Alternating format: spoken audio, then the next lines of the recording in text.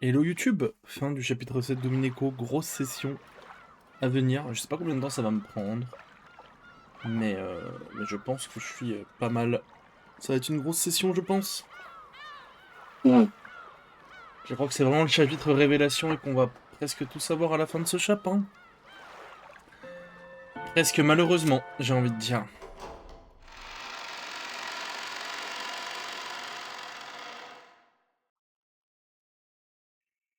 Et on reprend avec les chapitres finaux.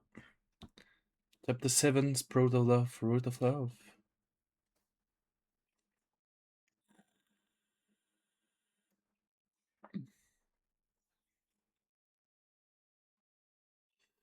Only Other, donc ça c'est 80. J'allais dire 81, mais 82 du coup.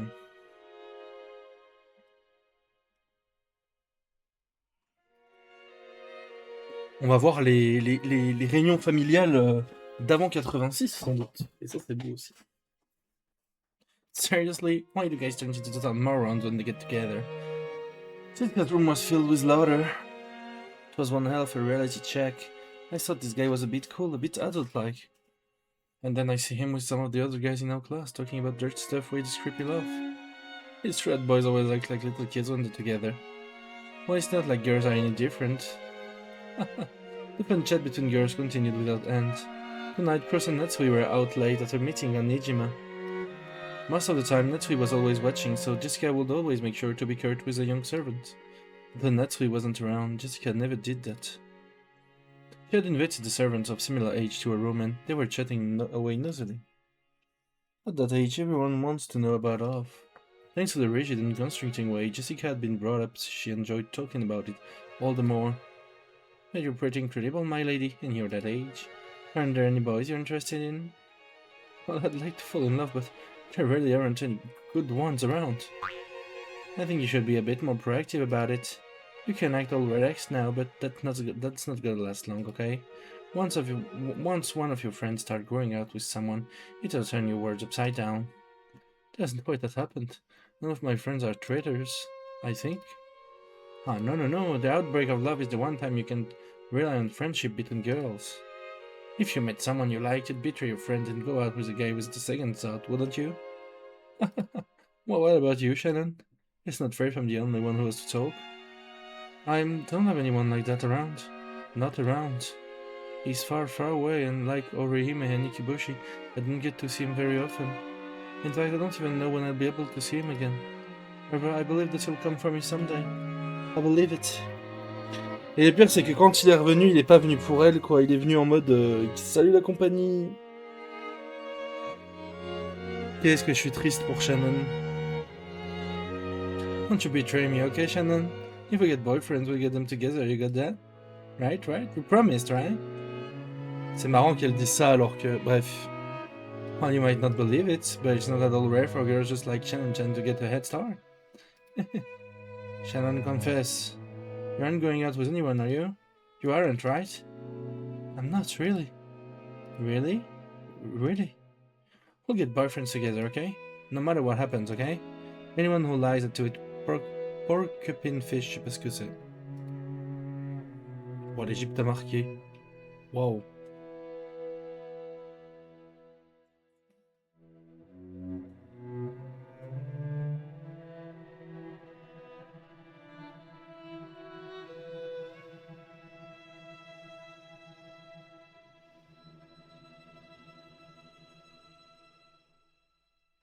Up. I promise. No, there's the face of a liar. I'm willing to bet Shannon Chan beats everyone else in this room. I can tell. It's always the quiet ones that go first.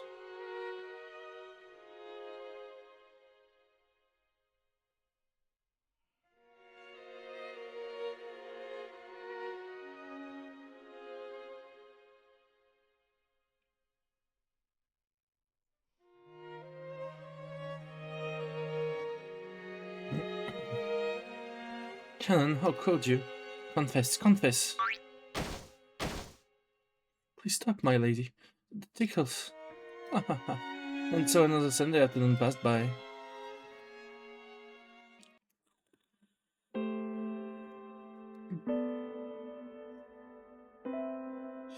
I worked my way out of the fight and looked up at the sky through the window. He's Batless unhappily chatting away with his friends somewhere right now, just like I am. When I think of you like this, are you thinking of me? C'est que je suis de plus en plus triste en fait. Genre, plus on voit tout ça, plus je suis triste en fait. Mais très triste premier degré, genre. But if I ask that, it's the same as admitting that I don't trust you. I'll wait, and when you do come for me, I'll announce then and there that I'm quitting my job. I've already prepared myself to do so, but you haven't come yet. That isn't because you won't come, but because I'm not determined enough yet, right? It's because I haven't clearly envisioned a future with you, right? I'll wait, no matter how long, until you come for me riding a white horse. I will always treasure our promise, the promise of our precious resolve. Never make a promise with a guy. You can't count on them. Thinking that she had read my mind, I spun around. Of course she hadn't, but... And for stuff like that, I think guys and girls have different ideas of what's important.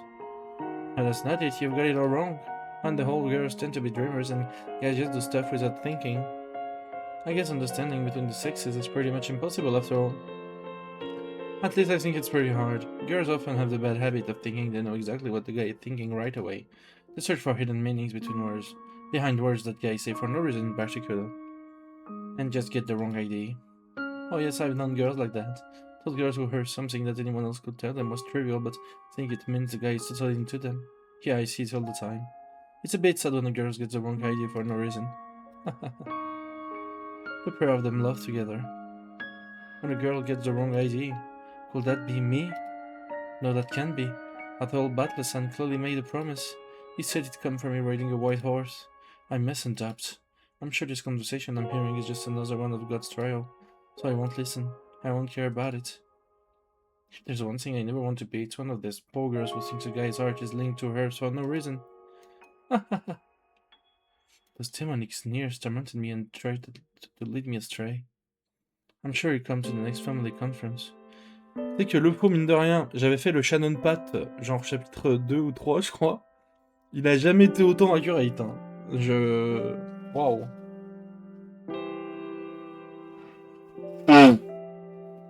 C'est que ça me brise de l'intérieur. Hein. Tout ce que je vois depuis tout à l'heure, là, ça me tue, genre, c'est horrible.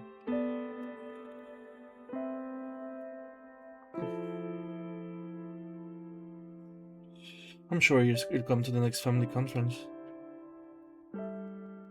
Ouais. But Butlerson didn't appear at the 1982 conference either. Bit by bit, things were changing from the way they'd been at the last family conference he'd come to. Everyone had gotten completely used to Kairi Sama, Rudolph Sama's new wife, and she came down off the boat with a familiar stride. Her daughter, Ange Sama, was growing well, and all the family focused their attention on her. Even Maria Sama, though she was still tiny, was already 5 years old. She was full of energy and old enough to enjoy playing with George Sama. Shizuka Sama and George Sama had already stopped talking about Battle-san's absence. It was the same with the others relative too. No one touched on the subject, although they had forgotten that Battle-san was missing. Maria Sama had only been 3 when she'd last seen Battle-san. It was doubtful whether she even remembered him. In just 2 years, all trace of your existence has been erased from the Ushiromiya family conference. That made me sad, and so... So it looked like Battle-san didn't come back this year either. True. Feeling a bit lonely? Oh oh. Attends, il va pas commencer à nous faire le jaloux, là. Hein? On va pas en rajouter une couche. Feeling a bit lonely? Well, I think Rudolph and Kenry don't even bring him up anymore. It looks like Battle-kun was much more serious about it than we thought. I wonder if he really will stay away forever.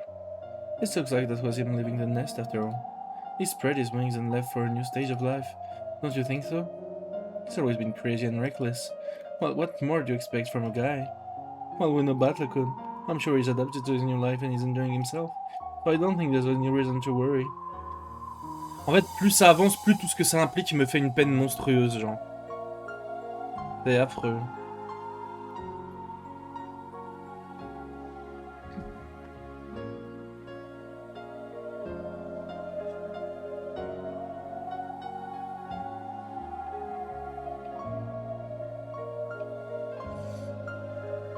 Attends, comment ça, il y a des réunions de famille chez toi, le faux, genre, T'es un Ushiromiya ou quoi?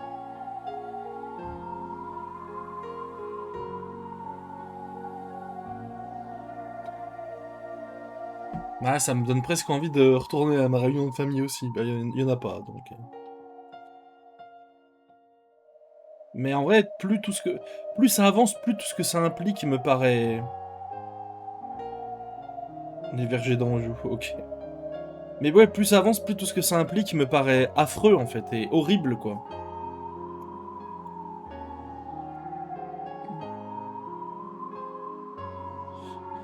Là, ce que je sais maintenant, c'est qu'il n'y aura pas d'happy ending quoi. Ça c'est. C'est absolument sûr. Ça peut pas finir bien, malheureusement. Et ça me tue de le dire, mais. Y a pas de miracle là. Y a pas de miracle à espérer, je pense. On va juste avoir le vrai déroulé des événements et. Et je pense que ça va être terrible, et voilà quoi. Qu'est-ce que tu veux dire de plus, genre. Y a pas de miracle là, je pense juste que. Je pense juste que ça va être affreux et basta, pizza et finito, genre, c'est. Il n'y aura pas d'happy ending pour personne, genre, ça me tue de le dire, mais c'est affreux, mais c'est. Plus ça avance, plus c'est affreux et plus c'est horrible à voir, quoi. Ok, Rome, termine. On n'a pas dit, mais genre 120, ça va être compliqué de Twilight. Mais ta famille, c'est. C'est quoi, c'est. Comment ça, 120? Les parents font tous 10 gosses ou quoi?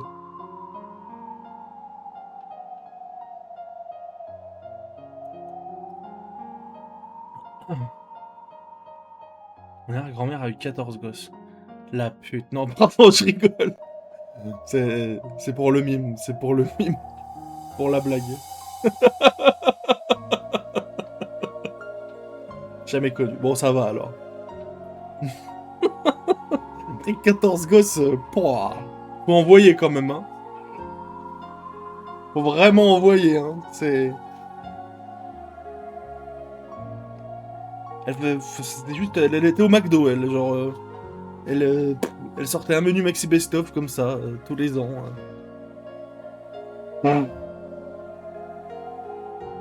14 gosses. Ouais, tu m'étonnes. 14 gosses qui font ne serait-ce que 3 gosses chacun, puis eux qui font même 3 gosses. On arrive vite à. Ouais, j'entends. Ah ouais, la réunion de famille, elle doit être. Mais c'est vraiment Kinzo en fait, ton arrière-grand-mère. C'est la Kinzo des vergers d'Anjou, quoi.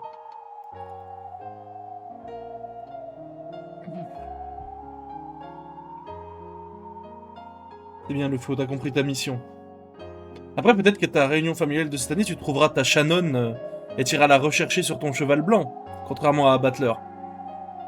Qui lui a tout niqué, en fait.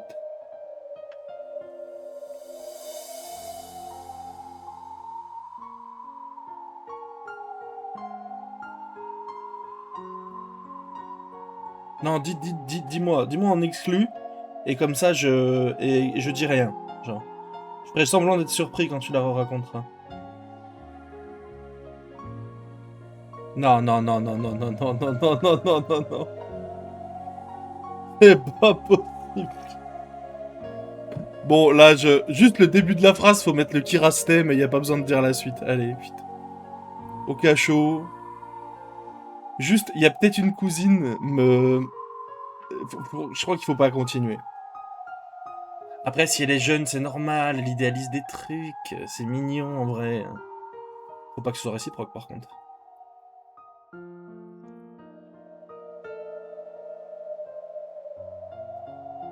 Oh la D.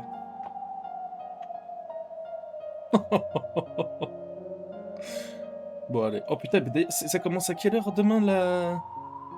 On avait le même âge. Bon, c'est déjà. Ouais, ça te fait déjà un point en moins de Georges, même si ça reste problématique. C'est à quelle heure la run Pokémon demain? Parce qu'il y a France-Sénégal et tout. Ça commence quand? Mardi 17h. Bah je serai là, mais dans la nuit quoi. Je viendrai te soutenir dans la nuit, le faux. Quand il y aura 3 pelés et un tondu, je serai là. Parce que je vais faire la soirée. Si on gagne, je pense qu'on va boire des canons. Voilà, classique quoi. Et après, je rentre et je viendrai les soutenir. Tranquille. Ah, bref, nous disions la cousine, du coup. Bon. When George Thomas said that was it a smile, I felt a bit uncertain. What does he mean by there's no reason to worry? I'm sure he's enjoying himself. This is Butler we're talking about, so you can't bet he's forgotten all about us and he's having a great time. I'll bet he is, and I think that's for the best. Thinking for himself, his family, and his late mother, Butler couldn't decide on his own to find a new life. I hope he lives that new life to the fullest. If he forgets about the Uchirmia family, that's just perfect. Il est malade de George ou quoi là? Orsama smiled at me as though expecting me to agree. After a moment of shock, I smoothed my expression over and found the expression he was expecting. Bah c'est juste, en fait c'est juste une... Déjà, c'est une grosse merde de pédophile. Incestueux mais ça il le sait pas. Et 3, c'est juste un gros jaloux de merde quoi. Il est guess ce mec, genre, c'est une grosse... Eh, il va être au fond de la tier list lui, hein. Quand je ferai la tier list des persos de fin de... D'ailleurs, à la fin, je ferai un live, tier list des persos, et je classerai toutes les OST du jeu. Voilà. Quand j'aurai fini. Ouais, c'est sa tante et sa cousine, ouais.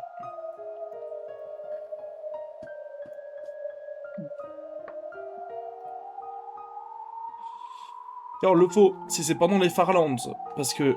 Attends, oui, d'ailleurs, je profite pour m'organiser, parce que là, je vais très probablement finir... Là, je rush un peu, mais faut que j'aille au bout. Je pense que j'aurai fini d'ici la fin de la semaine facile, Mineko. Si tu veux qu'on commence Higurashi pendant les Farlands, je pense que ce sera faisable si tu veux, toujours. Faut que je vois avec le Crub, il était chaud aussi. Ce sera peut-être un peu plus lent, quoi, juste. Voilà. Ce sera pas des grosses sessions, quoi, mais ce sera... Je dois pouvoir gérer avec un deuxième écran. Vas-y, bah écoute. Je pense qu'on pourra lancer dans la foulée avec Kebab et toi, et puis... De toute façon, c'est en français, donc pour le coup, ça va pas être chiant ou quoi, t'es juste vraiment à lire, quoi, pour le coup, ça va. Et si tu veux participer à la soirée où je rank les OST Domineko, tu peux le faire en voc, on peut le faire en voc ensemble avec Mattermine, pendant que tu fais les Farlands aussi, si t'es chaud, ça te fera de la musique dans les oreilles. Nipa. Oh, le Nipa en tombant dans la lave. Ah, par contre, c'est toi qui prends Rika, hein.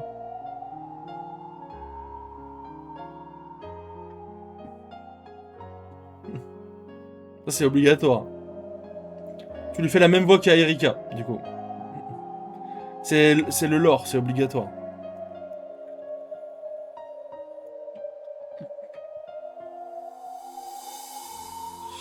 Je ferai un groupe...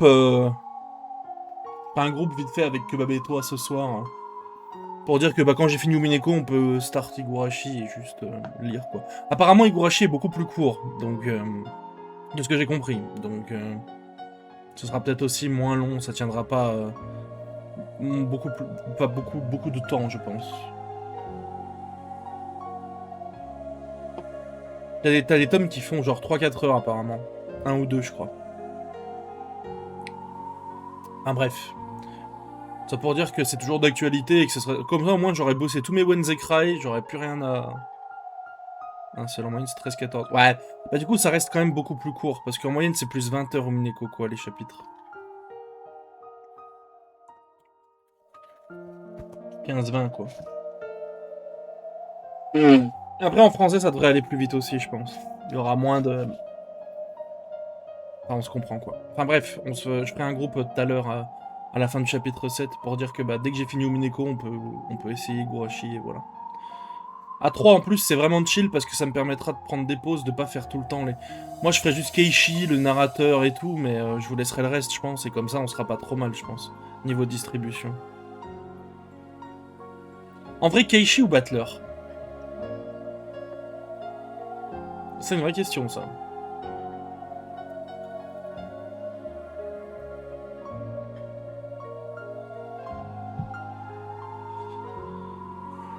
J'aurais dit Battler tous les jours aussi. Mais grand respect à Keishi, cependant. Même si Battler, il abandonne sa femme dans les griffes d'un prédateur sexuel pédophile, bon. On va faire avec. Bon, bref, faut que j'avance. The Battler's and living happily, having forgotten about the family, about me, about a promise. It can't be true, it just can't be. Battle-san must be looking forward to that day of decision just like me. I'm not mistaken about that. He promised me. He said come riding a white horse. I never asked him to say that. He said he'd come for me on the day I resolved myself to live life for his sake.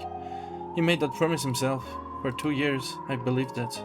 I've done all I could to make it through God's trail and the whisperings of demons that try to throw me from my past. Quelqu'un d'équilibré, Shannon en plus. Hein. Vraiment, ça fait plaisir pour elle. And yet, the things about George-sama and Jessica-sama are seeing us so cruel. Battle-san has forgotten about us and has started a new life. Why are they telling such lies? Tu vois, le pot, en plus, on se disait, vas-y, Higurashi, faudrait que j'ai fini avant les Farlands. Je pense que je vais avoir fini pile sur le timing. Genre, à mon avis, si je refais quelques sessions comme ça, d'ici vendredi, j'ai fini, genre pile au début, en fait, je pense. Donc, on va être pile parfait, je pense. C'est... En vrai, j'aurais entre guillemets rush le jeu, mais je trouve ça trop bien parce qu'en fait, ça m'a permis de pas perdre de vue ce qu'il y avait dans les chapitres précédents, ou dans même les chapitres, les early chap, quoi. Et je trouve ça cool parce que ça me permet d'être très frais sur tout ce qui se passe. Le chapitre il est un peu plus long. Oui, bah écoute. On se donnera un peu plus pour le 8, et puis voilà, on va pas se... Hein. On va carburer, t'inquiète.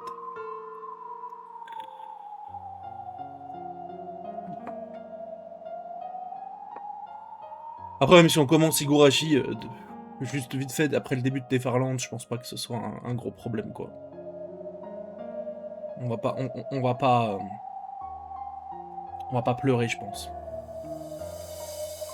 En fait, ça pourrait être un fil rouge sympa des Farlands. Fil rouge Higurashi.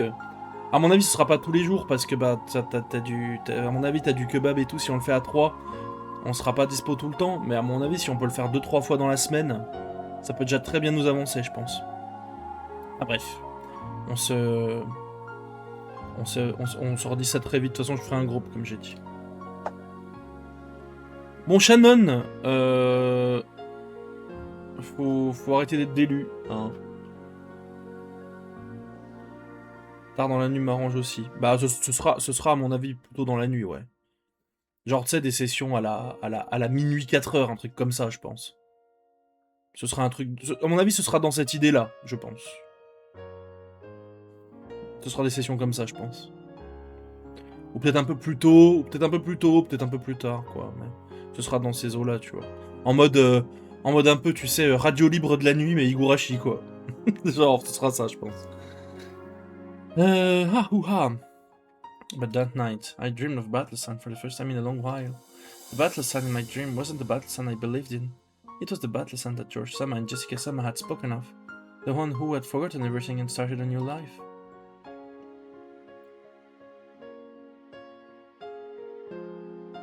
En plus, il y a Showdown vendredi, donc faut que vraiment que je carbure, quoi. Il y a Showdown, s'il y a des gens qui veulent bien jouer, parce que bon... Ça a pas l'air de se précipiter au portillon non plus, mais...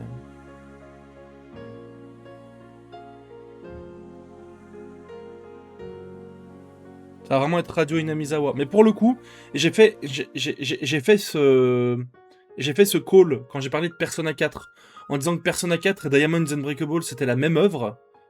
Et pour le coup, il y a aussi beaucoup de similitudes avec Higurashi. En fait, des œuvres slice of life dans un petit village ou une petite ville de campagne, avec des meurtres, des mystères, et des... C'est tout pareil. Voilà. Je peux trouver, je pense, 50 points communs entre Higurashi, Diamonds Unbreakable et Persona 4. No joke. Morning, I woke up with a tear-stained face. The face I saw in the mirror cried and told me it couldn't wait any longer. Et on fera Radio Inamizawa. Tu sais quoi? Fais un petit logo, le faux, Radio Inamizawa, et tu le mets en place quand on joue à Higurashi.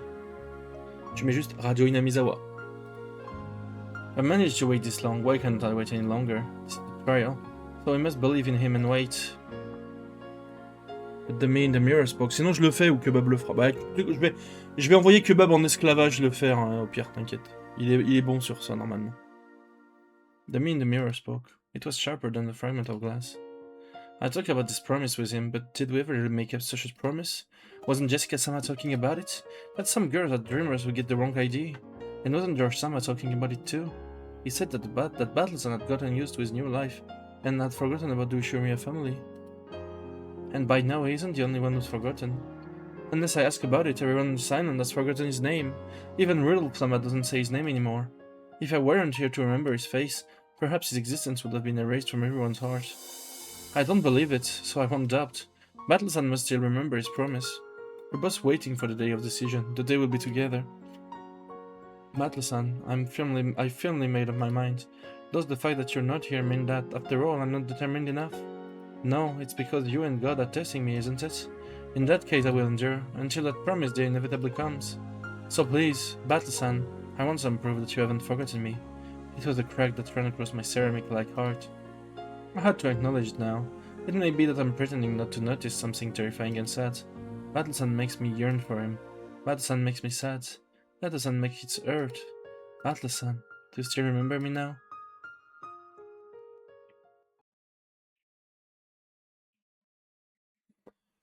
Plus tard.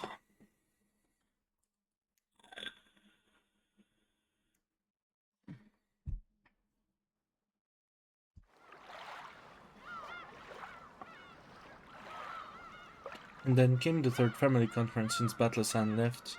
C'est vraiment Dawn of a New Day, ouais. C'est... The number of beds was going to increase, we wouldn't be told about that when setting up. The fact that nothing has changed in particular means that you probably won't be here this year either. Clinging to a final bit of hope, I stood by the docks, watching the boat draw closer. Le fait qu'elle revienne tous les ans et juste une fois par an avoir cet espoir infime que le mec va arriver. Du coup, ça confirme totalement que le péché, le signe de Battler, bah c'était ça, quoi. Ça confirme à 100%, je pense. Hey, Shannon-chan, you're looking as pretty as ever. Careful, Ange, watch your step. Hey, Shannon, I really do love rocking Jima. I can't wait for Incan Cross to turn it into a resort. There's no need for that. It'd be such a waste. Hey, you got a point there. How have you been, Shannon-chan? I think you've gotten a bit taller since last time. Thank you very much. And the weather's good again this year. It's so great having every single member of the family together all nice and cheerful. Please allow me to guide you to the mansion. So after all, Battleson has been so thoroughly forgotten that he might not have existed in the first place. I'm sure the sadness will show on my face. Not wanting anyone to see it, I turned my back to the family and led the way up to the mansion by myself. Then suddenly someone mentioned Battleson's name and I jumped. What, you saw Battler-kun? How is he doing? He's doing very well. I took Ange and had some tea with him the other day. I was surprised. So Carrie-san was in touch with Battleson. According to her, both Battleson and Riddleflama had long since calmed down after their fight, but both were so stubborn that they hadn't found a good chance to make up. And since Battleson had gotten used to living with his grandparents and going to school there, and considering that those grandparents might make things even more difficult, going to convince Battleson to come home wouldn't be easy. It's just too bad. I think Asuma-san's parents were even more angry than Battler-kun was. It isn't just an issue between Battler-kun and Riddleflama anymore. Will Battler be coming back sometime soon? He will make up with Riddleflama, but it looks like she doesn't intend to return to the Ushuria family. Such a shame. No, I don't understand how he feels. It was a bit of a relief to hear that some of the bad feeling had died down in these 3 years. If we take Asuma-sama's parents into account, it's no surprise that things haven't gone as well as they could. But if Battleson doesn't hate Riddleflama anymore, then someday, surely he'll come back. He'll have grown so much. My resolve will not waver anymore. For some night these past 3 years I felt sad and resentful, but now it feels as though those 3 years was something I needed. After all the seeds of love, the faint, the feeling I once had for you, I've buried it powerfully, waiting for the day that will be reunited. She's how honest my feeling for you are now. I love you. I want to see you again as soon as I can. Until that time, I'll keep that bed of love warm and growing for you. Plus le temps avance, plus je suis dépité. Genre vraiment, ça me dépite, quoi.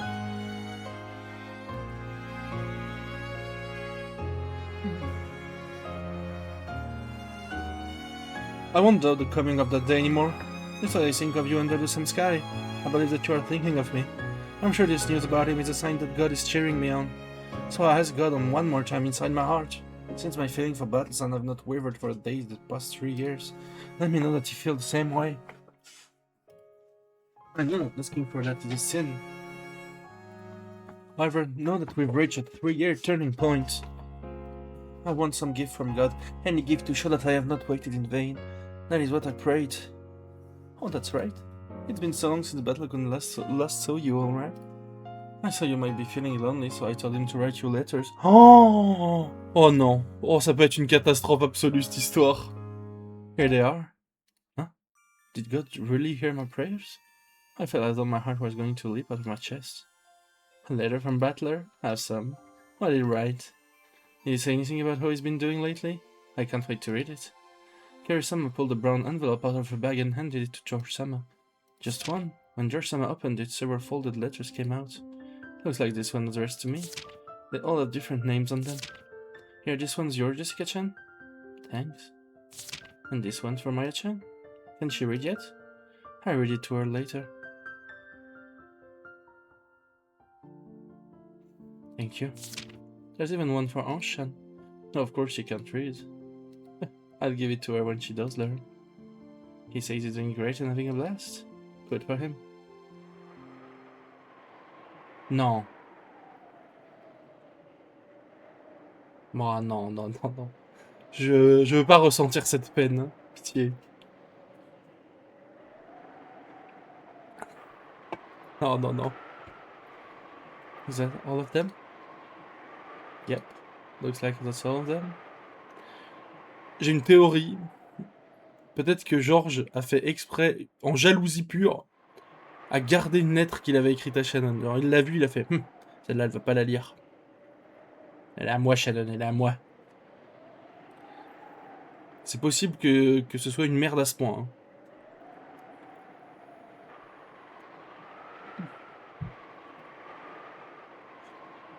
Thanks a lot. George-sama handed me the empty envelope. Apparently he thanked me because he thought I was offering to throw it away for him. And clearly there was nothing inside it. There was no letter for me. Wow, the more I read, the more fun it looks like Battlecon's been having. Living every day to the fullest. That's what it looked like in mine too. If he's happy, then I guess that's what counts. That's so mean of Battlecon. It sounds like he forgot about us until you told him to write those letters, Kairi-san. C'est à partir de là qu'elle va commencer à monter son plan pour 86, je pense, et c'est là où ça part en couille, genre. Oh, je sais que je suis vraiment dévasté, premier degré. Hein. Genre, c'est... En fait, je sens que ça va être de pire en pire et que ce chapitre va être dur à lire jusqu'à la fin, quoi qu'il arrive, genre. Je pense. Well, you know what he's like. It sounded like he was living a life to the fullest. And I hear his book, there was the lady that's cool too. Whoa. That's incredible. There should be plenty of girls who like those hilarious, melodramatic lines of his. Bah c'est vraiment non, non, non, hein. C'est vraiment non, non, non, hein. C'est... En fait, là, je suis speechless. Je dis rien parce que je suis dépité complet, genre. J'irai voir ta rediff de la fin de chapitre après le pro, je pense. Là, je suis vraiment dévasté, genre. Makes sense to me. I wonder if he really does plan not to return to the Uchimiya family. This looks like it. In mine it says he doesn't think he'll return to the Rokkenjima again. Oh.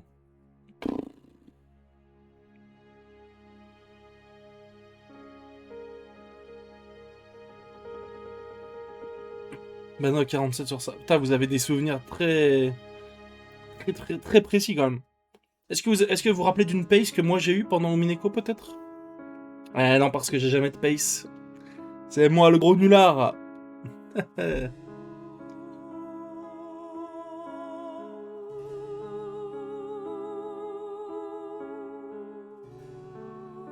lancer le jeu en 6 mois. Ça m'étonnerait ça.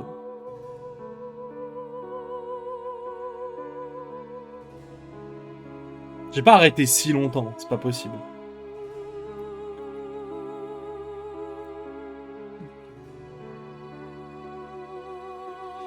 Mais dès que ça me met mal premier degré, genre je fais des blagues et tout, mais je suis vraiment pas bien, genre. C'est affreux là.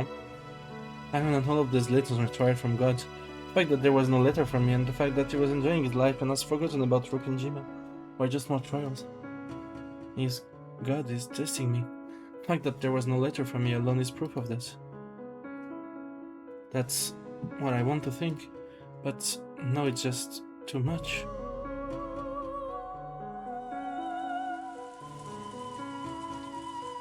Moi aussi, je pense que j'aurais tué toute ma famille, en vrai. C'est le mec horrible. Moi, je pense que j'aurais fait un carnage aussi, en vrai. C'est possible. Might have been an important promise to you. It just looked like it wasn't for Butler. C'est...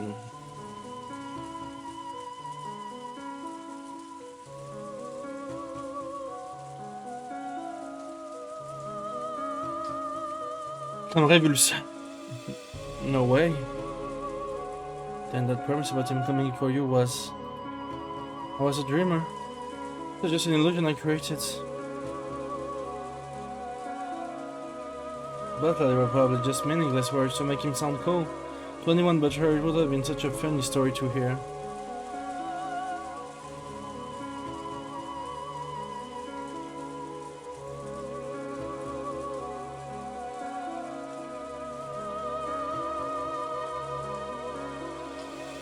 The promise with Butler might have been an illusion the whole time. In the first place, we don't know if they both felt the same way about each other at all. Love is an illusion. However, if both sides are seeing the same illusion, that love becomes true. However, when the feelings of each side are different, there is nothing more than a joke. She's Butler's sin. Eh oui. Eh oui.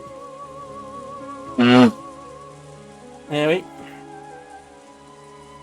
Je peux... Attends, faut que je reprenne mon bloc-notes. C'est quoi ma théorie du péché de Butler? Je pense que c'était très loin de ça. Hein. Merde, on est où? C'est là, c'est ça. Ok. C'était où? Le péché de Butler.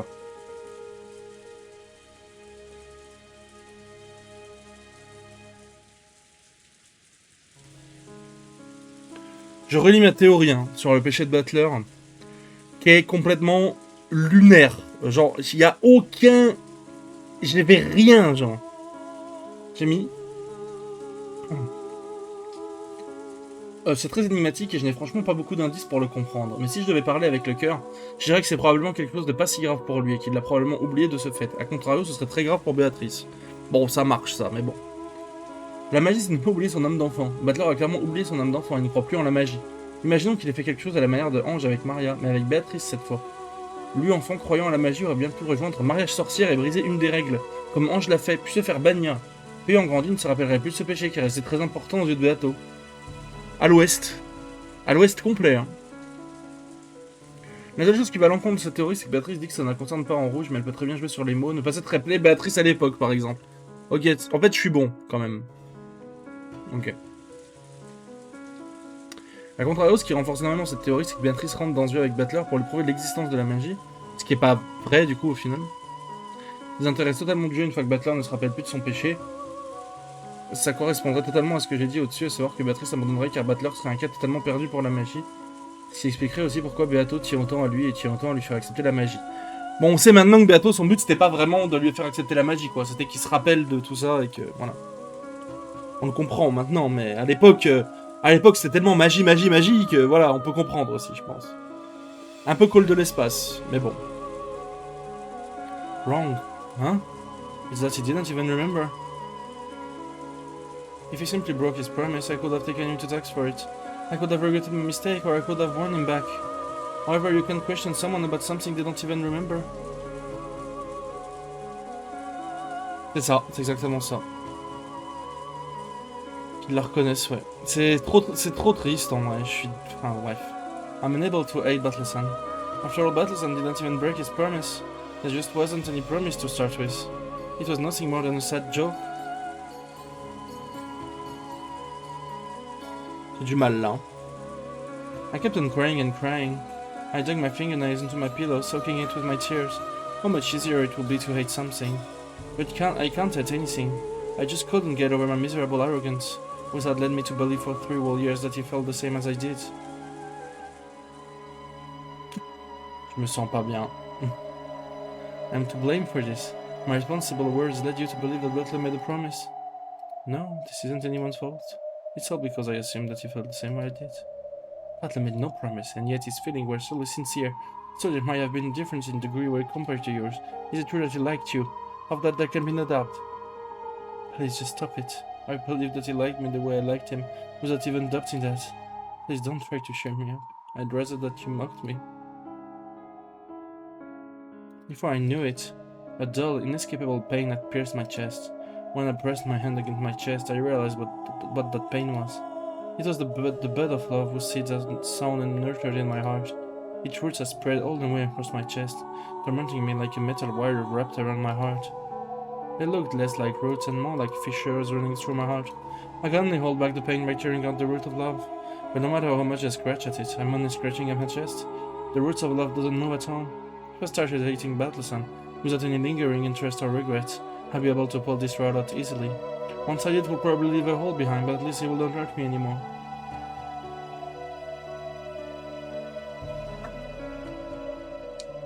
Ça commence à me faire beaucoup de mal tout ça.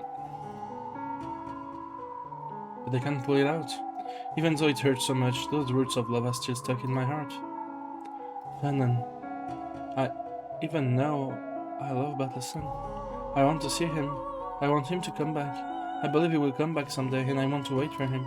But right now, it's just too much. As I sobbed, the tightness in my chest grew even stronger. As long as I like Battleson, that pain will always continue. Because I like him, I want to hold on to that pain forever. But it was written right there in the letter for Josh, Sama, and the others. Atla doesn't plan on returning to the Ushiromiya family. He's forgotten about me and Rock and Jima, and has started a new life with a different name. I must wait for him for all eternity, despite how painful, hatching, excruciating this is. Is this another trial? Is God telling me to wait for him forever? I can't do that. I want to be with Battleson, but if this is the trial, and I must go through for that, then it's just too painful. Beatrice hung her head in shame. If she hadn't encouraged Shannon so much, it probably wouldn't have been this painful. Shannon may have been the one to sow the seed of love in her heart. However, Beatrice had irresponsibly watered and taught Shannon not to give up. Beatrice scratched at her chest, trying to share Shannon's pain. C'est horrible tout cette histoire. Je peux plus là. This is my fault. On est dans Nier Automata là?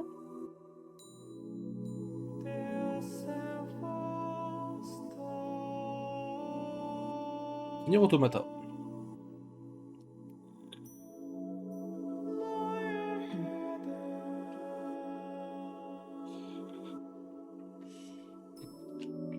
Beatrice mumbled to herself.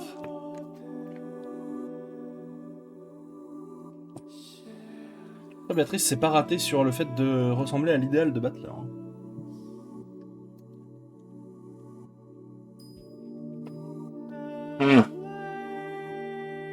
Beatrice mumbled to herself. What's your fault? For 3 years I tortured you with the illusion of a promise that never happened. If I had not nourished the bird of love within you, you will not have suffered so. Shannon, this may sound harsh, but listen. What is it? Forget Battler. There was no bud of love in the first place.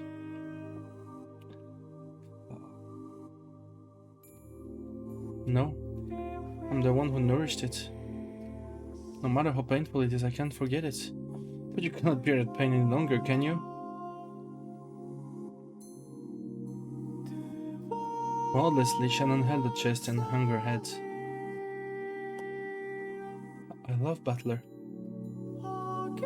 That feeling burns inside me, so that I still cannot let it go no matter how much it hurts. And I've spent 3 years pretending that I didn't feel that pain. No, I know that I feel it. And since I know I can't bear it... Steve... You cannot throw away your bird of love for Battler? Yes?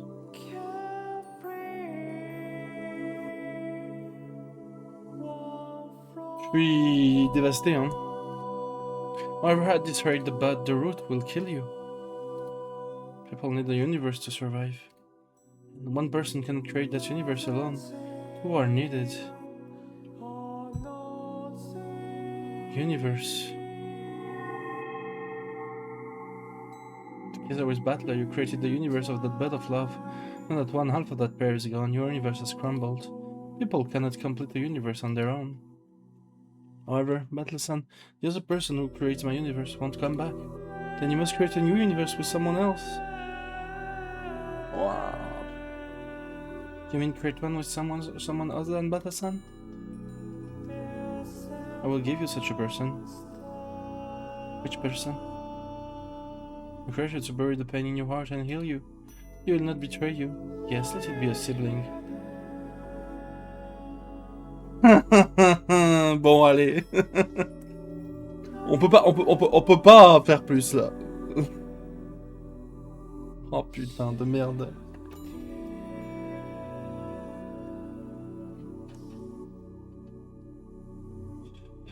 Bon, tout est confirmé de A à Z. Hein. I will give you a little brother. A little brother? A boy you have always been close to at the Fukuin house, whom you love as you were your real brother. That I shall give to you. Together with him you will create a new universe. Will that little brother make me forget about the pain of my love for Battleson? Correct. You need a universe. Then what will happen to the bed of love in my heart? My feelings for Battleson won't change. I can't make them wither. I shall accept that bed and those roots in your place.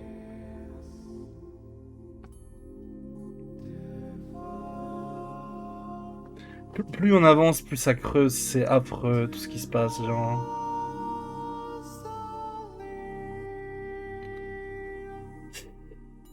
Putain.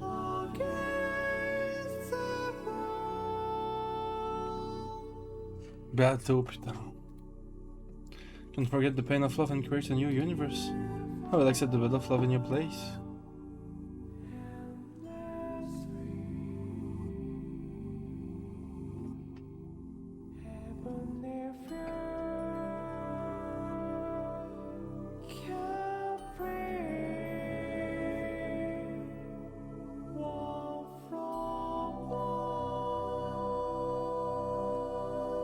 The pain of love in your universe, I will accept the bed of love in your place. It means that I will accept the pain as well. But I will learn of the single element I do not possess, love. Beatrice wanted to know love. She wanted to feel what Shannon had felt in the world of humans. And if Battler even does return, if the bird still had no wither and you still desire it, I shall return it to you. What do you think of that? Still hanging her head, Shannon gave a small nod but said nothing. It wouldn't mean a release from this unbearable pain, and it would mean giving the bed of love to the witch to hold in her place. Shannon spread the hand that she held to her chest. As she did, a faint light popped out of their chest and floated in the air, gradually swallowing everything with its brightness.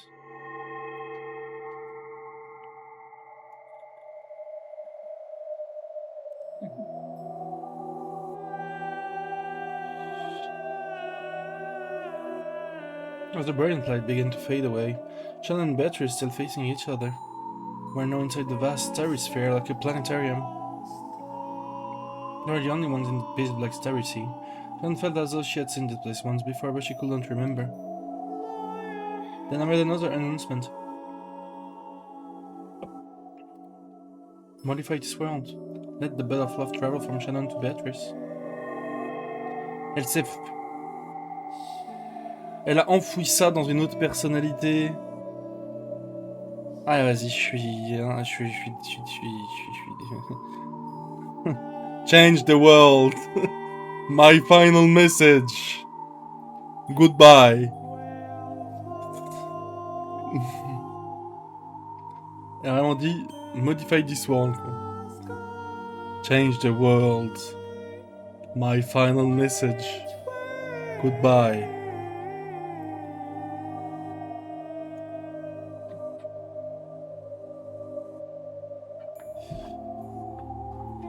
This way Shannon won't be tormented by the bed of love anymore. And furthermore, she will be given a little brother with whom she can create a new universe.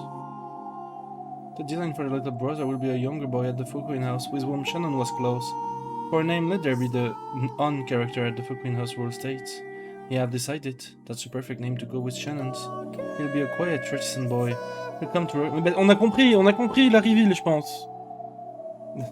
Vraiment, on sait, c'est bon. Pas besoin d'en dire plus. Then he opened his heart to Shannon, as a dirty-minded boy who loves Shannon like a big sister, he'll always be there for her. Let's have him to be a special servant like Genji, who is permitted to serve Kinzo directly. Yeah, that sounds kinda cool. Then Beatrice, from now on you will carry the bell of love. In other words, the role of being infatuated with his butler and waiting for his return will go to you. En fait, la question là que j'ai actuellement, c'est on est au fond là, on creuse. Est-ce qu'on peut encore creuser plus bas? C'est la seule question que j'ai. Ou est-ce qu'on va remonter un peu à un moment? Parce que là, on fait que creuser là. Est-ce qu'on peut creuser encore plus bas?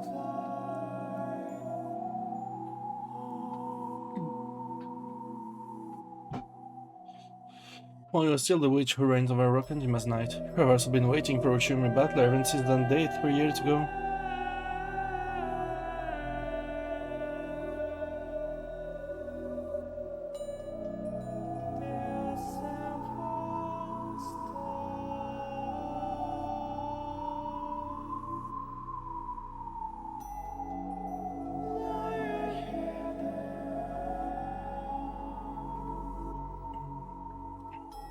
Along with the change in settings, I'll give you a new form as well.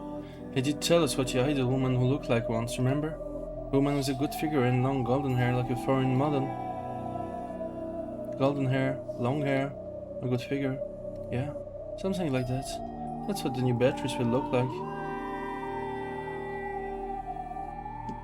En vrai, est-ce que je suis pas un monstre sur ma théorie fin de chapitre 6? Pas besoin d'être un monstre en vrai, je pense, mais... J'ai été grotesque quand même.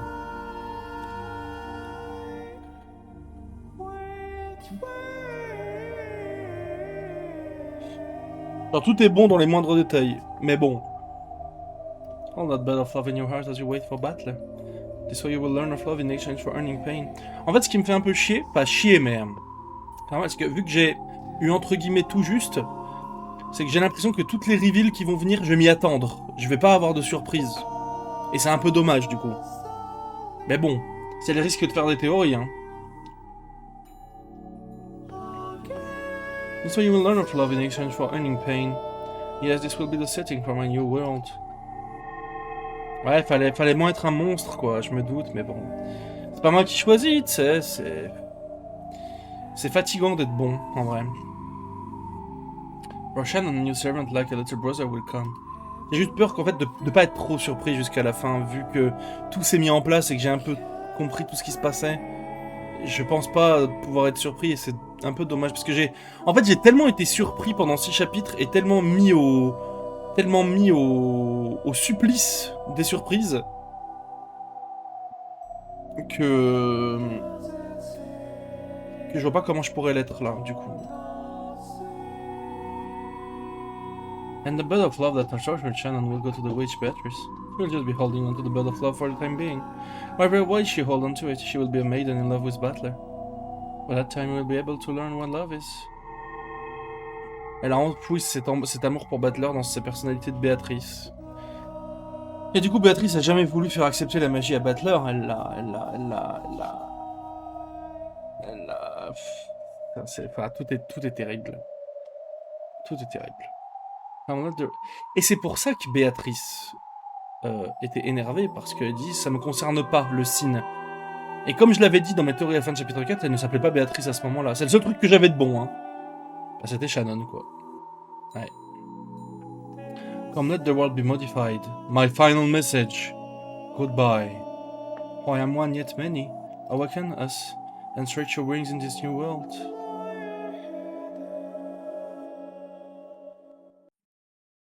Genre, ce putain de jaloux, là. Je suis sûr qu'il a caché la lettre. Ce fils de pute, là. Ah, désolé pour les mots durs, mais...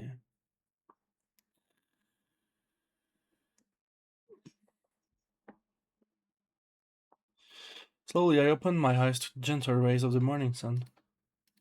How long has it been since I last saw such a pleasant morning? The face in my mirror is stern-stained and pathetic. However, my heart is as clear as the morning sun. I could clearly remember that strange dream. However, I can feel myself forgetting it rapidly. The place I was in my dreams had been such a strange place. A peaceful, calm place. There I had left behind the pain I had carried in my chest until yesterday.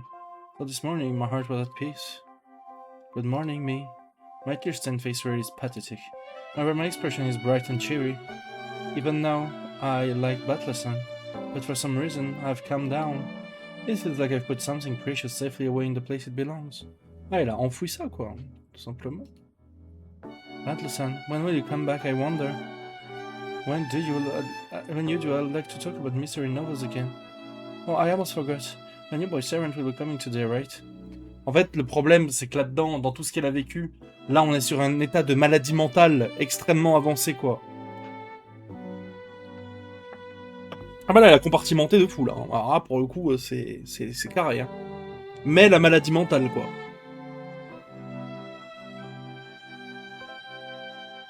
Du coup, on n'est pas vraiment sur un Diavolo Doppio situation. C'est pas vraiment ça, du coup. Tout va bien. Je pensais que ça pouvait être un truc à la Diavolo Doppio, mais en fait, je pense pas, donc ça va. Mais bon, ça reste grave, quoi. One of the are servants who will serve the master directly. What kind of kid will he be? I hope we get along well. What was his name again? I'm pretty sure it wasn't... Imagine, là, il y a un mec qui a pas compris, là, en mode, putain, mais qui ça peut bien être? Putain, mais franchement... Mais qui ça peut bien être? Le suspense est à son comble.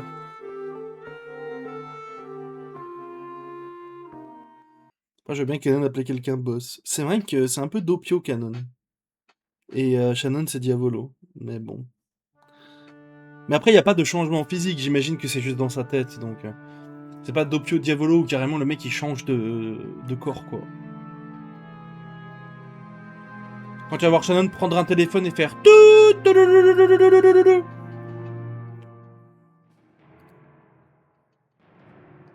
J'ai hâte.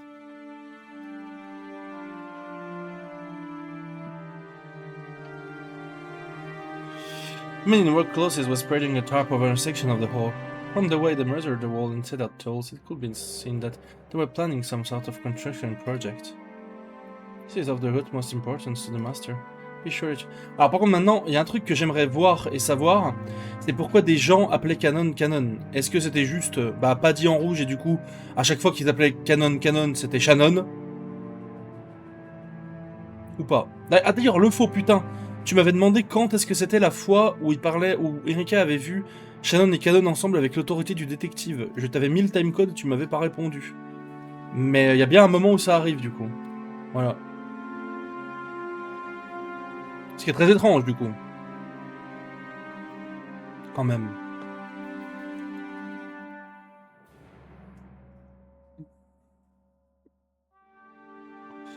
Bah je t'avais identifié dessus. J'avais mis le timecode. Je te l'avais mis dans le salon mais t'avais pas répondu. Peut-être tu l'as juste pas vu. Mais je t'avais mis le timecode genre. Remonte un peu le salon, tu vas voir. This is of the utmost importance to the master. Be sure that you do not damage it.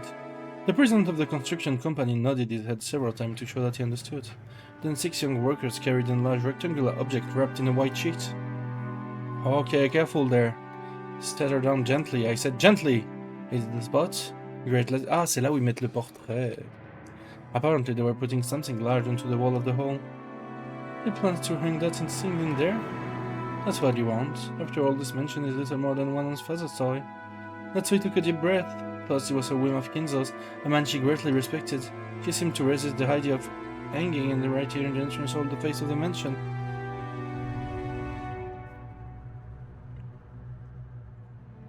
When the white sheet was pulled off, a Western woman wearing a beautiful dress came into view. It was a massive portrait of a woman. Is it processing well? Yes, it will be finished by this evening. I would like to see it hanging there for all to see as soon as possible. I want to oversee this, my friend. Non mais c'est pas grave qu'ils soient tous les deux là, parce que je veux dire, tu peux très bien croire que c'est une illusion et que Shannon est toute seule. Mais en fait, on voit la pauvre d'Erika qui les regarde et ils sont deux, quoi. Tu vois? À moins que je me fourvoie, mais... On a quand même l'autorité du détective qui est en marche dans cette scène, et les deux sont là. Ce qui n'a pas trop de sens, Imo.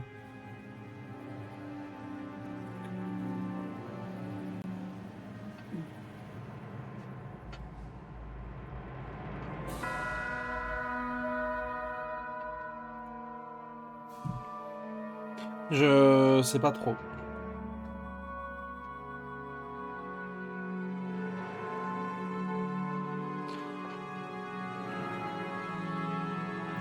Et en fait, le truc, c'est que...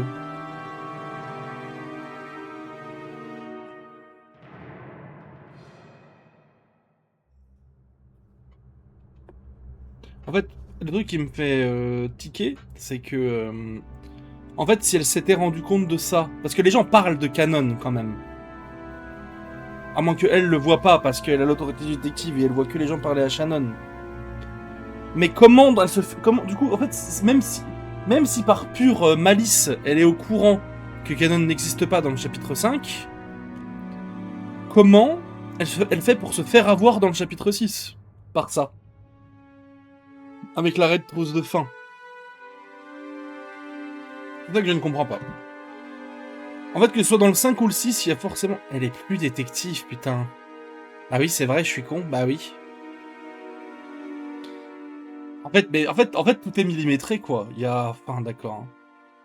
À part cette scène là où je me dis quand même c'est bizarre qu'elle parle aux deux et que vu qu'elle a l'autorité du détective, on n'a pas de hint Enfin, je sais pas, c'est bizarre. Bref. Mais après, si elle parle vraiment aux deux et qu'elle prononce pas leur nom et qu'elle dit pas genre canon, tout va bien du coup. Don't sit hanging there for all it's possible. I want you reversing this, my friend. Give it to me.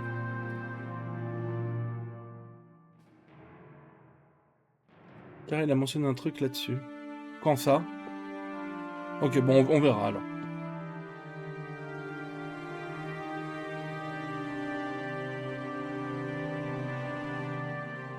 Father, it seems a splendid portrait. Indeed.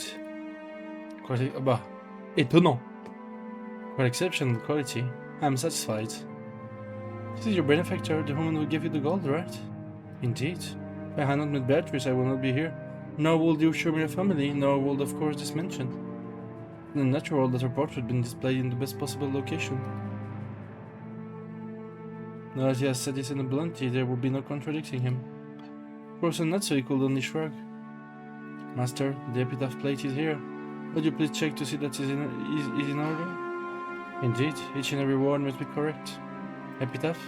Cross and Natsui crooked their heads and followed Kingza.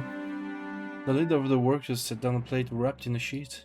The others saw that the picture's name and description might be on it, but it seemed to have quite a lot of words for that. Avec Bally Spoil dans le Chanel, tout va bien. Father, what is this? Behold, the swiftish river running through my hometown. Genre, on nous a redonné... Hein? Bon, allez. Read and interpret it as you like. So we finally reached the appearance of the epitaph and the portrait. I don't know much about this epitaph. It doesn't exist in my world. Probably not. In your world there's already a clear successor, you. But not in this world. In other words, this epitaph must set up to choose grandfather's successor after all? Most likely. Or he might have wanted to believe in the chance of a miracle. A difficult riddle made so that no one will be able to solve it. If someone actually could solve it, then themselves will be a miracle. Perhaps that miracle will guide the person Kinzo most wanted to solve it. In fact, this epitaph really does depict a ceremony to revive the witch Beatrice, just as everyone thought. That does seem to be the obvious interpretation. A mysterious ceremony sacrificing certain people to revive the witch. However, the true ceremony wasn't that. It lies in wait for someone to miraculously solve it. That is the true ceremony. However, fate does have its irony. Genji already knew. Maybe Kinzo set up in the first place because he guessed that Genji knows everything. Was that fate a coincidence or something planned? I do not know. However, with this epitaph, the witch Beatrice will revive in the truest sense. Chapter 8, Journey to the Golden Land.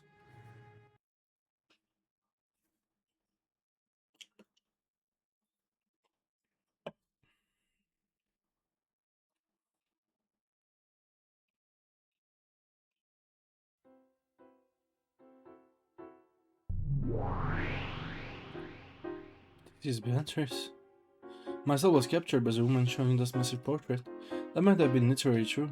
Or rather than capture, perhaps it would be better to say that my soul was returned to a more fitting place, the place it belonged. The beautiful blonde hair was the same as mine, but tied up. The dress she wore was a deep black, making the golden hair stand out all the more. Ok, c'est très bien. It is the witch, Beatrice, my true form. What is this? It was a plate with too many words for it to be the title of the picture. Behold the swiftness river running through my beloved hometown. You who seek the Golden Land follow its path downstream in search of the key. The Golden Land? I see. So my world is the Golden Land? I've always called my own personal world a paradise. But tonight I shall change that. From now on my world shall be the Golden Land. I'm the master of the Golden Land, Beatrice. And then there is the brutal ceremony of sacrifices starting on... J'ai compris, j'ai compris. J'ai compris. Oh putain. Oh oh oh.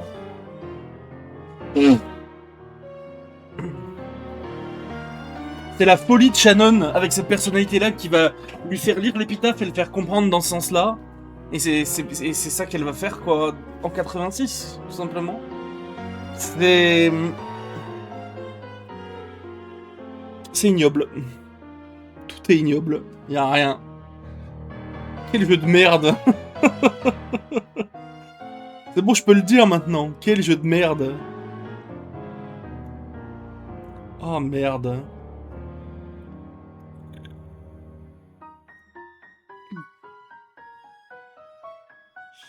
En fait, Shannon, via cette personnalité-là, va comprendre qu'il faut faire ça. Et va faire les meurtres de la façon d'épitaphe, quoi. Quel jeu de merde. Oh, quel jeu de merde. Je vais me suicider. Oh là là, pardon pour les mots, mais... On the ninth twilight, the witch shall revive and none shall be left alive. If you carry out this ceremony, will arrive in the truest sense. Then on the 10th twilight, at journey's end, you shall attain the power of the golden and treasure, once and for the last time.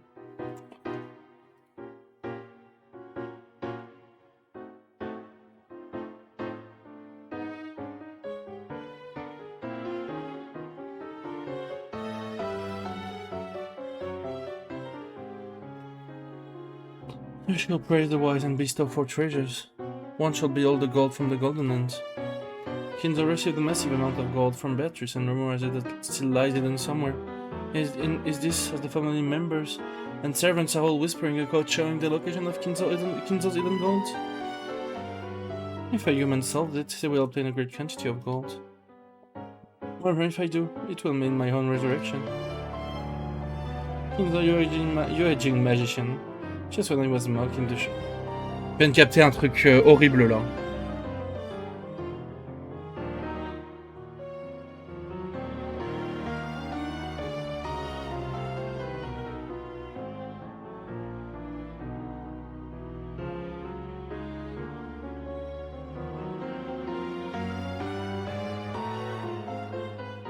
Attends, je suis choqué là.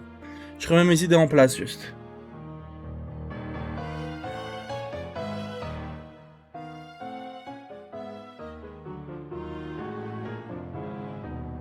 Ok. On est d'accord que cette Béatrice-là, donc Shannon, qui pense à sa propre résurrection, blablabla. Bref, c'est Shannon, quoi. Cette Béatrice-là, dans les... Attends, je suis choqué, j'arrive même pas à parler. Dans les Twilight et tout, une fois qu'elle est résurrecte,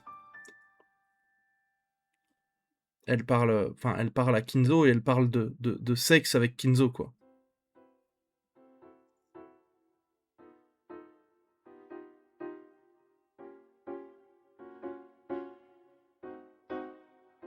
De manière crue en plus, hein.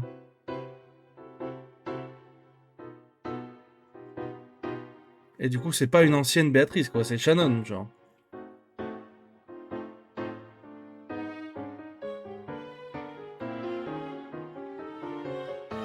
Me dites pas, genre.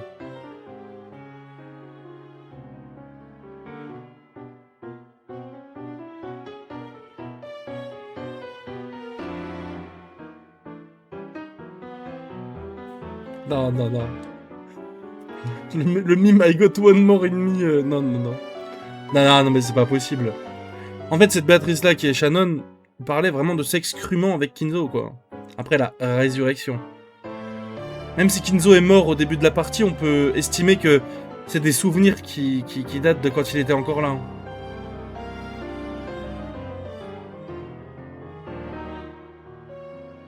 Bon allez, je vais pas me poser plus de questions, je vais devenir fou, je vais vraiment me faire du mal, donc...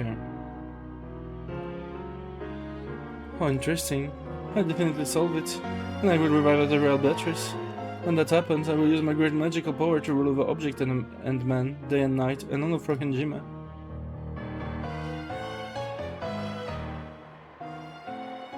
You wouldn't say that Epitaph is a guide to finding hidden treasure.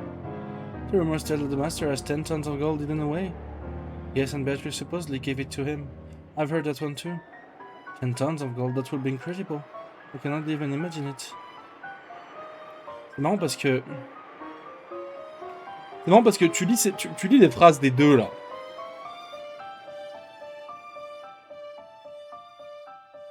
Tu lis les phrases des deux, en fait, tu peux te dire que c'est juste une longue phrase dite par Shannon. Ça marche trop bien, en vrai. If you had hold that, what would you use it for? I'd like to touch it just once. Oh, forget touching it, I'd like to spend it all. But why would we go out of this way to display this epitaph, this card showing the hiding place of the gold? That's obvious. He's losing at everyone, since he thinks no one can solve it. It's a challenge to the rest of us, isn't it? He wants to know if there's anyone here wise enough to solve it. It seems that the master doesn't intend to let Cross-Sama take the headship easily. Je commence à être très mal de la situation là. Perhaps the one who solved this will become his successor.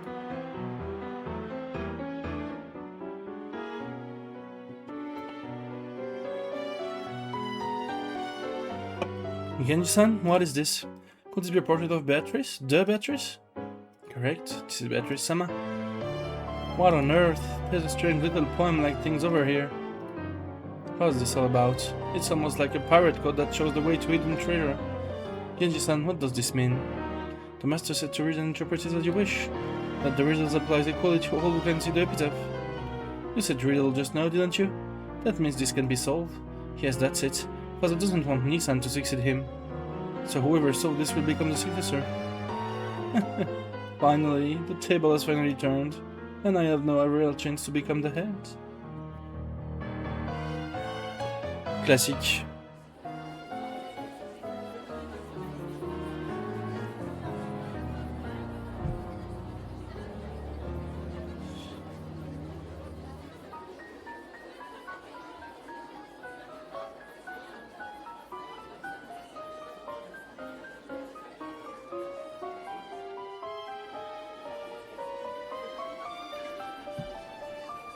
I think it's extremely likely that this epitaph points to the location of the hidden gold.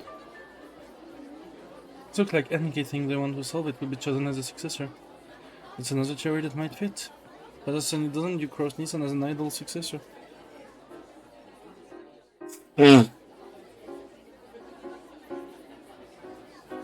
This might be a huge tricky setup now that it's reaching the end of his years. So if you really solve this riddle, you stand to gain 10 tons of gold in the position of successor. On the surface, perhaps. However, I'm sensing some malice, so he doesn't think anyone capable of solving it. I doubt it made it to be solved easily. True. Guess we won't have trouble looking for something to do over a drink for a while now.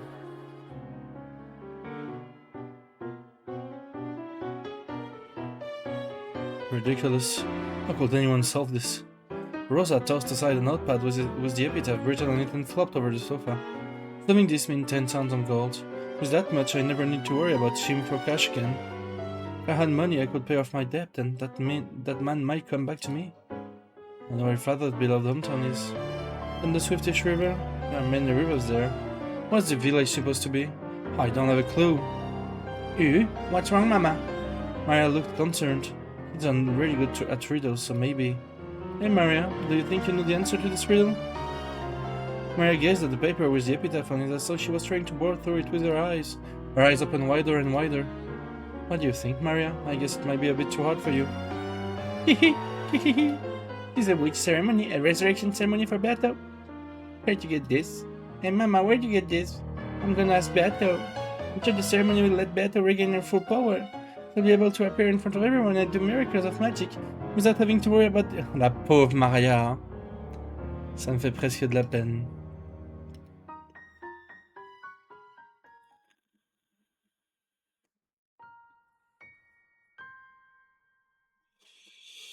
And the epitaph? It seems the family members are all competing to solve the riddle. Good. Let everyone try, and none will solve it, except for the one blessed by a miracle. If I let my guard down, even I might forget the process. That is how difficult it is. Because it's difficult, solving it will bring about a miracle. Precisely, this miracle shall be the last one I desire in my life. My final bit of magic. When a miracle comes and allows one to solve that complicated epitaph, it will surely mean Beatrice's resurrection. Oh, Beatrice, I just want to see your face one more time. I don't need the wealth or honor anymore. I could only meet you one more.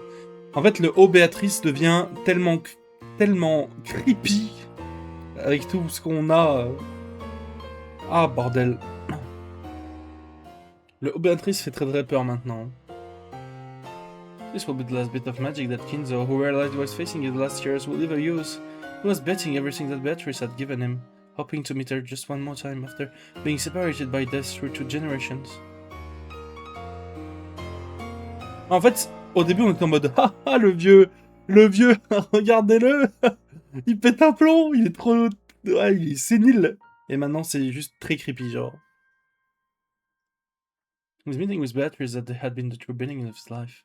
And even with them gone, Kinzo had remained there alone on the stage that had gone dark. The aged monarch had obtained everything, accomplished everything, but this was the one element that had always slipped through his fingers, no matter how much he struggled. If he could just have that element, he will need nothing else in life. In the end, perhaps his whole life was just a journey to learn that one single element makes up all that this means to be human. My friend, will my life's final bit of magic show me a miracle? For a while, Genji was silent. He wasn't at a loss for words or struggling to find an answer. During that silence, something had passed between the two men, who had known each other for so long that their friendship surpassed the master and the servant. No, that will do. No one will solve it. That's why a miracle will occur. Master, please tell me one thing. What is it? If I ask you, if a miracle does occur. It may have been different during his years, but in his old age, Genji rarely spoke of dreams and what-ifs. And Genji said if, and greatly waited for the words of the man he called a friend. If a miracle does occur, if your magic comes true, and Beatrice-sama does revive, what will you do?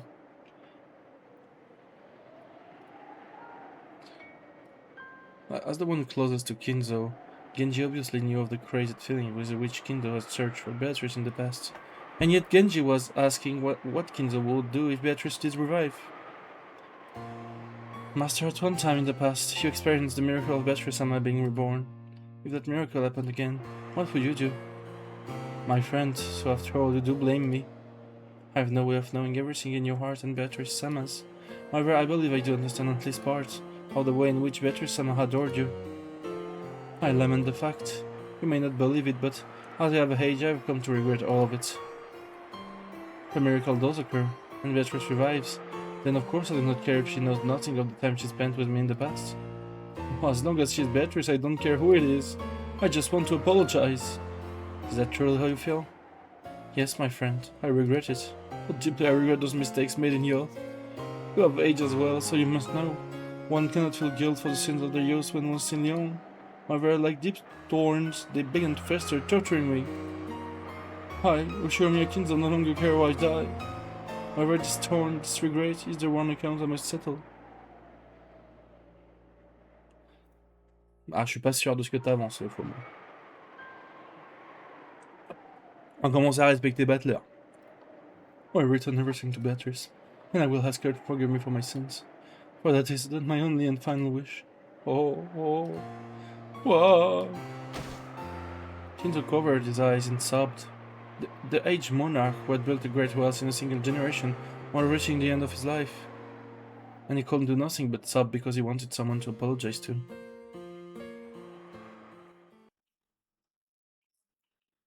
Wasn't the epitaph a trial grandfather made to choose a successor?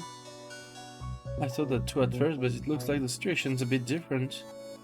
At this point in time, I also thought it was a trial. It was a game for selecting the successor, which Ushiromiya Kinzo decided upon on a whim.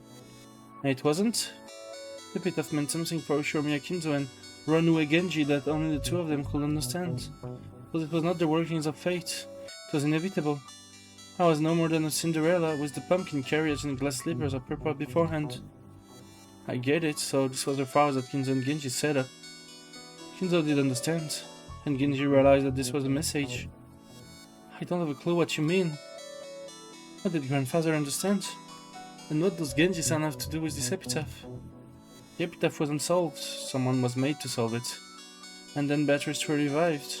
If that revival had never happened, then 1986 would still have come, but the incident might have been completely different. And so, since the time of my birth, I have been trapped by the crossroads of fate, never given the right to make any decision of my own will. Ah, l'épitaphe, ça peut être très intéressant parce que c'est un des derniers trucs qui me retient là.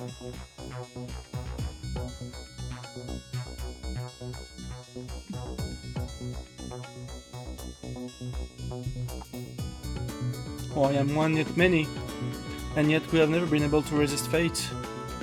We are little more than leaves caught in a whirlpool. No matter how we dance, we must eventually be sucked in and disappear.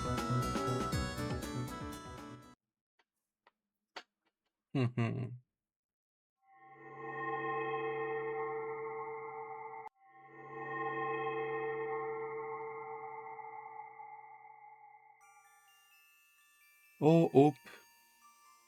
Cap's the one who specializes in instant movement. She's the 33rd in rank of the Great Demons. You must really be incredible to have a friend like that, Beto. Eh? I see the Great Demon Gap. Very well, my friend. You will not be Gap. You may call yourself by that name. Oh, wonderful. So you've finally given me a name. It's a relief to being nameless alone. In that case, I will be honored to receive a name as well. Ah, il sort de nulle part, Renaud. Ain't nothing more than the head ranger likes slavery, does it not? Maria, I need a name for this guy too. He's also a great demon and serves as my butler. He's a subordinate whom I can trust. Du coup, la théorie des alter ego est à moitié vraie quand même. Mine de rien. Run off, I guess.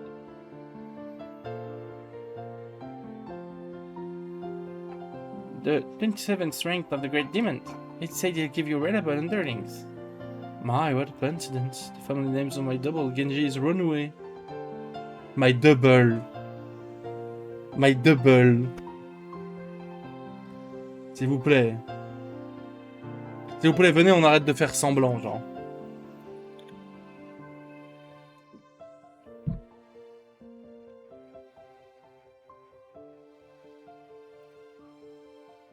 Du coup, j'étais pas fou.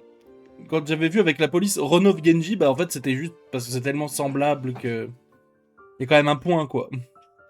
That's really a coincidence. I see, it seems it's the best possible name for you. Very well, you shall not be known as Run-Off. How pleasant it is to be called by one's name. I thank you for the wonderful name, Lady Maria. J'étais vraiment pas fou alors qu'on m'a fait...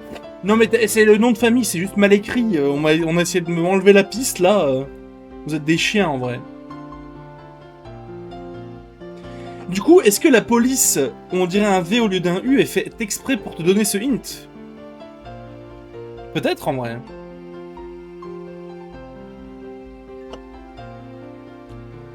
Just as a form can be a vessel, a name can be a powerful vessel too. For a non-creator of the other world, simply gaining a name can greatly increase their magical power.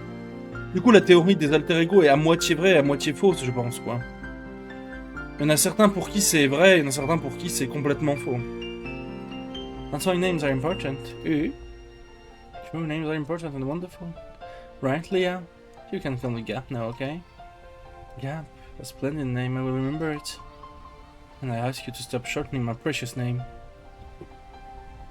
Donc on a Kumasawa, Genji, et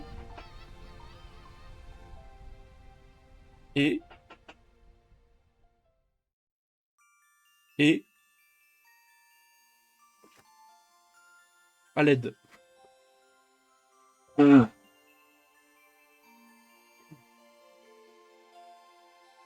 Help. So, Virgilia, the one who guides travel to Beatrice. That's also a splendid name. Perfect for my lady's teacher. Yes, I do like it a lot. My name is Life. Thanks to you, my friends have found names. I'm deeply grateful. No, it's your turn, Beto. Draw pictures of my bunny friends, like you did for Sekutaro. Very well. Lend me that grimoire. Would you? Beto's glowing are really great. I can't wait to see. What'll it be like? What'll it be like? I can't wait to see the bunnies. En fait, on est juste avec les malades mentales of all time, Maria et Shannon. Ah, c'est terrible. They were in the forest band, were they not? A band. Yeah, something like... All of a sudden, Maya was no longer a little girl who did nothing but follow her mother around, laughing or crying. Though she is still young, she already has a powerful self-image, and possessed enough knowledge of the magical world to surprise even me. Together we called ourselves Maya Sorcia and made each other's magical world deeper and richer. So a name can become a powerful vessel. How profound. It's very important to have a form for a vessel, but the name is just as important. Indeed, those with name leave a greater impression than those without. It's not just about forms and names. By knowing more and more about them, you can make them exist much more strongly. So I think a lot of stuff for you. Did you do this for Secretary as well? Yep, Secretary isn't just a name. There's a lot more to him than that. He's a lion cub, correct? Secretary was a vegetarian, so he doesn't eat meal. Végétalion! C'est trop marrant. But everyone else thinks he does, and they're scared of him. But Secretary is also a scaredy cat, so he's just as scared as the others. Secretary is just a coward. Will you? I don't eat meat. I'm not a scary lion. Oh, look, a flesh-eating sparrow.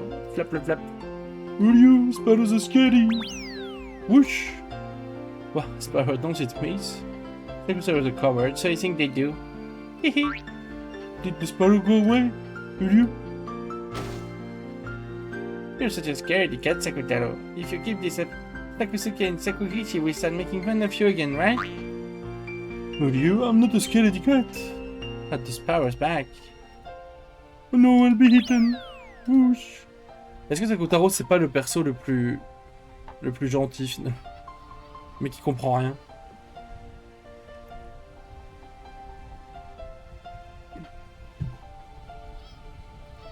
Oh, Sakutaro is quite entertaining.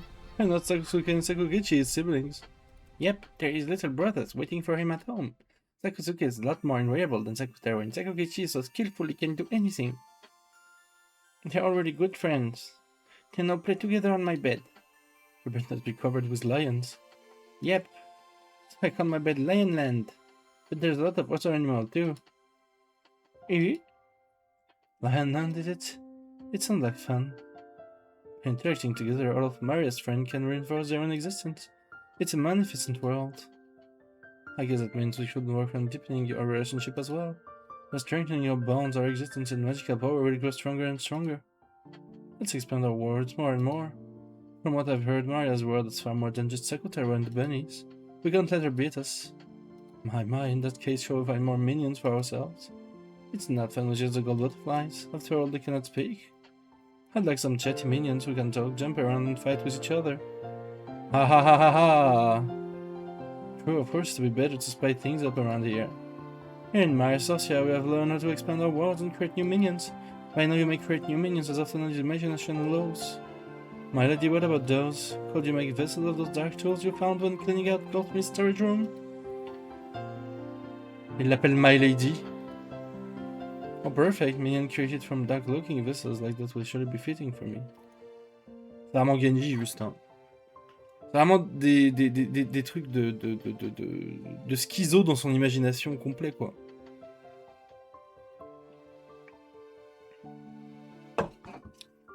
En fait, c'est d'une tristesse tellement absolue.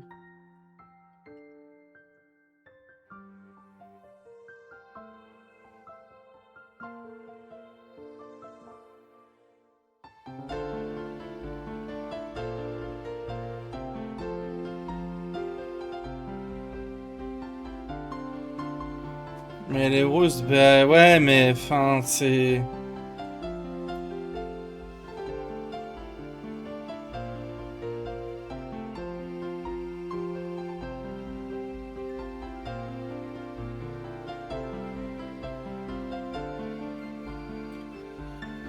Ouais. Je regarde s'il y a des messages sur le foot.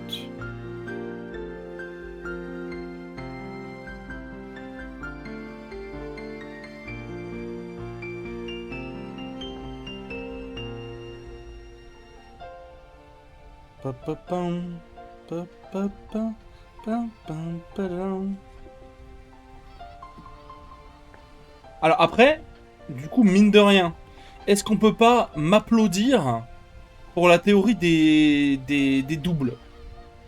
Enfin, des alter ego. Même si c'est que dans la tête de Shannon. Est-ce qu'on peut pas me dire que je suis un monstre, quand même? Un petit peu.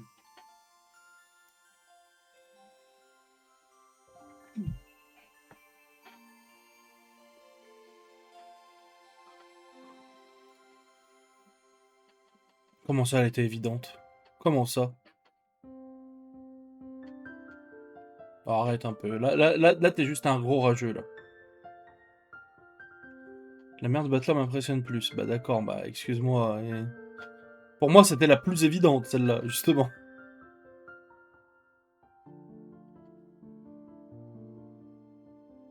Mais...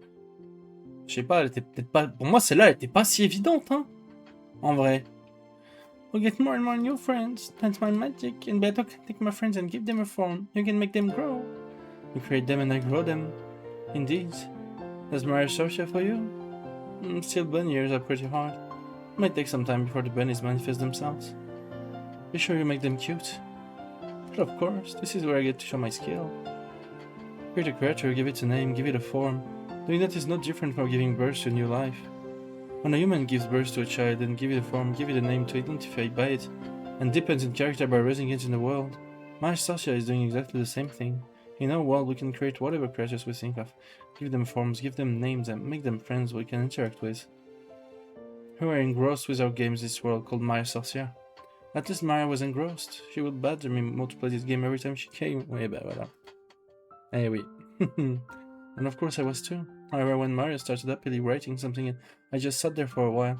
I must admit that I sighed and looked up at the sky, making sure she didn't notice. It's fun to increase the number of our minions. They make things lively so I do not tire of it.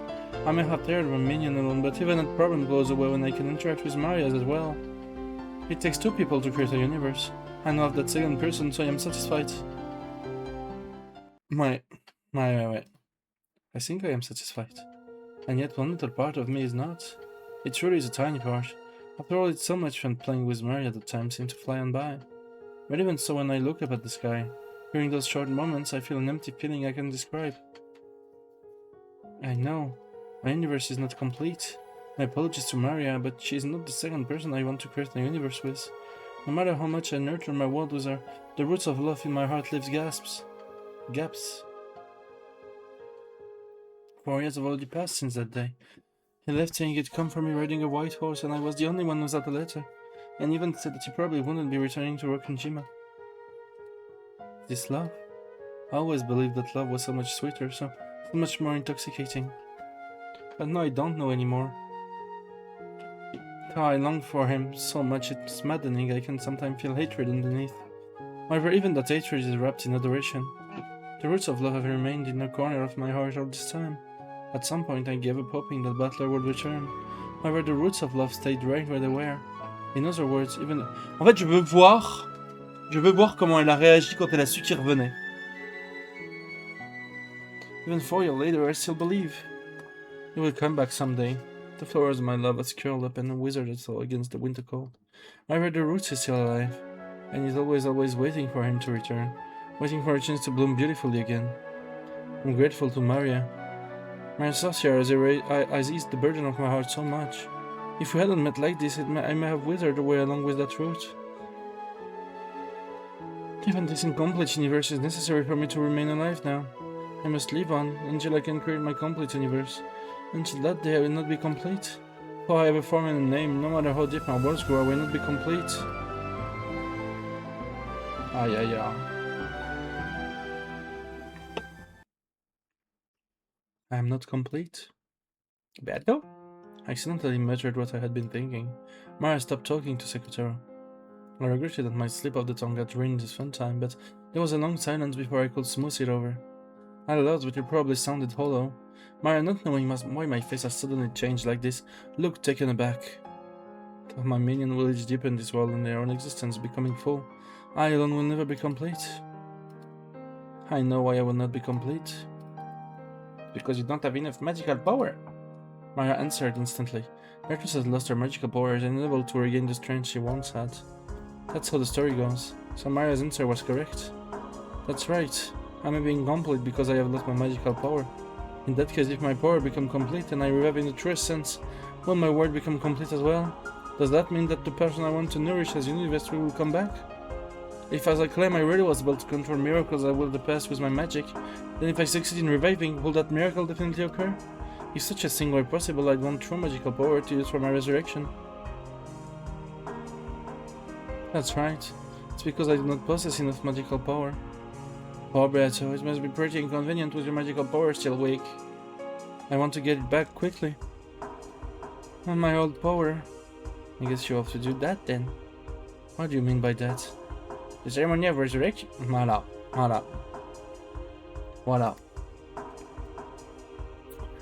Tout est terrible. Genre vraiment à un point... Plus rien n'est drôle.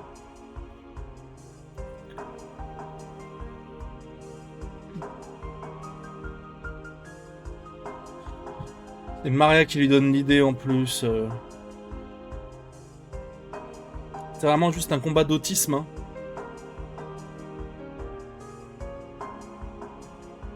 C'est affreux. If you read that epitaph literally, it does sound like a witch resurrection ceremony. To Maria, who believes in witches, that epitaph must be a ceremony in itself. Unlike the other family members, it seems that she is not very interested in the location of the hidden gold. If the epitaph's riddle is solved, one might learn the location where Kinzo hid all the gold one once gave him. That's the gold you created with magic, right? Indeed. A crystallization of the great magic I possessed in those days. In that case, if you get that gold back, your magical power will go back to normal. Perhaps. It will. It's going to be your resurrection ceremony. Perhaps let's solve it together. When you revive, and when you do, you'll take me to your golden end. That's right, I did promise that I will take you to Golden Land. You said that all witches are granted there. There's no black witch there, just a nice mama. Ah, vas-y, ça me fait mal, genre.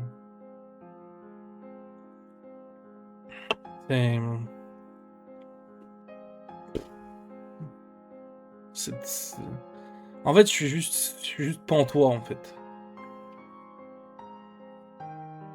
Je sais pas, je suis dégoûté, dévasté. C'est tellement... en fait, c'est tellement écrit dans le marbre, ça me dégoûte, genre.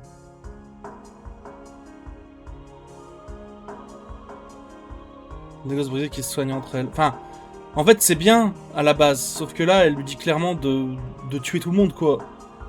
Pour aller au Golden Land, parce que Maria, elle y croit vraiment, et... Enfin...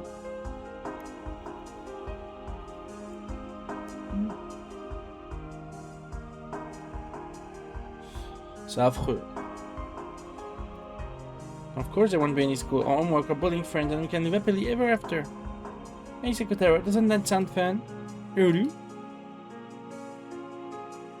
The epitaph of the portrait. So must I face the epitaph's riddle after all? If Kinzo children struggled endlessly over it, how could a complete stranger like me solve it? If he did happen to solve it, that will surely be a miracle. C'est vrai qu'elle a dit Uryu elle, genre bah après on a compris ça, c'est pas... Attends. Oui, y a pas de... En fait, y a pas eu de changement de dialogue. C'est vraiment bon bah... Est-ce qu'il y a des gens encore surpris?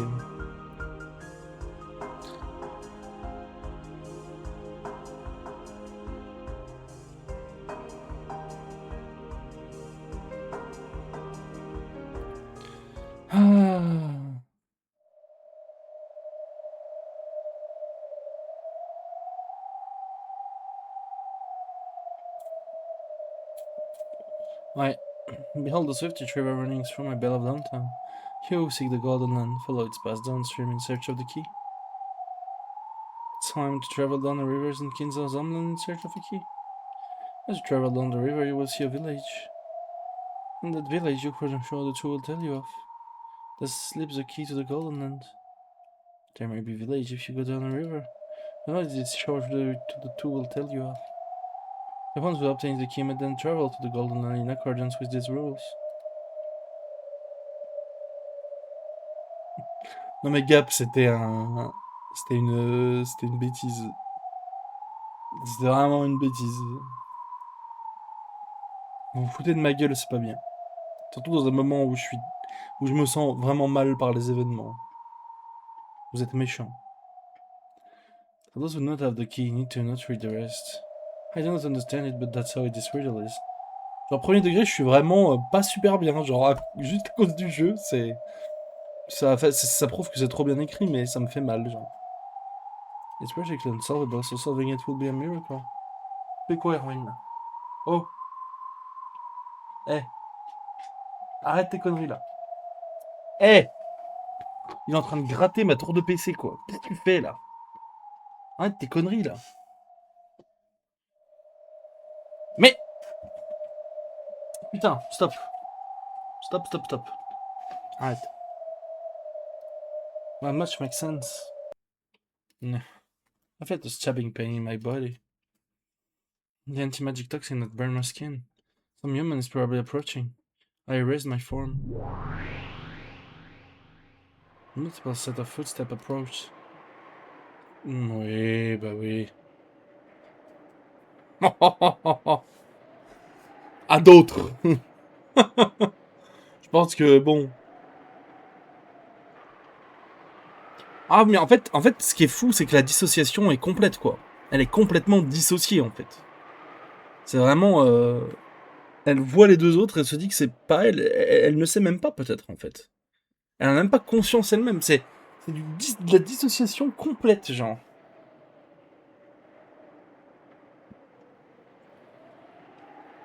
It seems everyone engrossed with solving the epitaph's riddle. Yes. I heard that even some of the servants have copied it down and taken it home with them. If you solve this riddle, will you really find 10 tons of gold? Indeed, there can be no doubt of that. I don't understand. The puzzle may be a tough one, but why is the master showing the location of his precious gold in a place where everyone can see? That is the master's magic and also a bet. The master believes that the ones who solve this difficult riddle will contain Beatrice Summer's soul within them. It's a strange bet. Magic.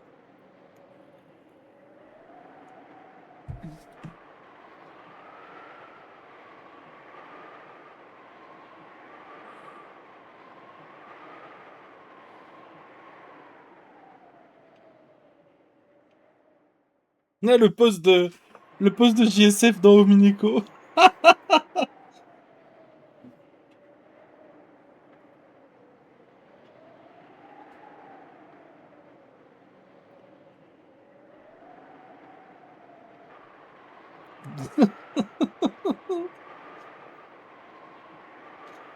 Ah putain.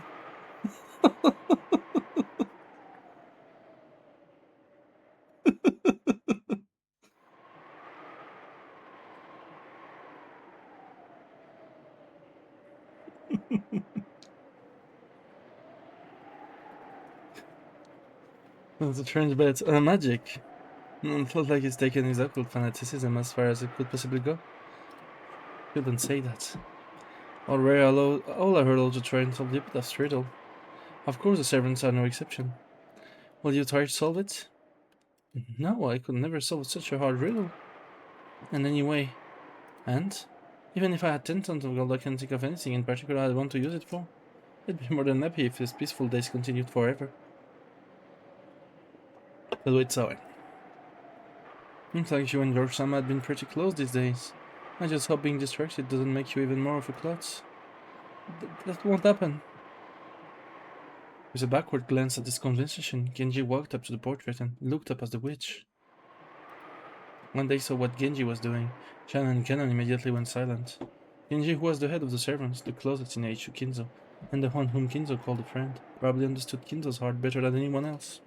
What did he think when he looked at this portrait? Neither Chan nor Kenan could tell. Behold the swiftish river running through my beloved hometown. Suddenly Genji started reciting the epitaph. Shan quickly nodded to show that she was listening, but it wasn't clear whether he was talking to her at all. Genji, his back still to them, continued. The master will not describe Odawara as beloved hometown. I've heard that it lived far away, though we don't know where it was. Taiwan. Ça rend d'où ça? D'accord. Ça n'a jamais été mentionné une seule fois, hein, donc excusez-moi de ma surprise. Ça sort d'où ça? Taïwan. Genji turned around and spoke the single word. Oh, is that so? I see, so that explains what Cross-sama always used to say. Remember him talking about the master like Araka nuts? Didn't think of it, Kurosama said that those were a luxury item like tobacco that was popular in Taiwan. Alors en soi, si. Alors en soi, je te dis que non. Oui, bon. Excuse-nous que Taïwan a été mentionné dans les vacances de Cross et Natsui dont on n'avait rien à foutre, où l'autre il bouffe des cacahuètes tabacologiques là.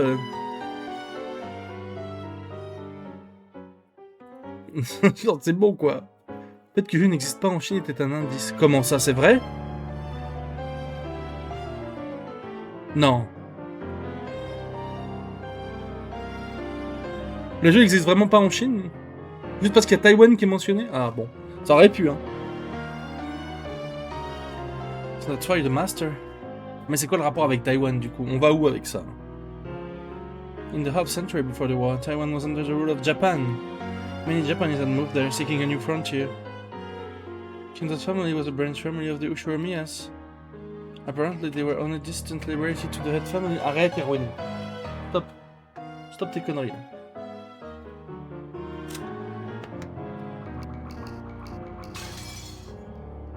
Was a bit constrained by the head family in Odawara. Kenan and Ganon nodded their understanding, but they didn't know why Genji had suddenly broached this subject. So there was a river with Swiftish in the Master's hometown in Taiwan and the key is there? Don't be so stupid, there has to be several rivers with Squidfish in the area. I don't know that for sure, right? I don't know where the Master lived in Taiwan, but there might have been only one river there. If so, that must be the place. You're too optimistic. There's no way the riddle could be solved that easily. The Master says the magical ceremony will gain more power and more people try to solve the riddle. You must try as well. Everyone has been given the same chance. Yes, as if we had a chance. No Chinaman, only Taiwan man, c'est vrai. Moi je pense que Genji le dit là à Shannon parce que Kinzo est au courant de ce qu'elle est et essaye qu'elle résolve l'épitaphe elle-même quoi.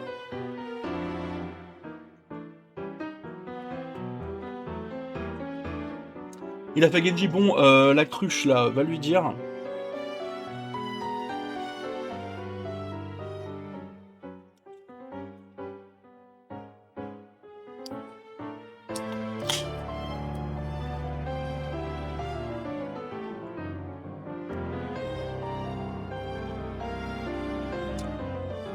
Ah oui, c'est vrai que c'est un démon là. As if we had a chance. This is pointless. Genji spun around. Kenan hurried to follow after him. When his footsteps receded and silence returned, a gold butterfly flitted out from among the shadows.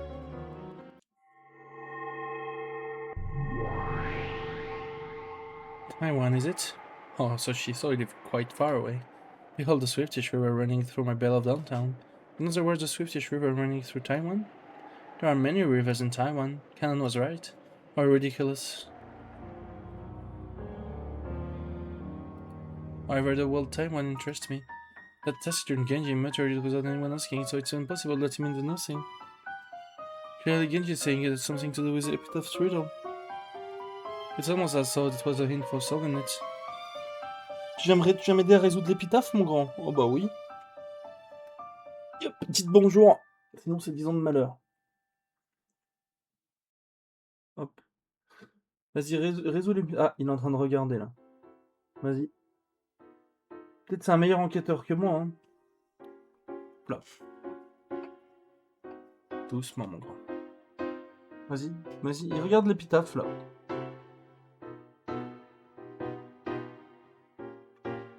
Ça va? Il dormait, ça fait 5 heures qu'il dort à côté de mon PC, là. Ça va, t'es réveillé? Tiens, vas-y. Yep. Oh non, il va faire un saut de cabri.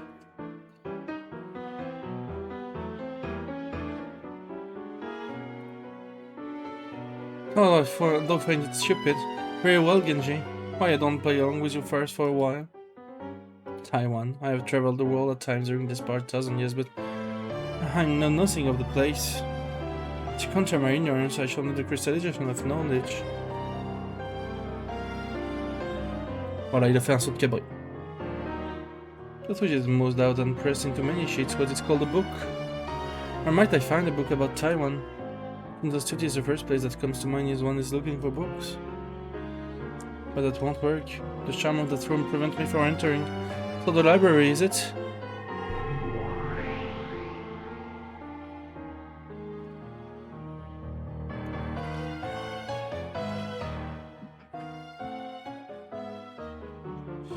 C'est là où tous ceux qui ont résolu l'épitaphe depuis le début sont allés, hein, pour commencer, donc c'est pas déconnant. Kindle's vast collection of books grow each year. The books that don't fit in the studio are stored in a book storage room that we usually call the library. Of course, there are countless books just in this place. The library has everything from valuable books to apparently worthless books, all packed together like an antique shop. There was a golden glint in the keyhole of the library's door and a gold butterfly slitted out. Stinky as ever, I see. Dust, mold, I see, so this is the stench of knowledge. I know I can't find a book on Taiwan amongst all this. The prospect is almost dizzying. However, I realized right away, if I wanted to quickly find out about Taiwanese rivers, I didn't want a book on Taiwan. An atlas? Erika était venue à la même conclusion. Hein. There must be one of those somewhere around here. Search my butterfly minions. Find the books I seek in this dusty, noble graveyard of knowledge. A cloud of countless gold butterflies appeared at my feet. They swayed blue like the wind and coiled themselves around the library. Eventually, the cloud of butterflies selected a single book. It seems that this is the one. Well done. A world atlas as your volume. Perfect. This is a grand, thick, illustrated encyclopedia of maps several volumes long. There was even a thick section on Taiwan. This should be plenty useful. Taiwan. 394 kilometers north to south, 144 kilometers east to west. Vas-y, mini sieste, hein. Tu reviens pour la fin, le faux. Attention. Je te fais confiance, hein.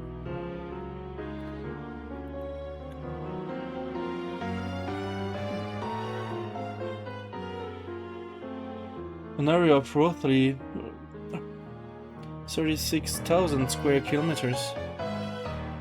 Oh, that's pretty large. My area that's about the same size as Kyushu in Japan. This led Beato to a very natural question. Just where on this massive island did Kindle live? Kenji mentioned Taiwan, but that's all. Ah, je me doute que j'ai pas fini, mais bon. On continue. On ne s'arrête pas en si bon chemin.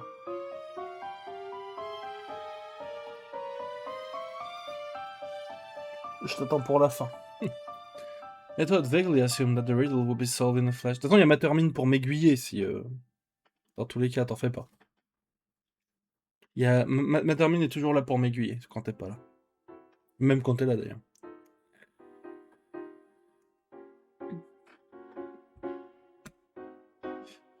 Would you look at the map of Taiwan? However, Taiwan is not a small place. Just which part of this large island did Kinzo call his beloved downtown? I kept looking through books in this dusty library, sometimes having to cough, and I was not happy with being stuck in a place like this. So the largest city is Taipei. It's here that Japanese people used to live in a spot called Taisho. So is that where Kinzo lived? No, it's too early to be sure of that without proof. I skipped to the next part before I settle on anything more specific than just Taiwan itself. That Sweetfish River running through the hometown. What's this? There are 129 rivers in Taiwan? Yeah. 121 rivers, and how many of those are Swiftish swimming in them? Just thinking about it is dizzying. It was quickly becoming ridiculous. Genji must have been muttering nonsense to himself, or only thought he was giving out a hint about the epitaph. So I rifled a fool blinded by gold is dust. Nice one, Genji. I tossed out the book aside, used magic to turn a bookshelf into a sofa and plopped down on top of it. For a while I grumbled about getting tricked and looked up at the ceiling. I was annoyed, so I felt like gathering all this room's dust, packing it into a bowl, and tossing it into Genji's teacup. So I glanced down at the floor. The book I had thrown away had lay open on the ground. A gold butterfly was resting on that open page. Tossing a book at random and reading an oracle from the page it happens to open is a kind of a ritual.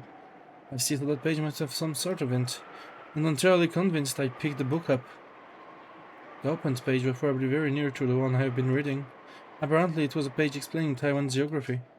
Oddly enough, it was a page about rivers and lake. I already know that there's 129 rivers. Is there something else you're trying to tell me? There were 6 major rivers, it said. The Zuoshi River, Kaoping River, Danshui River, Daija River, Zhengguan River, Dadu River. Oh, well then. Which of those rivers might have sweet fish in them? An idea came to me then. Sweet fish are freshwater fish, and you don't find ocean waters in rivers, unless it's extremely dirty or blocked by a dam. And your river might have sweet fish in it. Oh, foolish. All rivers have fresh water in them. Allez, je vais... Bougez pas, je descends Erwin. Et j'arrive. Mais c'est l'heure qu'ils descendent, donc... pas le faire attendre. J'arrive.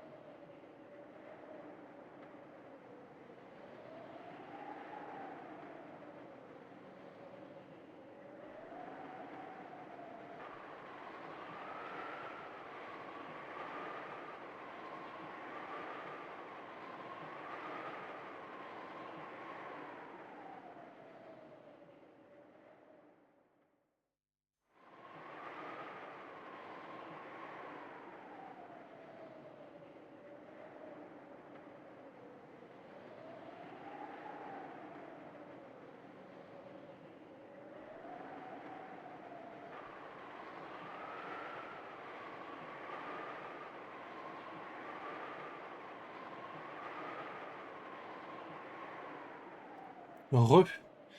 Et yo brother Wassil, ça va quoi? Hop hop. Pardon, j'en ai profité pour dire au revoir et tout. Il y a un peu de temps, tout va bien. Bah, écoute, ça va bien, moi. Tranquille. Et tu fais de l'eau. Pas grave, on est bientôt à la fin du jeu, donc à bientôt. On n'y est pas tout de suite, mais on y arrive. Gentiment, quoi.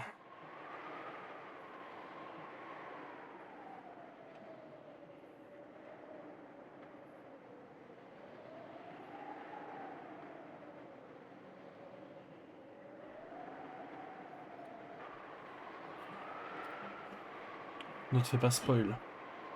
Regardez, je bois un super Ciao Énergie. Bah, c'est pas super bon, en vrai. C'est pas monumental, quoi.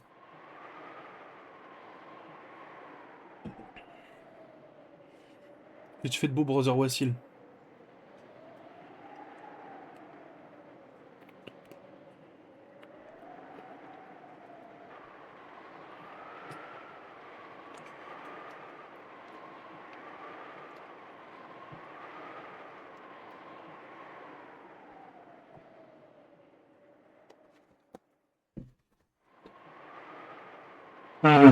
Attention, Wassil, ne te fais pas spoil.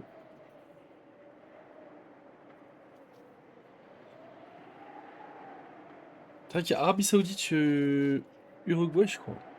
C'est pas l'Occident, l'Uruguay, hein. Attention. Je vais me le mater aussi, mais à côté d'Umineco, du coup.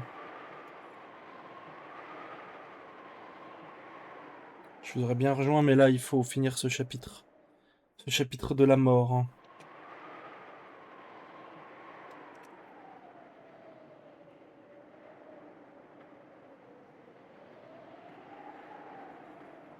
Merci, merci, camarade. J'ai le match à côté, donc s'il se passe des choses, je le verrai. Hopefully, short rivers of fresh water in them. What's stopping sweetfish from living in any river? Come to think of it, what foolish name this Tancho river has. Freshwater river? What sort of river is a freshwater river? It only makes sense to name a river after what in it if freshwater is anything else. Danshui River will flow from Taipei to the harbor town of Danshui.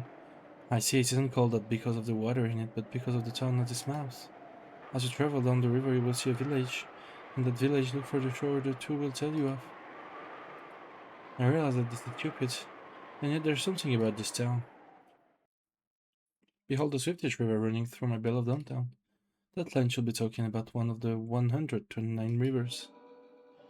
Sweetfish are freshwater fish, and here's this freshwater river flowing down to a town called Freshwater. It's like a strange trivial word game. Or could it be some kind of code? I've been looking for books here so long that the dust is piling up on me. If I give up now, it will all have been a waste of time. Very well, why don't I test my luck and see if the random page the book opened to contain an oracle? I turn to the next page, trying to search in even greater detail.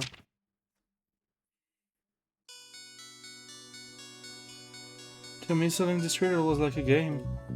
One that all of the other servants were engrossed in. I was just trying to be one of that group.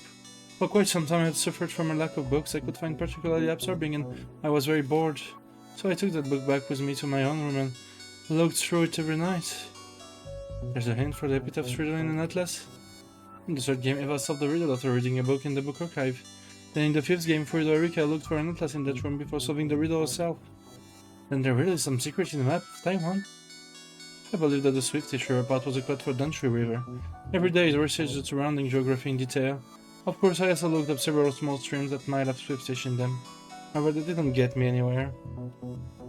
According to some information from a previous game, we weren't looking for an actual river, but it is something that flows. That's how I interpreted it. So it isn't a river?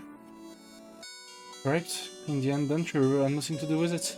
However, now that I think about it, it must have been an oracle after all. The river itself wasn't related, but it was still a great hint. The river wasn't related, but it was still a hint? Calm down and think. Think of something that flows but isn't a river. So something other than water that flows? What can you think of? Try and think outside the box. Well, I'm tired of all this puzzle solving. Stop being annoying and give us the answer. You solved the epitaph, right? Probably. Something other than what that flows. Something. Method of transportation? Like a road or highway? Correct. It took me so long to realize that the Swiftish River did not refer to water itself. That's right, there's something other than a river with the name Dentry. Something that was people and things flow up and down. Up and down? You mean... That's it. Railroads. Je l'avais tellement pas ça.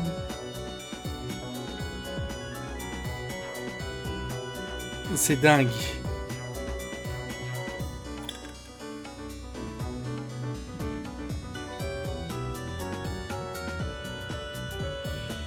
The Danshui Line. It's a railway that goes from Taipei to Danshui Harbor. It was constructed in 1901 while Taiwan was under Japanese rule. Afterwards, the number of stations continued to grow and became a major artery into Taipei. This railroad was used after the war as well and is still common use as the Danshui Line of the Taipei Rapid Transit System. Its route begins at Taipei Station and continues on until the dawn of Danshui. From Wajlipa.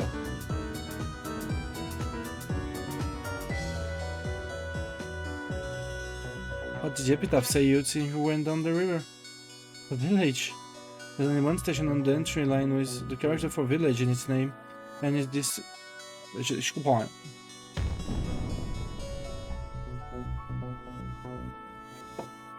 How do you read this? Japanese pronounce it Kirigan.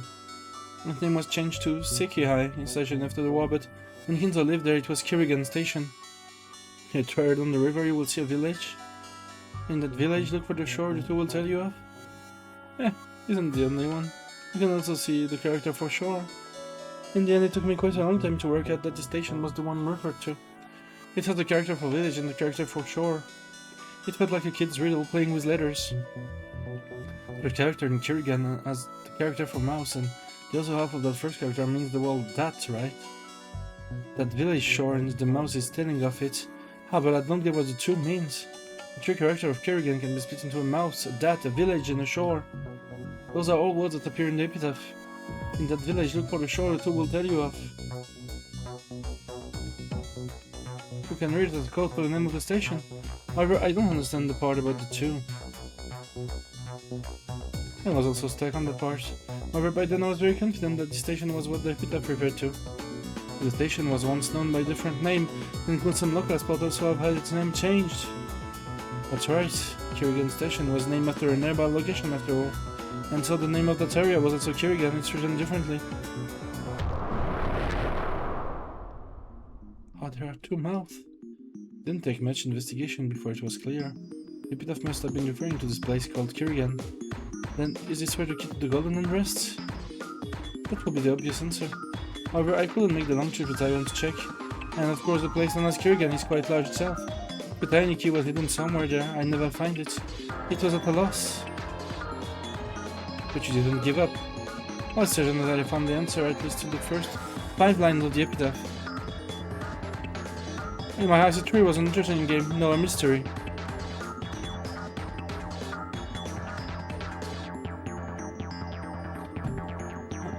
I almost gave up then. However, there was no doubt that I had the key in my hand. So I decided to travel to the Golden Land in accordance with the epitaph. On the first twilight, the 36 chosen by the key as sacrifices. You can tell by this line that the key refers to 6 things. Reasoning makes it possible to see that this couldn't refer to a physical key. Take things? Yes, 6 things. I was merely a thick-headed human. I decided to look through books for anything related to number 6. 666. The location of the key called Kirigan was hidden by word game. That means the 6 things was surely connected to some sort of word game too. 6. 6, 7.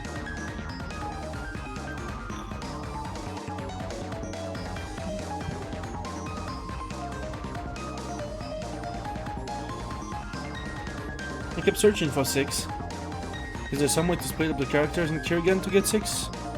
A good idea. Still, no matter how much you stare at those 3 characters, you won't get an answer. The problem here is that Kirigan is just a Japanese reading of the name. And how did they pronounce it there?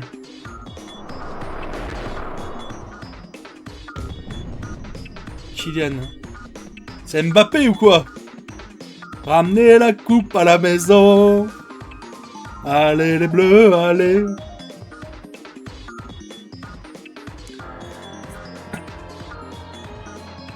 J'espère qu'il va marquer demain, Kylian.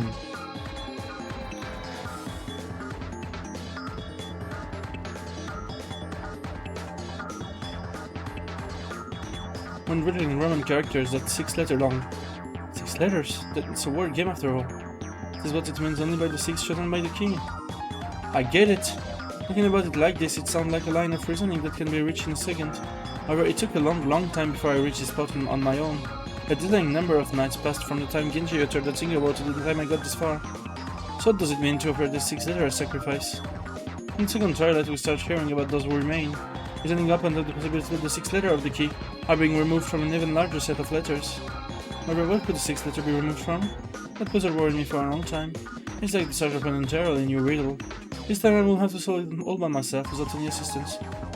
In the previous game, I'm pretty sure Aunt Rosa formed some sort of theory about the first twilight. Right, the theorem was a 10-day journey ending at the 10th twilight. On the 10th twilight, a journey then resulted into the power of the Golden Lens treasure once and for the last time. She took that section to be a literary trip that ends when you attend to or reach the treasure of the Golden Lens. What meaning was there in those words?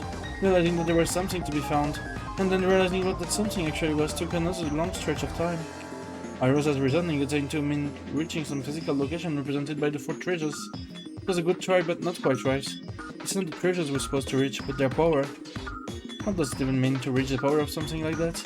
Don't overthink it. What else can the word power mean? To reach, or rather, raise yourself to the power of the 4 treasures, starting at twilight number 10, and this is done once and for the last time. So it's an exponent like a maths problem. Here I had a home field advantage, said Levan Rock and Jima. That was a hint that they made it easier to think of a certain large number. In fact, you might say that I actually found the answer before I knew what the question was. You keep making it so complicated. Leon's gonna hate a headache. Let's get back to the point. 10 to the 4th power is 10,000. If you reach 10,000 on the 10th twilight, how far have you gotten by the first twilight? Well, that's just 1/10 of 10,000. 1,000, right? Right, but twilight gave us a single word. There's nowhere near enough letters and don't manage the key at all. However, at the end of the line say you will let 10 to the power once and for the last time. If we interpret this as raising 10 to the 4th power once, and then doing the same thing one final time, we end up with 10 quadrillion.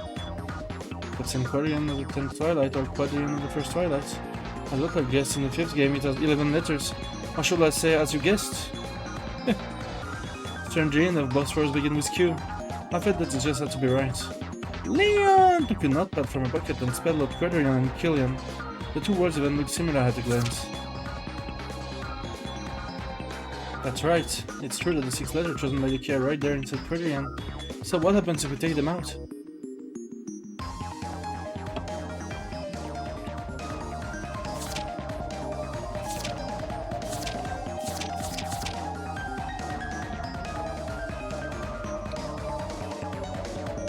We're left with 5 meaningless letters. Alright, the important thing is the number 5. I thought in the next part of the epitaph the word kill appeared 5 times. And then on the 9th twilight, none shall be left alive. In other words, there should be 5 letters left. On top of that, just as Battle guessed in the 5th game, 2 of these letters are close to each other. D and R. That must be the 2 who are close. Once you reach this spot, the riddle has been perfectly solved. I'll put another way, this is as far as we can go with the epitaph alone. You might be able to figure out the answer with a little more wordplay, but you won't be able to activate the device. That's right. Once in this match, all that remains to go is and kill. You have a good idea of where the place was, even before you got this far, right? Yes, some people suspected that the gold was hidden there, even before the epitaph appeared. And because of the mysterious phrase that appeared there, it's natural that I thought the place concealed some secret. What do you mean by the place? A place with a device that opened the door to Golden Land. A quick-witted person should be able to figure out what the first twilight is by now. Huh? So the first twilight was quadrillion, not a place. This is a place where quadrillion is written. You should know it. Why did you blindly follow Skin's order and never got near it?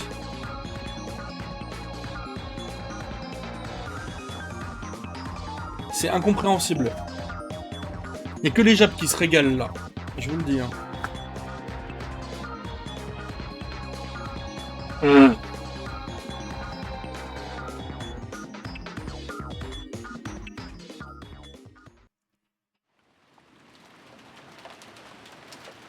Chapter 9, the day the witch revived.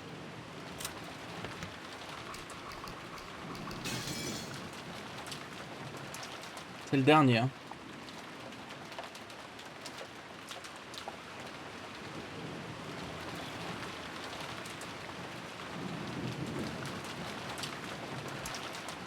Quadrillion. There's only one place you'll find that word on Rokkenjima. A butterfly slithering from shadow to shadow, dodging raindrops. Unless my memory is mistaken, this is probably the place. It was the chapel. A mysterious building, one of the oldest on Rokkenjima, which had been built at the same time as the mansion. It was called the chapel, but not once had Kinzo used it for worship, and the members of the family had never been allowed inside. There were strict orders that none approach it without reason, and its purpose has always been a mystery. However, all of these mysteries got boring after several decades. At some point, everyone forgot the chapel even existed, and the splendid building passed from the thought of Rokkenjima's resident. Of course, this had been true for Beato as well. Beato, who hated boredom, was not there to approach a place that human never went. Her last memory was of the time she went in there to taunt Shannon as she tried to clean. There can be no doubt. That is it. Quadrillion. Beato looked up above the door at the chapel. There was the relief displayed over an arch. English forever written there. They will be blessed by an probability of a Quadrillion to one. Est-ce qu'il l'avait pas déjà dit ça à un moment? Je crois. Il me semble que c'est dit à un moment, parce qu'il y a les mots devant la chapelle et tout là.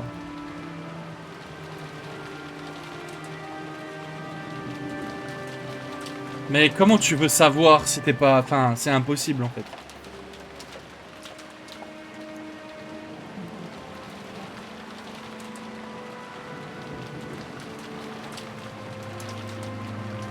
J'appelle-moi ce blunt long ago. If there is a device like the one I imagine, Kinzo must have prepared that bit of riddle many decades ago.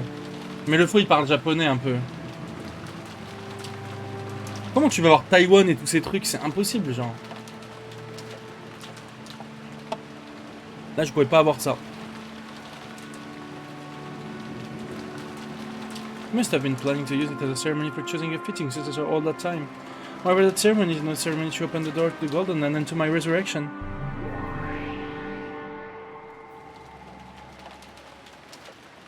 When I snapped my fingers, the ground bulged and several snake-like dead trees sprouted up. They twisted around each other to form a ladder, which leaned itself against the door. My guess is right, there's some sort of device in that relief. I slowly climbed the ladder. Because of the size of the door, the relief was very high up.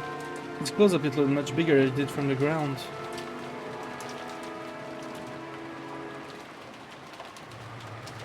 Come to think of it, whenever we cleaned the chapel, this relief was the only thing that Genji always made sure he polished himself. I always wondered why he didn't leave something so trivial to the younger servants. I thought it strange, but nothing more.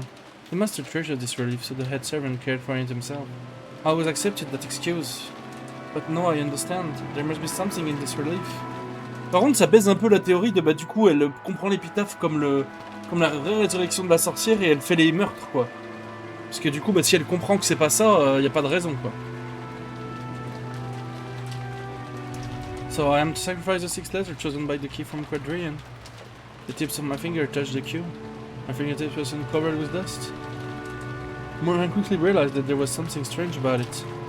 On telling this letter, now it had to be like this.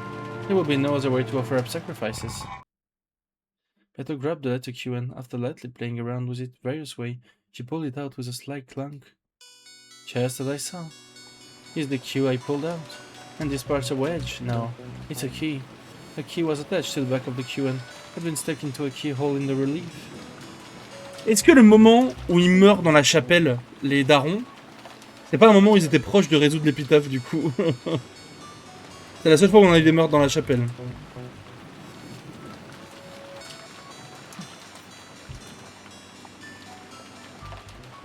I see. In that case, I know what to do next. Very good. This Q key is the wrong answer. Enough with you. Beto carelessly tossed the Q key aside. This was the first sacrifice. She kept on pulling out the keys for the 6 letters representing the key. So A will also be sacrificed. And both eyes. And then the N at the end. No, I only sacrificed one L, but unfortunately there are 2 L's here. There are 2 L's. I didn't know which I should sacrifice. I tried pulling both out, but the key were of different shapes. So one's the right answer and one's the wrong answer. Well, there's only two. If I make a mistake, I can just try the other one. Unless missing a set of a trap that blows up the island, of course. Ah! La théorie de Eva qui se réfugie dans un bunker. Elle est là. Elle est là, hein. Elle est là, la théorie, hein. Eva dans son bunker. Il sort, il n'y a plus rien.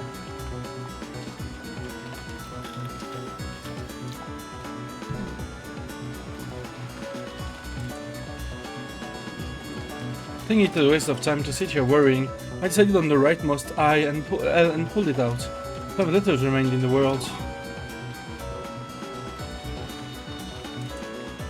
And now the first twilight is over.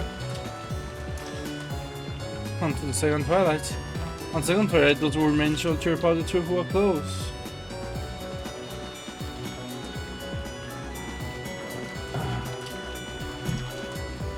The D and R are close.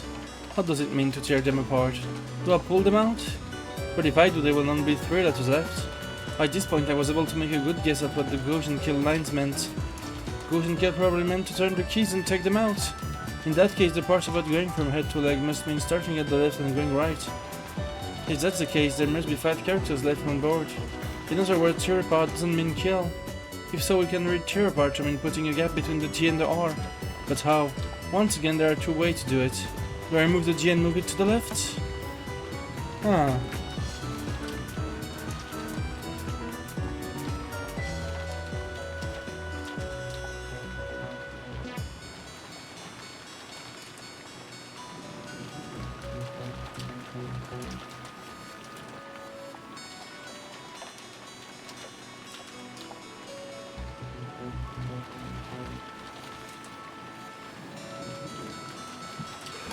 Do I remove the R and move it to the right? After pondering this for some time, I realized that both shots were wrong. No, that's not right. I had it wrong even since I removed that L. A short while ago, I removed the right of 2 L's. However, if I had removed the left one, it would look like this. To line up this way, it's easy to see the next step. The R gets shifted to the right. This way, all of the letters are spread out evenly. This must be it. And this next part is another tough one. Praise my name? It's already clear that this is a word game. Those who remain shall praise my noble name. That's what the remaining 5 letters supposed to do. Probably change their order to form a word. What should be done about these 5 letters? Praise my name. How can I get stuck after coming so far? How are these 5 letters supposed to praise a name? That man's name is Ushiromiya Kinzo. Is the U part of Ushiromiya? No, several letters don't match and there aren't nearly enough letters to make Ushiromiya. One thing is certain, my name must refer to Kinzo. Then does the U stand for Ushiromiya after all? Like an initial. Then what do D, R, L and O stand for? The canon Kinzo. Do the R and O stand for Rokkenjima? Master of Rokkenjima, Kinzo? Not nearly enough letters. This really left me totally confused. However, there were only 5 letters left. There can't be too many possible combinations of those letters. I could use process of elimination. Thinking I'd play around with it, I pulled out the U. There were 4 letters left. G, R, L and O. My idea that the U stood for Ushiromiya was like a heavenly oracle. When I removed the U, I thought of making a word with the remaining 4 letters. Those 4 letters ran around in my head, changing their orders, and latched up upon a single English word that will serve to praise Kinzo. Lord. Lord. I had absolutely no basis for it. However, it was like... C'est tellement tordu, c'est tellement chiant. However, it was like a flash of inspiration. I quickly changed the letter around before that flash faded from my mind.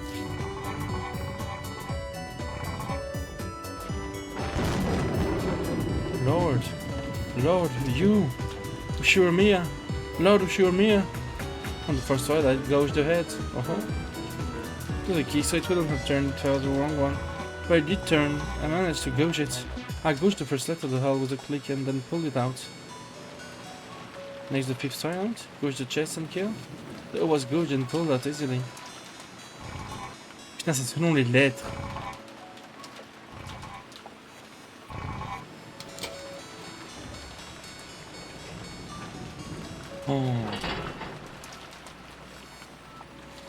When I turned the key of the U, I could feel a resistance. I saw some device had been activated.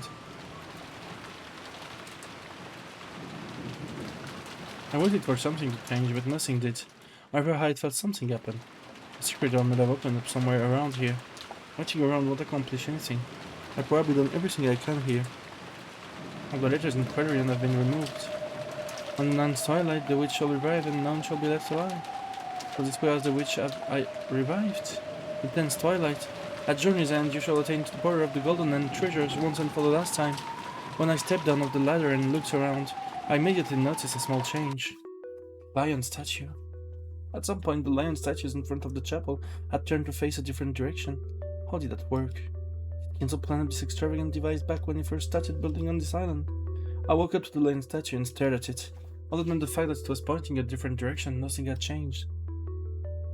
In that case, is the lion looking at something in particular now? It followed this line of sight. I followed this line of sight and saw another lion statue. And that lion statue also changed its direction. Interesting. So follow the lion gate post. As intricate as ever, I say Kinzo. I wasn't complaining anymore. I felt a bit of respect and awe at Kinzo for setting up such an intricate device and having it to go undiscovered for all these years. There were lion statues standing like guardian ditches at the entrance in the corner of the chapel. The direction they faced had changed, pointing around to the back of the chapel. There was something there.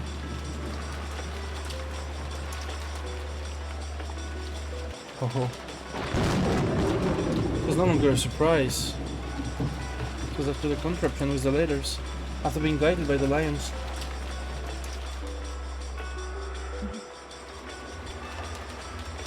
So is it the entrance to the Golden Land, Kinzo? Il y a quelques phrases que je vais passer sans les lire si je veille en même temps, genre l'histoire d'avancer quoi. De toute façon, c'est lisible là, je pense. Is the entrance to the Golden Land, Kinzo?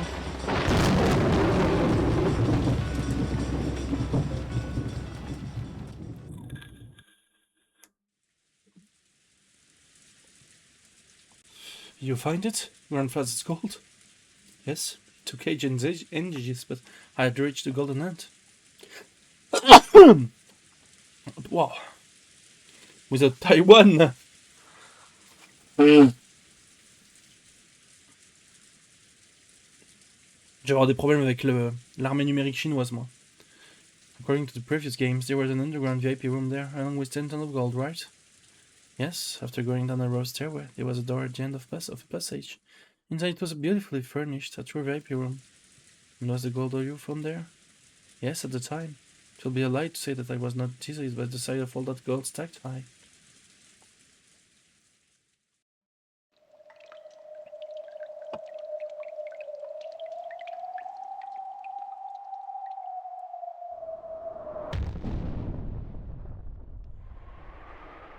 Is this real? I lightly touched the pile of gold with my finger.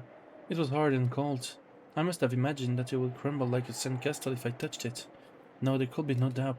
This certainly was a 10-ton pile of gold ingots. Considering the amount of gold that I just found, I figure I ought to be crying out in delight. I didn't really feel like laughing, but I saw it only good manners to do so in a situation like this, so I forced it out.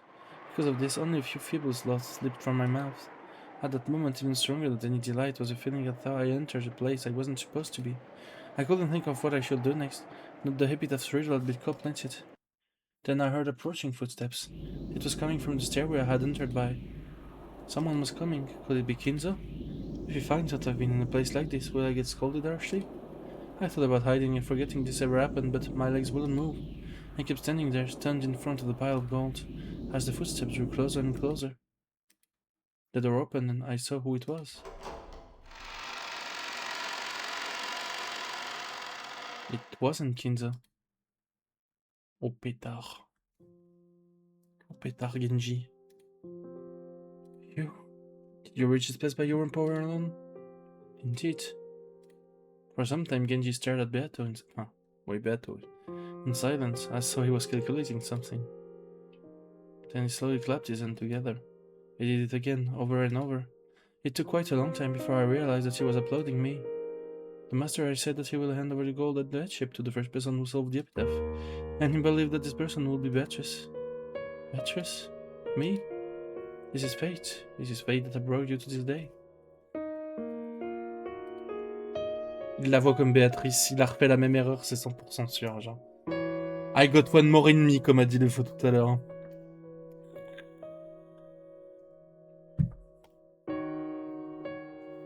Surely the shock of seeing the gold still on me paralyzed. Come this way. Okay. Kinji opened the closet. Inside it was a torso wearing a beautiful dress made of black cloth and golden stitching. When I saw it, I understood immediately. It was a witch's dress. The black dress worn by the Beatrice in the portrait. Change into this. Oh putain. C'est tellement malsain, putain, j'ai envie de me suicider, genre. It is something you once wore. I never worn a dress like this. However, I understood what Genji meant. This dress was one that Beatrice once wore, and the one who displays a miracle while solving the epitaph is Beatrice. By reaching this room, I succeeded the position of the real Beatrice, the one in the portrait. Why do I call myself Beatrice? Because the name of the Golden Witch who rules over Nogenjima's night is Beatrice. That's right, I wasn't a real Beatrice. I was a different witch, stealing the name of the witch from Kinzo's delusions. And now I have succeeded the real Beatrice. By solving the epitaph's riddle, my resurrection will be complete. I was the one who decided on that rule. However, this really was a ceremony to resurrect Beatrice. In the past, I believed that I could create my own fate with my magic. How ironic that one could control magic at will would be guided by fate to this place. At that moment, I had no choice but to truly accept and believe in this world called fate. And that's how I put this on.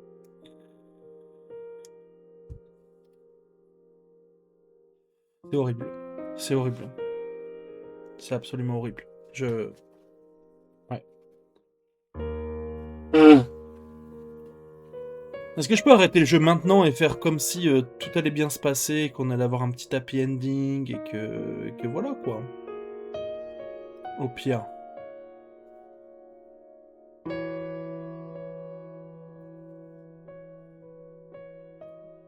Puis on fait ça, non? Genre j'arrête le jeu, je dis que c'était exceptionnel et puis voilà, on n'essaye pas d'aller plus loin, on n'essaye pas de se mettre dans une ambiance qui va devenir très bizarre quoi. Au pire. Ready yourself.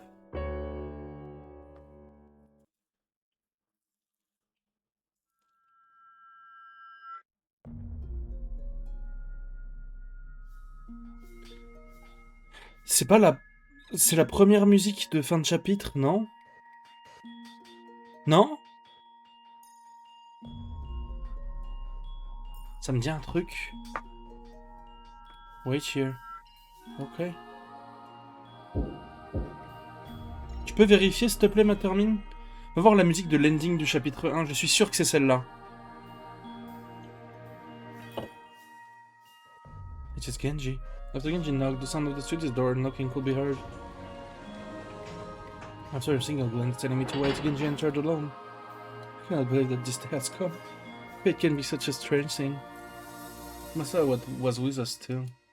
I thought this dress, which didn't really suit me, would lead to a lot of jokes, but she didn't laugh at me at all. On the contrary, when she saw me, her expression had turned stern, as though a long-awaited day had finally come. My heart raced.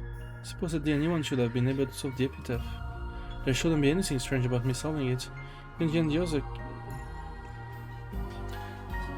Ça, Riku, Riku, il sait pas écrire, frère. Combien de temps? Bah, il reste... D'ici la fin du chapitre? Ou d'ici la fin du jeu, genre?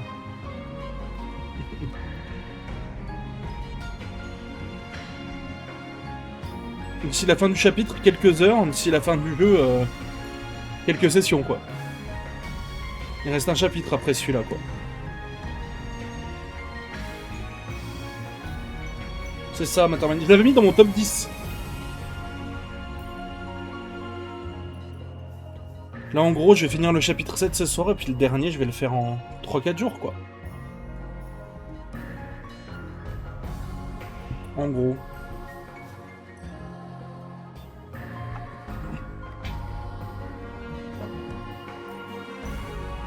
Ah, le top 10, je pense qu'il y a tout qui est parti. peut-être Prison Strip que j'ai très fort dans mon cœur.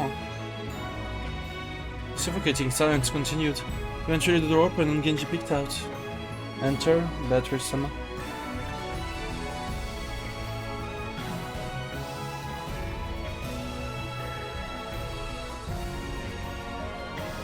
Désolé, j'avance un peu. Hein.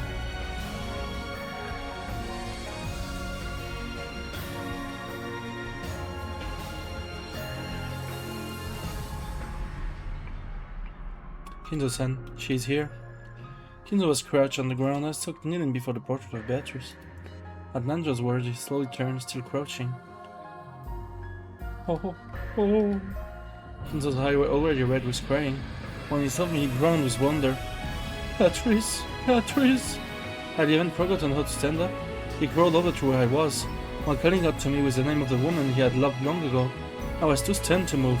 Kinzo grabbed the hem of my dress, gripped it tightly, then curled up and sobbed. Beatrice, I'm so sorry. I know how you felt and yet I'm sorry, please forgive me. You were directed at me. I were just standing here like this was all I needed to do. In those moments of atonement, the moment he had spent half of his life searching for, had finally come. A human's life is stained with sin. The humans seek forgiveness while they still live. However, in most cases, the person capable of granting such forgiveness is no longer on this earth. It was like that for Kinzo too. The one he saw no longer existed in this world. Instead, their forgiveness had been woven together by a miracle, and now Kinzo had received it. Oh, Beatrice, you need not forgive me. You did not say anything. I simply needed to apologize to you just once.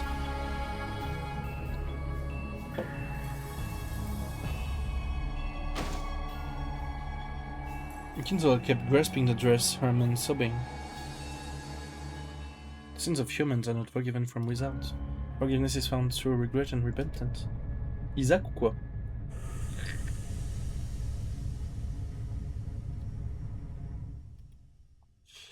He looked unsteady. Renjo rushed forward to support him. So I see that you are alive. I'm glad. This time these words weren't directed through me, but at me. I hesitated, unsure how I should respond. I beg your forgiveness for keeping this secret for you all this time. No matter, I do not fault you, Genji. Considering the sin that I committed, every single day until now had been necessary for my atonement. However, there can be no doubt that today's miracle is a true one. By her own power, without anyone's help, she solved the epitaph before anyone else. Well done solving such a difficult epitaph. Thanks. Ce qui est fou, c'est qu'on nous bassine quand même depuis le début avec qui va résoudre l'épitaphe en premier, machin, est-ce que ça va arriver? Pour qu'au final, en fait, depuis le début, c'était résolu avant même l'île, quoi. Indeed, your voice resembles your mother's. Oh, c'est... Waouh, c'est immonde, c'est ignoble, genre. Ignoble, c'est ignoblissime, genre. When you first remind me of that mother and daughter, there can be no doubt that Beatrice's blood flows through your veins. Yes, the trace of the deity of Guador and Unearth the Youth are right here. Does my face look like someone else's? Beatrice-sama, please forgive me for keeping this a secret, even from you.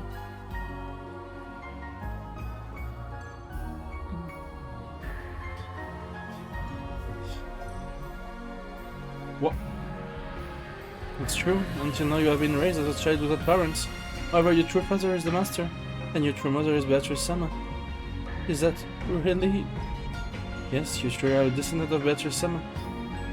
Is such a strange fate really possible? I've dreamed about it, dreamed about what it'd be like to be the Golden Witch Beatrice, but that dream had been a mine alone. I dreamed that if I solved the epitaph and carried out the ceremony, I would revive as a true Beatrice. So it's okay to believe that since I solved it, Beatrice really has revived. I truly carry Beatrice's blood. Yes, there is no doubt of that whatsoever. It must have been hard for you to live until this day without knowing your parents' affection, and yet look at how wonderful you've grown. So you all knew about me? Genji, Kumasawa, and even Nanjo nodded wordlessly. Now that I think about it, there might have been lots of hints. I've always felt that, so there was something special about me. Ça va pas l'aider dans sa schizophrénie. Hein. Especially Kumasawa always treated me very kindly. Then does that mean this day is a promised day which will eventually have come no matter what? I don't understand anything anymore. Total miracle from God. The promised phase has led me to this day. Beatrice? No. Leon!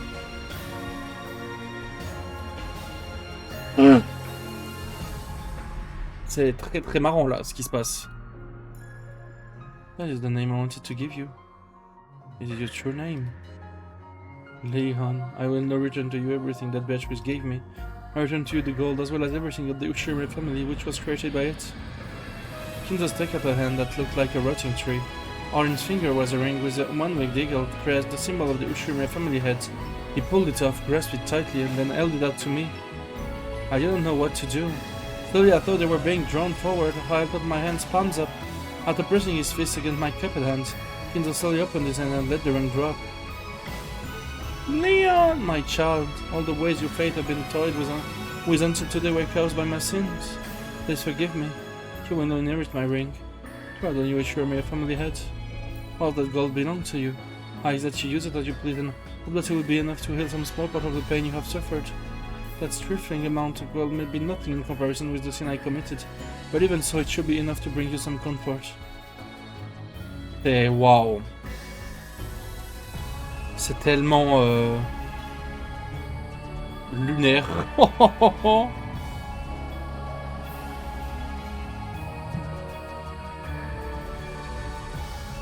Oh putain. What is that? Could you call me... Sorry, what did you say? Would you call me father? I understand why you are not able to. I have not been the father to you in any way.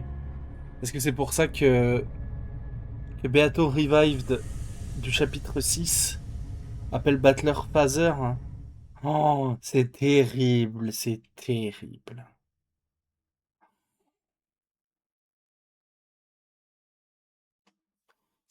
Tout est affreux, genre. De A à Z. Je rectifie, c'est terrible et incroyable, mais c'est terrible.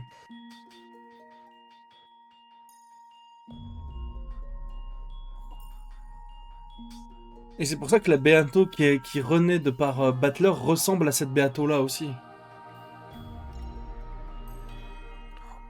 Et wow. Could just hear that. Well, no further regret. But being asked like that, could I possibly have refused? Even if I mischild, I truly cannot acknowledge him as my father. It felt very strange to say it, and yet I decided that saying it was the right thing to do.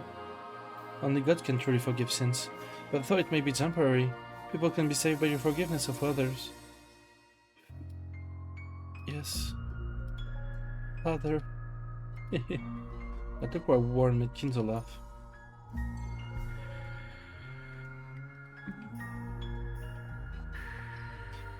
Thank you, Leon, my child, and Beatrice as well. Thank you for this last chance to ask for forgiveness. Of course I don't believe that I have been forgiven by this alone. I shall atone for the rest as I burn in the fire of hell.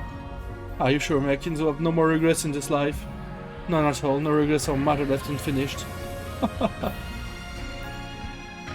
Looking up to the heavens, Kinzo spread his arms out, facing an applauding audience, lusting at the top of his lungs.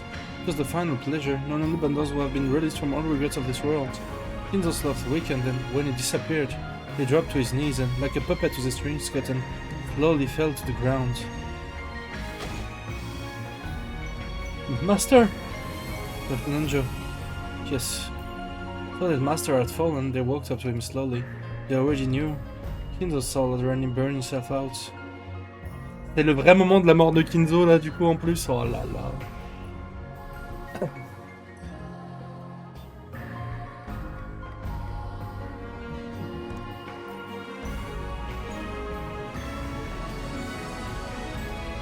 It was a peaceful death. I don't think he had any regrets at all. Maybe that the master died long before now. It was only his magic and tenacity that kept him here so long. And he finally had a chance to apologize to Beatrice Sama for everything, and finished everything he had to do.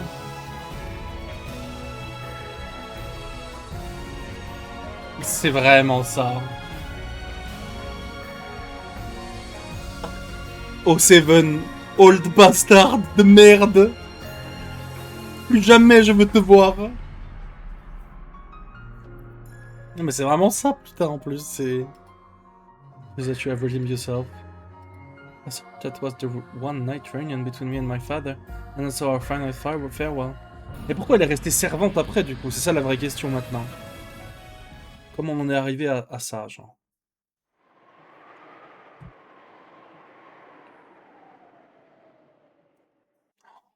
Oh, Seven, magnifique salopard. J'aurais pas dit mieux, tu sais quoi, je l'épingle carrément. The gold all belongs to you now. If you wish to exchange it for money, I can arrange for that. I heard it's worth 20 billion yen. From here on, any of your dreams in this world can be granted with money. La musique est très jolie. Oh, oh, oh. It must be tough to think of what to do with this much money when suddenly come to your way.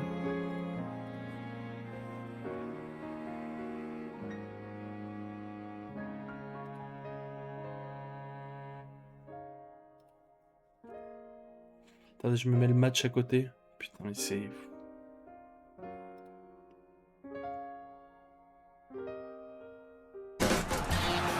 Wow, j'ai eu des pubs.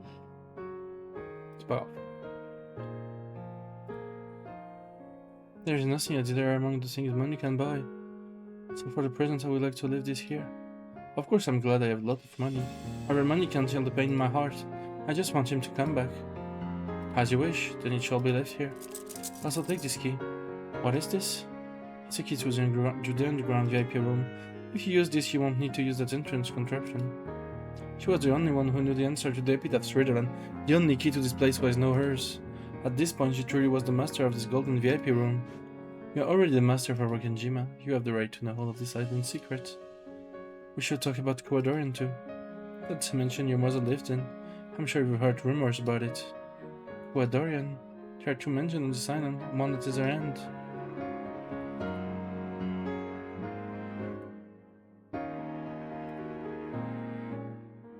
Attendez 2 secondes. Faut que je passe des pubs pour me mettre le match.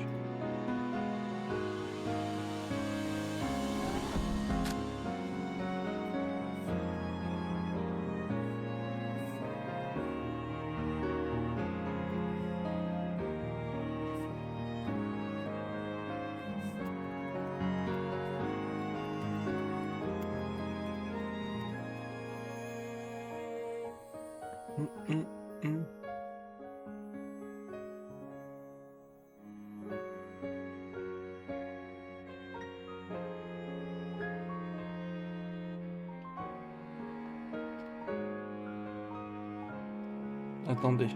Ouf. Je vais remettre tous les trucs en ordre, genre. Ok. Le temps que la pub de M6 passe. Pour que je puisse voir mon match à côté. Donc. L'épitaphe que Eva croyait avoir résolu dans la Game 3 était déjà résolu depuis plus de 2 ans. Si j'ai bien compris, hein.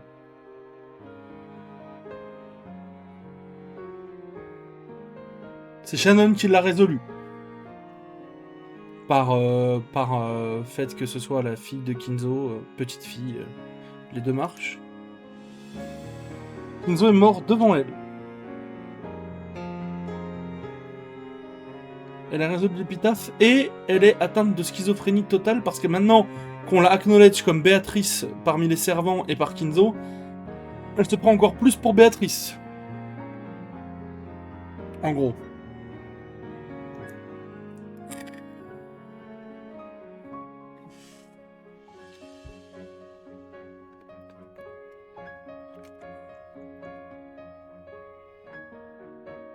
Est-ce que j'ai oublié quelque chose? Dormine, n'hésite pas à dire si j'ai oublié quelque chose. Hein.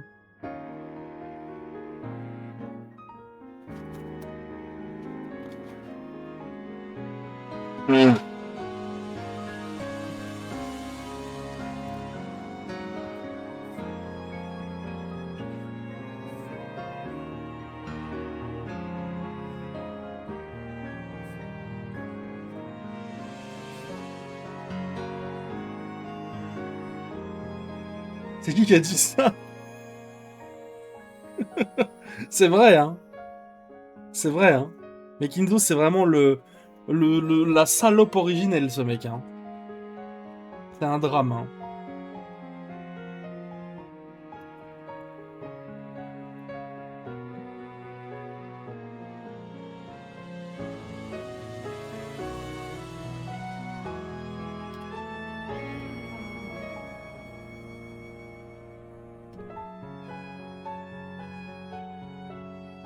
semble-t-il, avec une lance transversale. Non. Ok, c'est bon. Le match marche. Je peux retourner à mes... Comme YouTube d'une OST. Bah, tu m'étonnes. Il est très vrai, le commentaire. Et bon. There are two mentions of this island, one at the other end. One is the mention we know well. The other is a hidden mention known as Corridorian. Below this island there's the remains of a military base built during the war. The master used that to travel between the two ends of the island. There is an underground pass in the backs of its ruin. If you follow it, you will reach the basement of Corridorian on the other end of the... Ouais, bah voilà. C'était sûr ça. Ça, c'était logique. There's a secret mansion which only the master knew of. Of course, that mansion also now belonged to the new head. It's a mansion your mother lived in. It would probably be worth taking a trip over there sometime. My mother? I've lived alone my whole life. The only person I ever felt like calling mother is Kumasawa-san, who always helped me out. Virgilia, bien sûr. So there's a mansion where a mother I've never met nor seen lived. Who exactly am I? Ask any question you wish. You don't deserve to know everything. Right now I'm feeling very confused. I don't even know where I should start asking questions.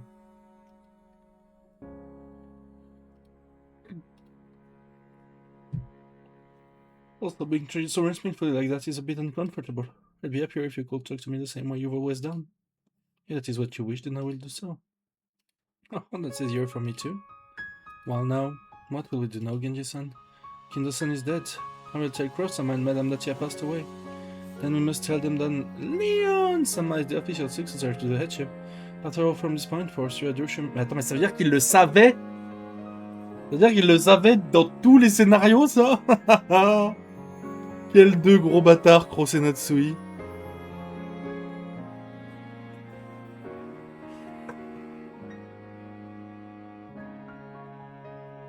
Il faisait quand même genre... Non, c'est moi le vrai successeur. Je montre les muscles.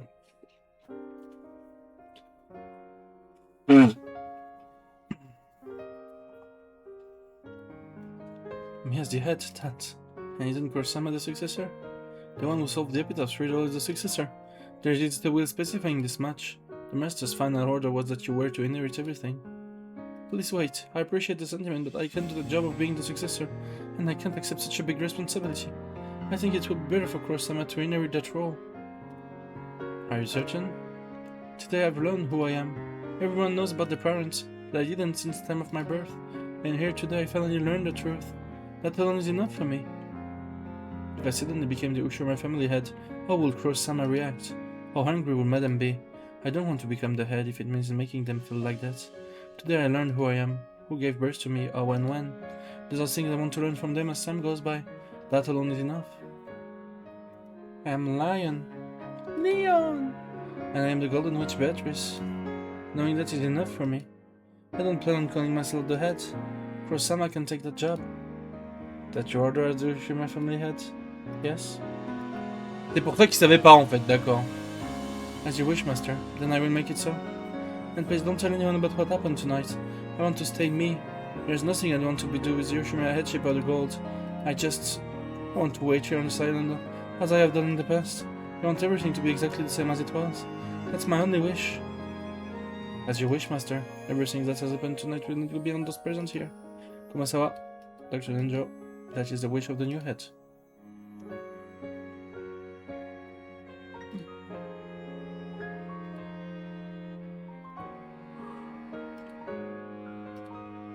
Yes, I'll keep this a secret. This place and the gold will be sealed away. If I need money, I'll ask you about it then. That's enough for me. As you wish, the device leading to this place and the key both belong to you, and all of us swear to keep the heavens of this night a secret. Kurosama will be the successor, but in my heart will be the only true successor. As you have order, we will behave the same way we always have, but please order us whenever it suits you. You are my only master. Thank you very much. Maintenant que j'y pense, est-ce qu'on a déjà vu dans les chapitres les gens donner des ordres à part Natsui, qui n'est pas au courant, est-ce qu'on a déjà vu les autres servants donner des ordres à Shannon et Kanon? Ou pas? J'ai envie de refaire tous les chapitres là maintenant.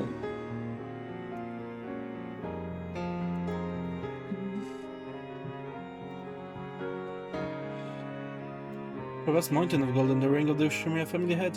The dress of the partnered Beatrice, and I became the true Beatrice, the Golden Witch, right in my very own Golden Land. If I think about it, not much has actually changed.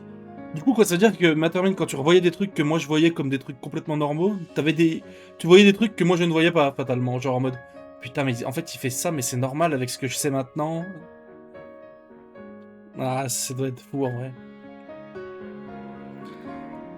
Genre, est-ce que les autres servants se comportaient bizarrement avec Shannon en fait?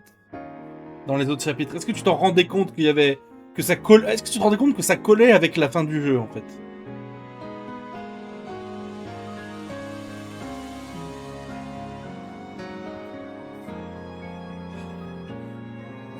C'est dingue en vrai. Rest had a few more people acknowledge that.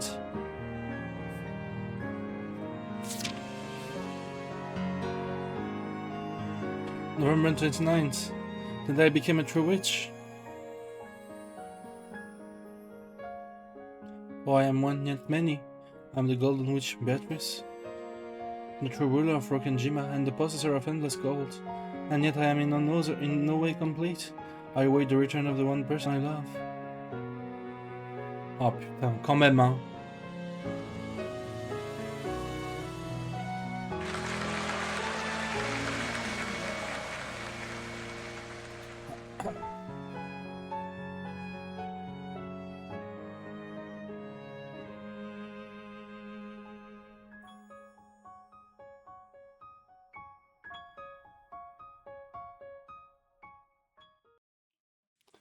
Là, je suis éberlué, là.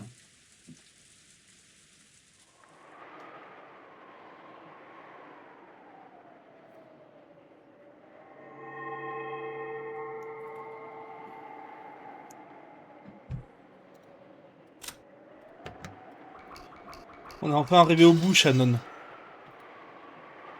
Oh, is that all? But aren't the next 2 years pretty fun? We don't need them. After all we heard in this past game about you were in a conflict and how you suffered, you don't need to say anymore. You mean the conflict of the furniture with incomplete souls? There was a duel. The result had not been decided. J'avoue que par contre, le duel, le trial où Shannon et Cannon se tirent dessus, au final... En fait, du coup, c'est métaphoriquement le trial de... Le trial de Furfur et Zepar, et de Battler, du coup. C'est métaphoriquement Shannon qui se débarrasse d'une personnalité qu'elle ne veut plus avoir. En fait. C'est métaphorique, bien sûr. Mais du coup, c'est ça, quoi.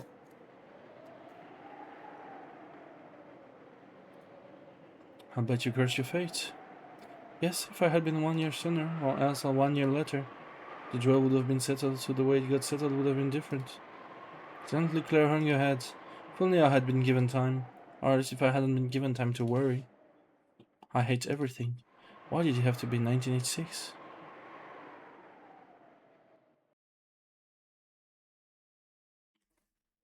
I decided to abandon control over everything. Abandon control? Like the ceremony in which I inherited everything from the previous head. I decided to abandon myself to the fate known as a miracle. It may be more accurate to say that I abandoned myself to the choice of the roulette. If we could not even decide our own fate. Wow, la musique de fou. So we let fate decide everything for us? Perhaps one of us will find what they seek. Or perhaps all will be joined and released. Or perhaps someone will put a stop to this folly. No matter which fate the roulette shows, I plan to obey its ruling. I will not resist fate. After all, whenever I have tried in the past, fate has always been heartless to me. Claire hung her head and let a single tear drop down. Humans will carelessly say that people possess infinite possibilities. However, the endless witch known of limited those possibilities really are. So out of her limited fate, she tried to create the infinite. By entrusting her fate to God, she tried to create the infinite. However, this did not mean that she was resigned to her fate. She spent the road of fate with an unshakable and uncertain will. A certain fate where absolutely no one could escape if the epitaph were not solved. She sealed the island with it, herself included. October 4th and 5th, 1986 were sealed away by an absolute uncertain will, and she abandoned herself to the short span of time and those fates out of many that will be chosen on that island. And now my confession is over. Is it not enough to place my motive for a crime? If you still do not know, I will say no more. It's not as though anyone could understand my heart anyway. Bah c'est de plus en plus terrible là. Yeah, there's no need to say any more. En fait, à chaque fois, on creuse plus et même si je pensais pas qu'on pouvait, quoi.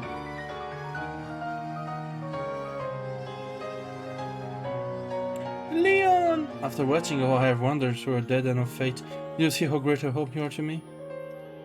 I'm a different possible you. The happiness you live in makes me jealous, but even more overwhelmed with happiness. The future you represent was a possible one, where I know that fact alone is my salvation. Please live with enough happiness for the both of us. I'm glad I got to meet you once, at the end. You have my thanks, Lady Berncastle. I'm just carrying out your funeral. There's no need to thank me. Well, it's about time to end this.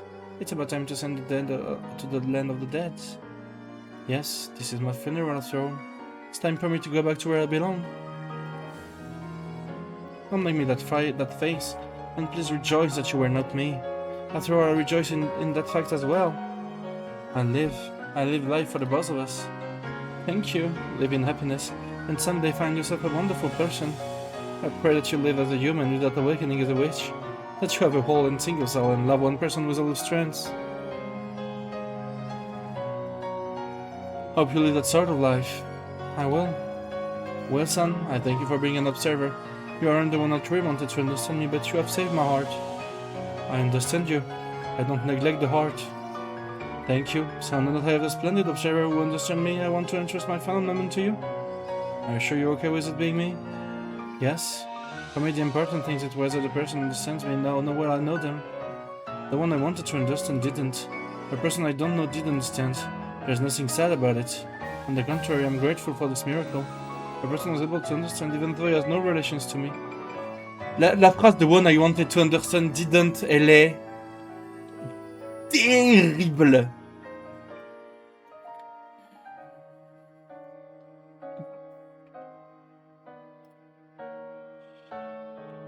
Elle est horrible. You're a good observer and the only one who has managed to understand me. This connection is strong enough. Understood. I offer my heart to you, nameless and wonderful observer.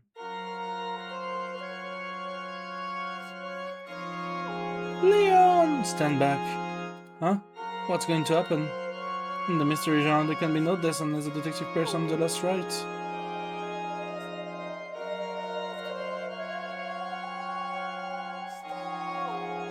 Will just stopping your heart be enough?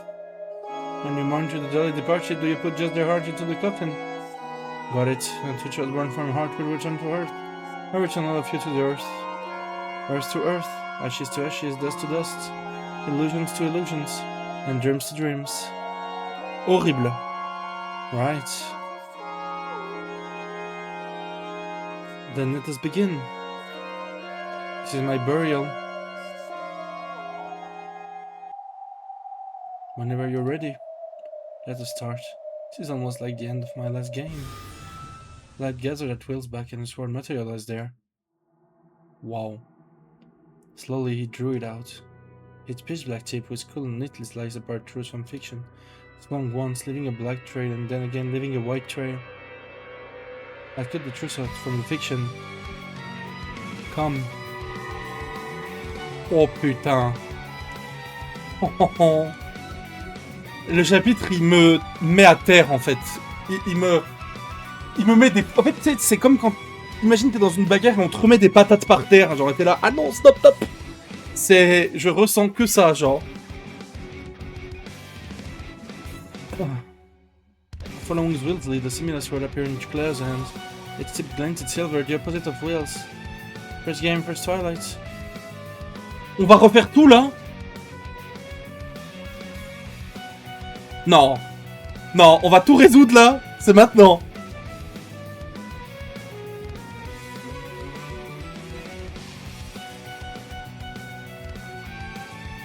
On va tout résoudre. Toutes les games, genre. Non. Oh, oh, oh. Oh, oh, oh, oh. First game, first twilight. 6 corpses in the gardening shed. Illusion to illusions. The corpse that cannot return to Earth return to illusions. Well, pitch black slash cut across Claire's body at an angle. The blade passed through her like she was water, but it sips and golden flower petals scattering. First game, second twilight. Two corpses are closed in the closed room, protected by a chain. Illusions to illusions. A chain of illusions can trap illusions. The rest of thin black blurs and golden flower petals scattering again. First game, first twilight. They're all there from closed room study containing the scorching furnace. Illusions to illusions. C'est incroyable. Illusions to illusions. Let the man of illusions go to where he belongs. First game, fifth twilight. The last moments of the sacrifice boy was taken in chest. Illusions to illusions. The witch and stake of illusions can pierce not but illusions. First game, 6, 7, and 8 twilights. Two corpses lying in the closed room of the singing girl. Illusions to illusions. Illusions of the blind girl's song. Illusions of the closed room. Mais oui, il est monstrueux, gros. Well done. Yet Sharia splendid. That was a risky game from the very start. What if the guy really wanted to see that dead face anyway and just stepped inside? That's what it meant to abandon oneself to fate. That's what your ruler is, isn't it? Let's continue. Second game, first twilight. 6 with a chum split in the closed room chapel. C'est quoi le nom de l'OST? Elle est monumentale en vrai.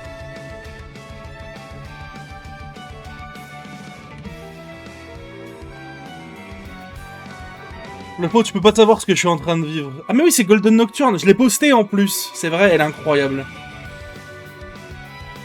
Faut comprendre ce que je suis en train de vivre là, hein. C'est...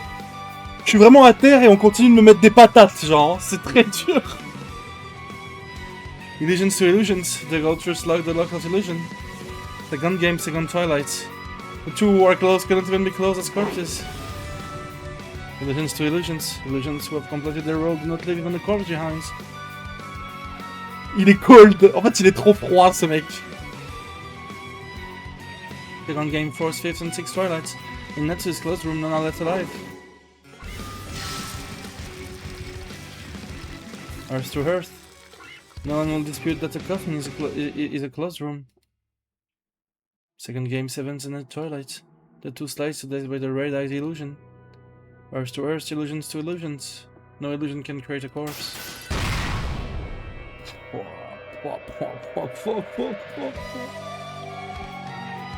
On est en train de tout résoudre, toutes les games, genre. Every time the blade passed through Cla's body, golden flower petals grew everywhere. The petals covering her hand were being torn away bit by bit. The illusion of the witch was breaking. J'ai hâte de voir ce qu'il va dire pour le dernier de la 4ème game, par contre. C'est pour ça que c'est le dernier de la 4ème game. Parce que c'est le dernier... C'est le dernier game, la dernière game de Béatrice. Et c'est le dernier truc le plus improbable à résoudre, genre. On nous le garde pour la fin, en plus, putain. Third game, first twilight. 6 corpses connected by the linked closed rooms. Illusions to illusions. In a closed room ring, the end and the beginning overlap. Third game, second twilight. The corpses of mother and child lay together in the rose garden. Earth to earth. No falsehood in their final moments as told. Oh! Wah. Third game, 4th, 5th, and 6th twilights. 3 corpses lying in the mansion. Earth to earth. No falsehood in the final moments as told. Third game, 7th and 8th twilights. The corpses of husband and wife lay exposed under the harbor. Earth to earth. The obvious culprit wears a mutable blade. Fourth game, first twilight. On y arrive! A massacring storm sweeps through the dining hall. Illusions to illusions. That is woven by the gold truth return to illusions.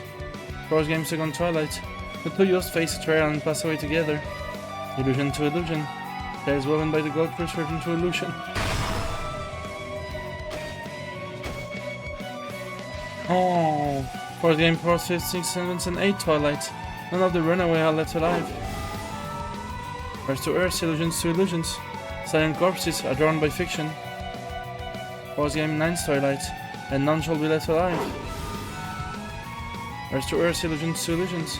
When fiction is shut up inside the cat box, it becomes truth. D'accord. Il a... Il l'a massacré en une seconde là. Over and over again, Claw's body was sliced by the pitch black sword.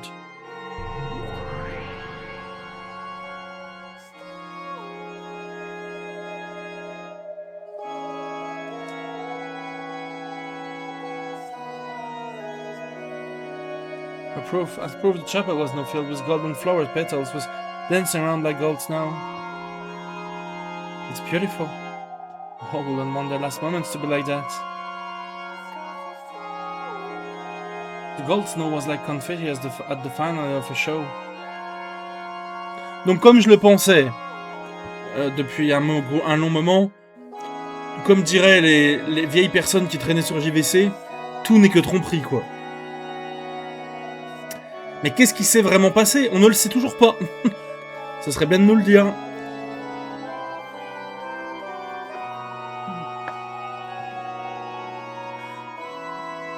The gold snow was like confetti at the finale of a show. Her curtains were finally falling to the stage that was her. And one final question. Sure. Let's slowly raise our hands. The sword her held became golden rose petals and melted away. She stood there, arms wide, waiting for the final strike.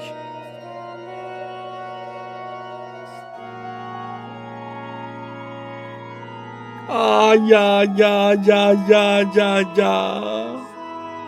Aïe aïe aïe you you you you. Oh, you you. Ah, ça fait très mal. Eh, hey, Will vient de le dire. Non mais Will il est juste là pour montrer que tout n'est que tromperie, mais il n'est pas là pour dire la vérité vraie.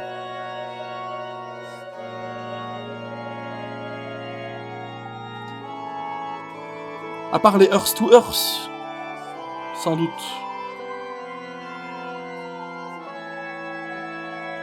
Who am I?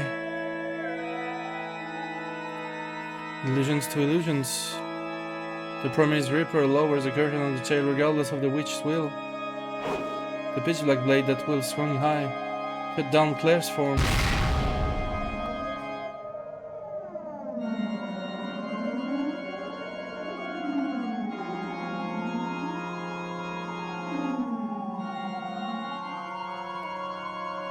At the same time, she was blown away by a gust of wind. Her human form crumbled in an instant, became a storm of golden flower petals and was torn apart. After she was blown away, a golden heart remained in midair, as it too was swallowed by the torrent of wind and broke down into flower petals. The gold torrents of wind swirled around the chapel. Then the swirl of petals scattered out of existence and vanished.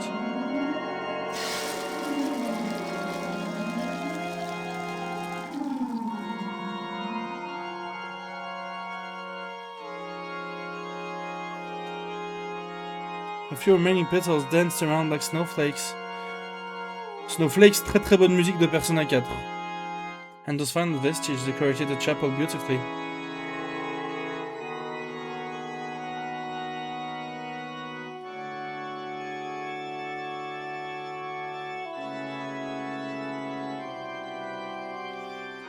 A beam of light lit the center of the stage. There stood Claire, whose tale had ended. Then slowly, softly, she faced the audience and bowed.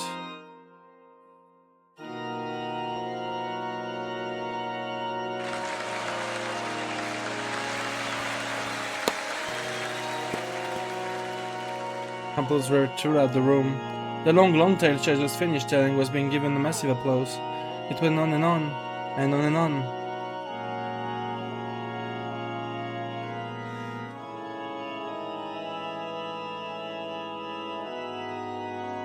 The stage slowly sank into the darkness of oblivion.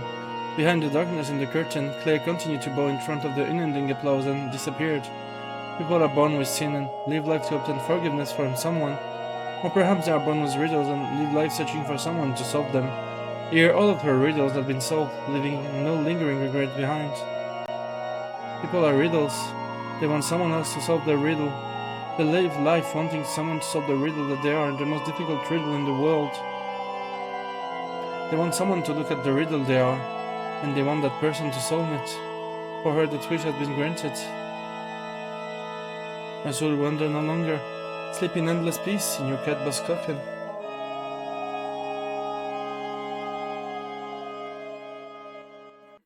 Je suis terrassé là.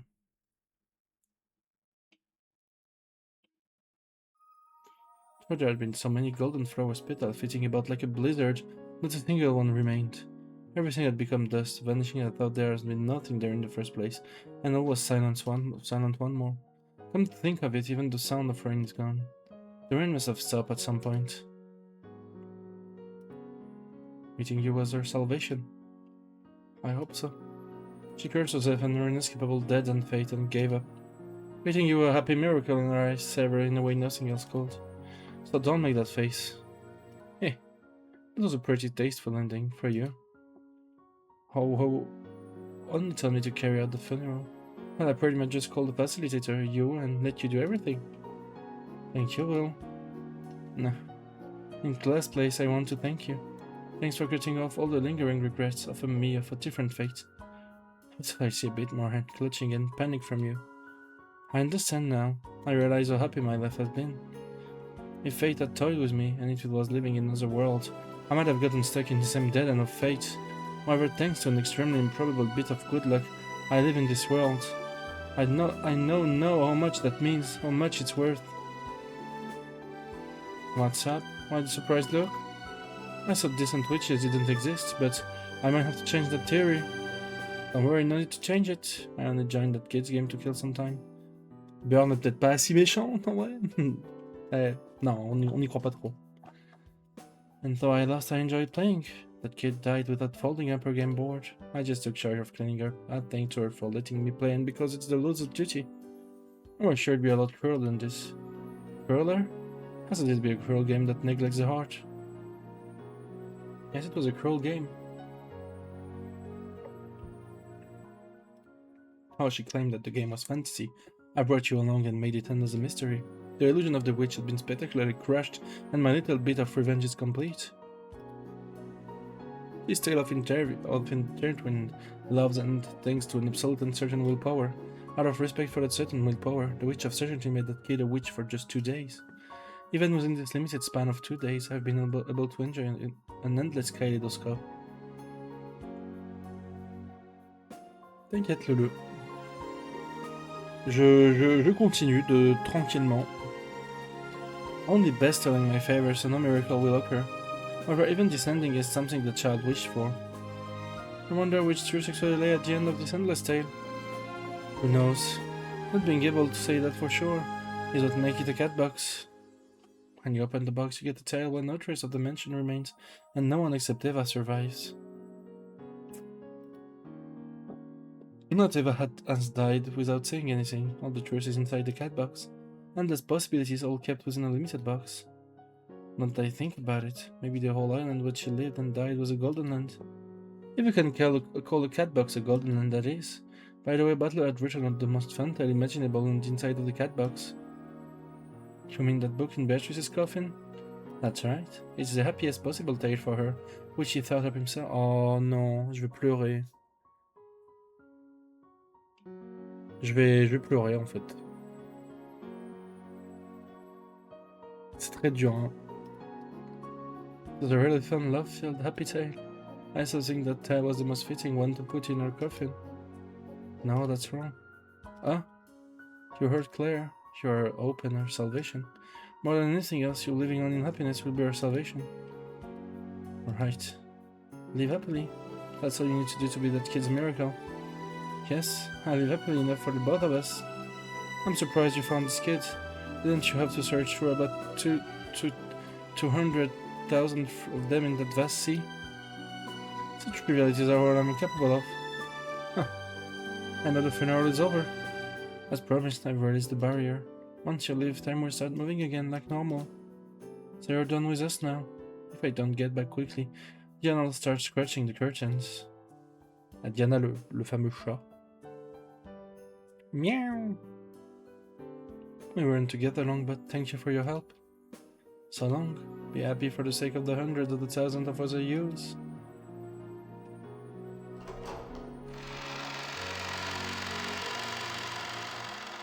When he left the chapel, a beautiful after-rain sky stretched above him.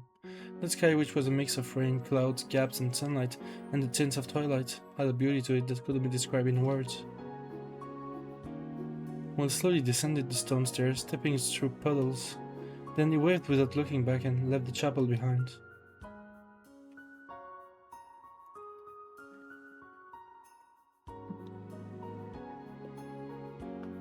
His former footprints gradually faded away until there was no trace left. Okay, time for me to disappear too? Goodbye, Leon! Leon! I have you to thanks as well. I believe I said some fairly inconsiderate things to you. You have my apologies. You told me something very important. What is it? No, it's nothing. It's been a century since anyone thanked me, so I wasn't sure how to respond. Castle shrugged and floated up into the air. Then she looked up at the beautiful seventh color of light shining in through the stained glass, and spoke as though someone was looking down on her from there. Aurora, was that enough of an answer check for you? You still don't get it, why not gather the other observer witches and have a tea party or something? Then you can listen to the theories. I mean, so I won't go any further than this. There are no witches who don't think. After all, witches who don't think either die or turn to seaweed. Yes, then you can look back and have a drink, while think how much of your theory was right. I'm tired of playing the part of a bad guy and of being a Miko. You're done with me now. Bye, Leon! And bye to you too, Observer Witches. Très marrant.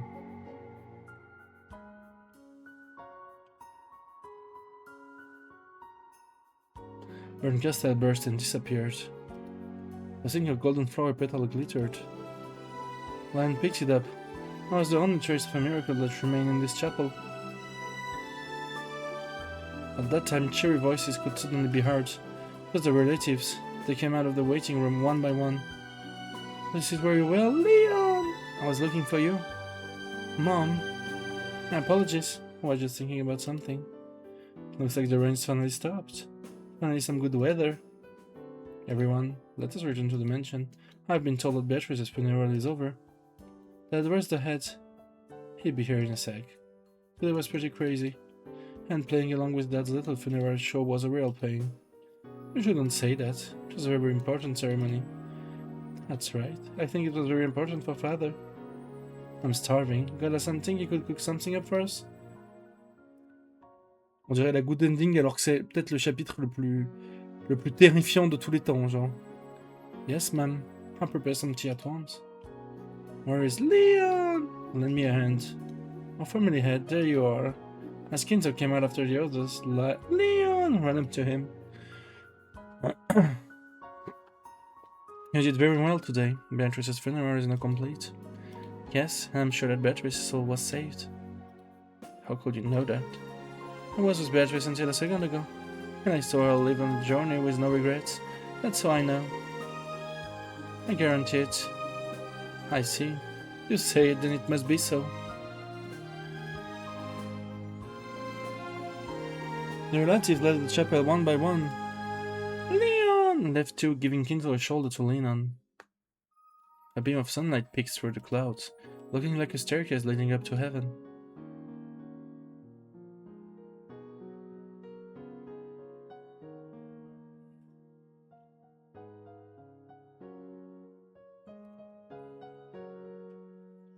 Wow!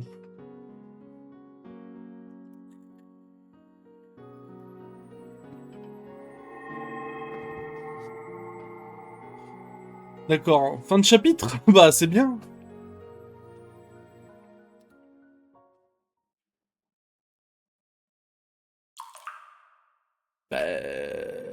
What? On m'a vendu un. T'es pas du tout à la fin là. Ok. Oh, nice le théâtre. En vrai, comme sur certains chapitres, la petite partie peut durer 1 heure aussi. Hein. Mais bon. De là à me dire, t'es pas à la fin. Le faut ma brain là. Le chap m'a épuisé, genre. Bah, je vais pisser. Et puis on lance la tea party. J'arrive.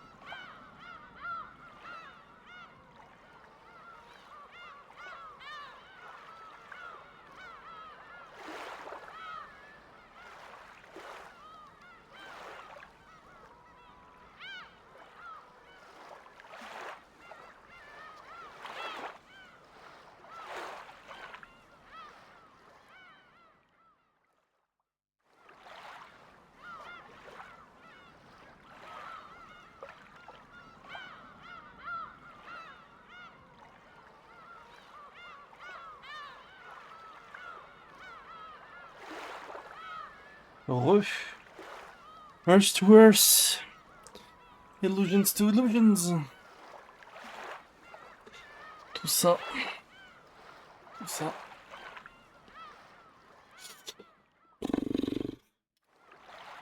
Et c'est dur.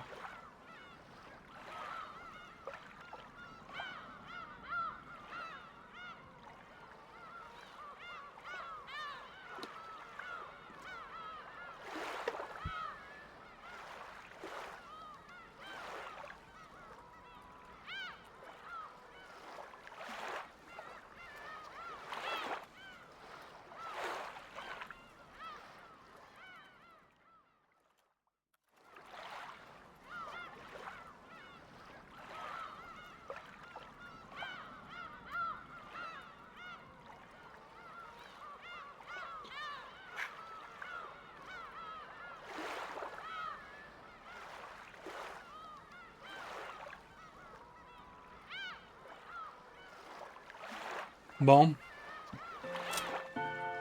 C'est parti.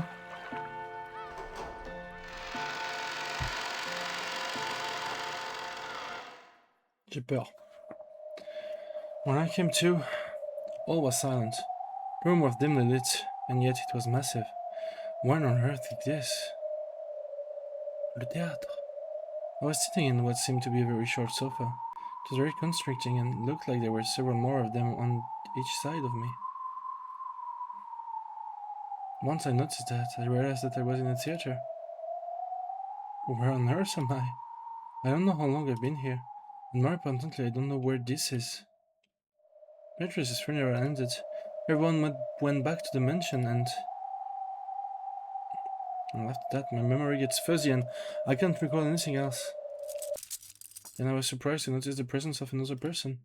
Apparently, I wasn't the only one sitting in the audience, sitting of this vast theater.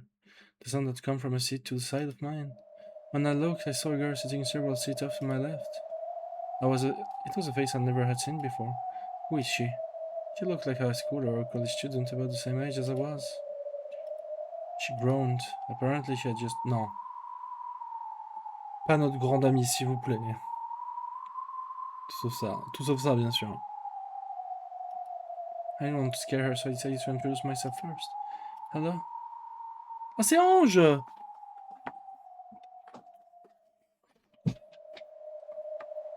C'est Ange la Goutte! Pourquoi? Pourquoi Ange?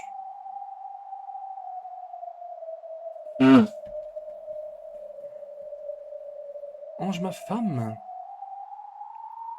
Apparently she was equally surprised to find someone other than herself here. She jumped when she heard my greeting. Who the hell are you? I feel the same way. It seems that neither of us is here of an own accord. Is that the one-winged crest? Huh? You recognize this crest? She looked suspiciously at the one-winged crest and blazoned on my collar. Her stare, which was unmoving but not openly hostile, wasn't exactly pleasant for me. Let me introduce myself first. I'm Ushiromiya Leon! Ushiromiya, huh? What? Leon! Written as, but pronounced Leon! Pretty strange name, don't you think? No stranger than mine, but I have to apologize. I don't know who you are. That's hardly surprising since I don't know you either. That's not what I meant. Who are you? There's no one like you in the Ushima family. And why are you so sure? Do you have something to do with my family? I'm a member of the Ushiromiya family. That's... She showed me her left sleeve and the crest of the one-winged eagle emblazoned upon it. I regret having to ask the same question, but who are you? I didn't see you in the Ushiromiya family. First they tear me into little bits and they make me read. What's next? Which wish I'm supposed to be entertaining this time? She sputtered those words and seemed to be complaining about something. Ange. I'm Ushiromiya Ange. Rudolph and Kairi's daughter. What? Ange-cha? But you're supposed to be 6 years old. I was 6 during the years of the final family conference in Rokkenjima. Now I get it. So you're a person from the year 1986. I'm 18 years old, and I'm from the year 1998. In other words, you're the Anshan of 12 years in the future? I'm glad you believe it, but unfortunately I don't have a clue who you are. Who are you? Who are your parents? My father is cross, not so is my mother. That will make you Jessica Onichan. Jessica's my little sister.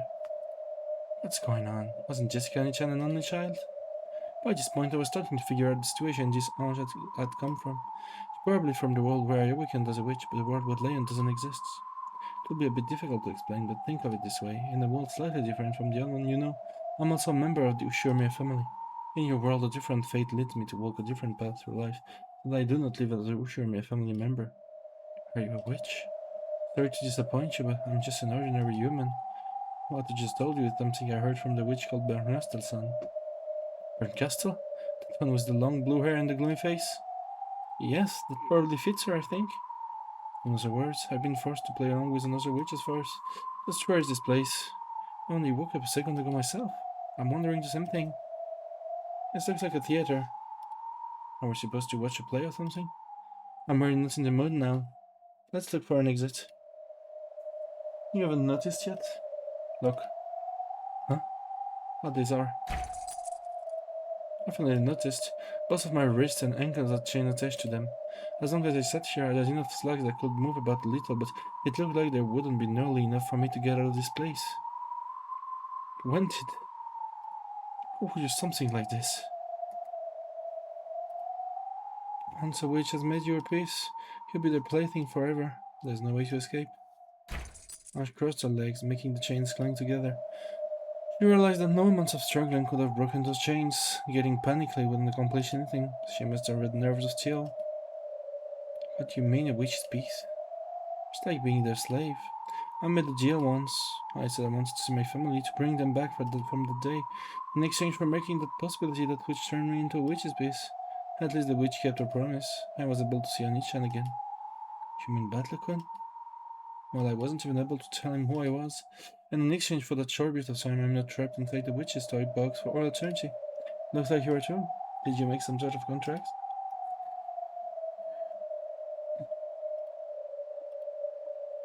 It was a miracle my existence is.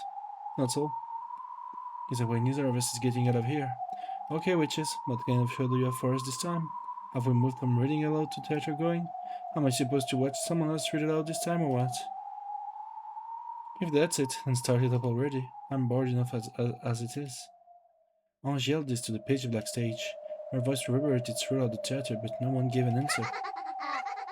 Oh, someone did, and it was also in a voice that rang out across the theater. However, that voice sounded theatrical. I thought someone was announcing the start of a play. What happened on that day, you ask? I'm not telling. If only you'd just give up and die. C'est Eva. C'est Eva Beatrice. MDR.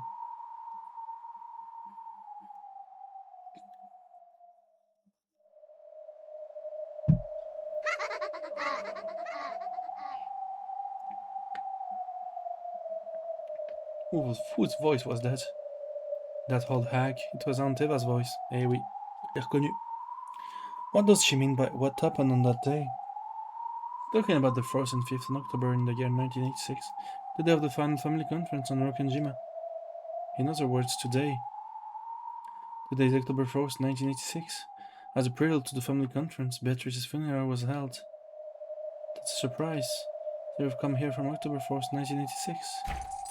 Tell me, what happened during those 2 days? The answer she seeks is inside the cat box. All I can tell her is my close call with a sad life. However, I doubt that explanation will satisfy her. Then a pillar of bright light pierced the stage. Oh putain. There stood a white shadow. That white dress was obviously Claire's. Of course, Ange didn't recognize her. She looked suspicious, apparently wondering who in the world this was. However, even I felt that though something was wrong. Didn't she settle all of her regrets in that funeral a short while ago, before being sent off into the next world? She stood all alone in the narrow beam of light in the center of the stage, and the expression of her face was lifeless. The light began to grow brighter and brighter. It shone more and more fiercely on her, until it became blinding just to look at her.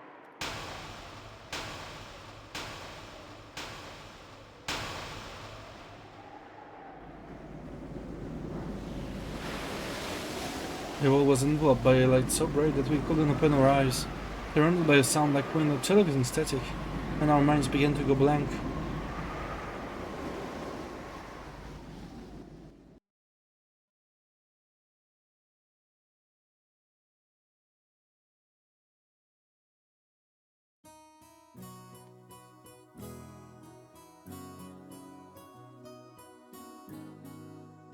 Est-ce que c'est la truest revelation, genre? Est-ce que c'est le déroulé, genre?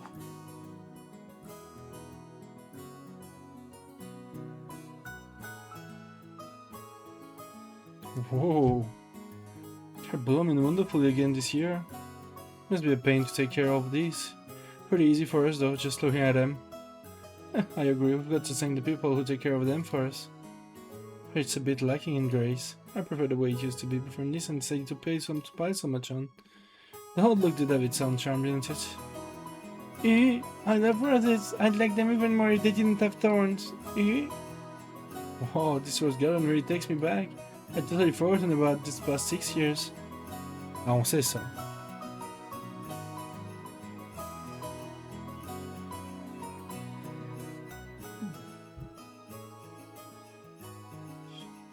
I guess true it has been that long.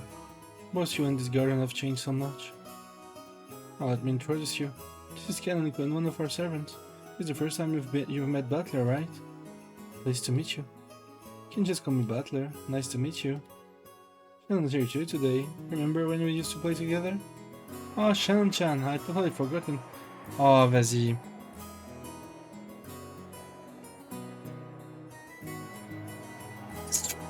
That really takes me back.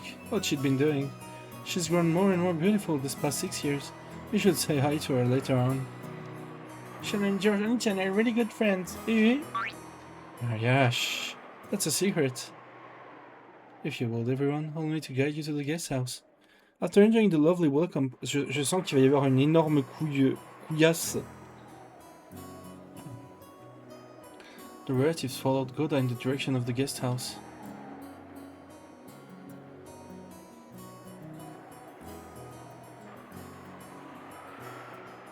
C'est beaucoup trop calme. J'aime pas trop beaucoup ça. October 4th, 1986.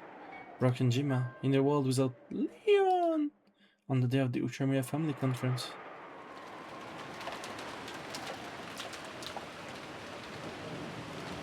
C'est la vraie vérité. Je crois que c'est la vérité vraie qu'on va voir.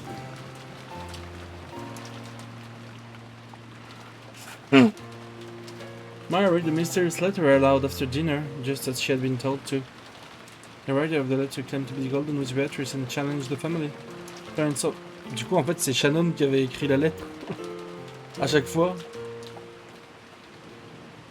Et elle avait déjà résolu l'épitaphe, donc ouais, vas-y, c'est juste ça. Hein.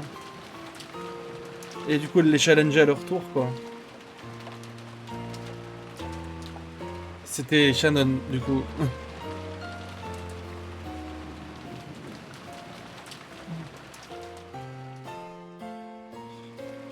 An unknown person appeared related to the program of the inheritance distribution.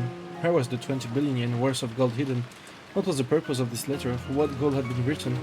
Who on earth is it, Beatrice? It was the usual dinner on October 4th, when several bits of suspicion and paranoia intertwined. George-kun, I'm sorry, but could you go to the guest house with the others? My apologies. Shannon, take the children to the guest house. We will move straight on to the family conference. Yes, as you wish. Beatrice the Golden Witch. What a fascinating letter you've sent us. You're telling us to solve the epitaph? Ridiculous. The gold belonged to us. How would we ever give it to some outsider? If we could just find that gold, we'd all be happy. No one would have to lose anything. Let's go, everyone. I'll be having another conversation from here on out.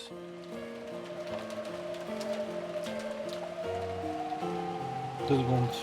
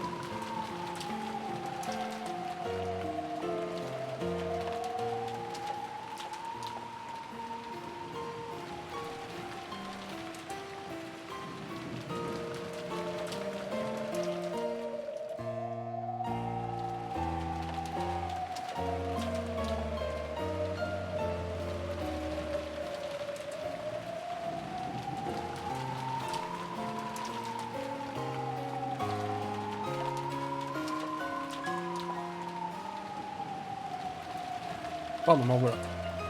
You shouldn't like it's gonna get complicated. Come on, Maria, let's go. Okay, the ceremony has begun. Okay, everyone, I shall get you to the guest house.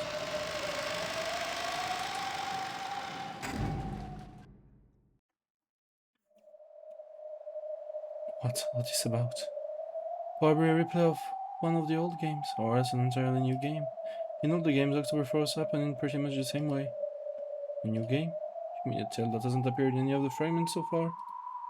There's no way they'd go to the trouble of chaining us down if they just wanted to show us a game we already know. Probably a new game. C'est la vraie game, je pense. That means there should be a game master. Who is it? That witch? Berncastle? I can't imagine so. Claire should have vanished already. There should be no need to spin up a new tale.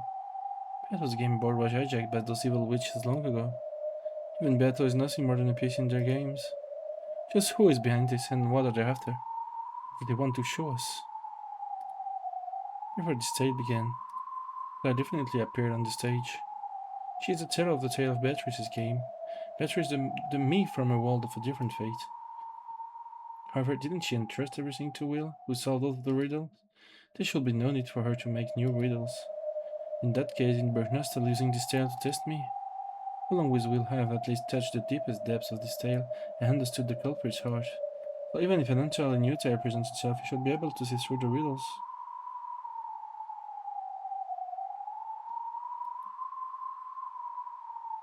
Is that what my role is? In my role to teach Ange about the truth of this tale? Do you know? Do you know the truth of this tale? I have several theories. Still, none of those can give a conclusive answer.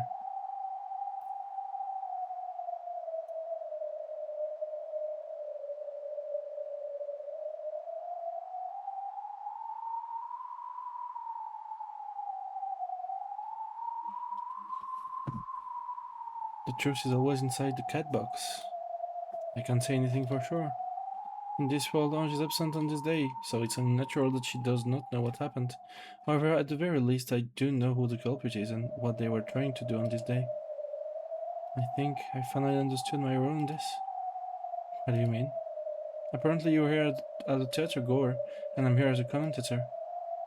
Then, as a commentator, what exactly is you going to explain for me? After all, I know who's behind the crime that's about to occur. What did you say?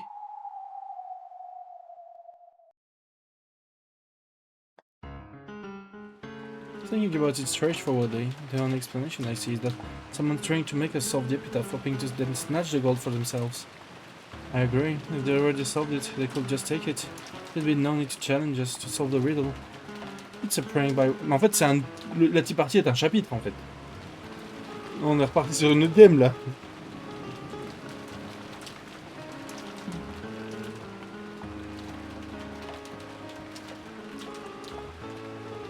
It's a prank by one of the servants. They must be hoping to pick up the scraps from the celebration if the gold is found. I cannot imagine that any of the servants will do such a thing. Or maybe one of us sent a letter pretending to be a servant. Let's say you're the most suspicious one. You called Maria Chan on her part and made her in the letter, didn't you? I wouldn't do that. Give that a rest, Eva. We can't jump to conclusions. Isn't it the time for all to stick together? That's right. The aim on the strange letter is probably to disrupt our unity. The more we let this affect us, the more things will go the way of this Beatrice who sent it. Carrie sounds right. Wouldn't it be the best to simply ignore a letter like that from the start? That's what I have been saying this whole time. This sort of prank is not worth considering.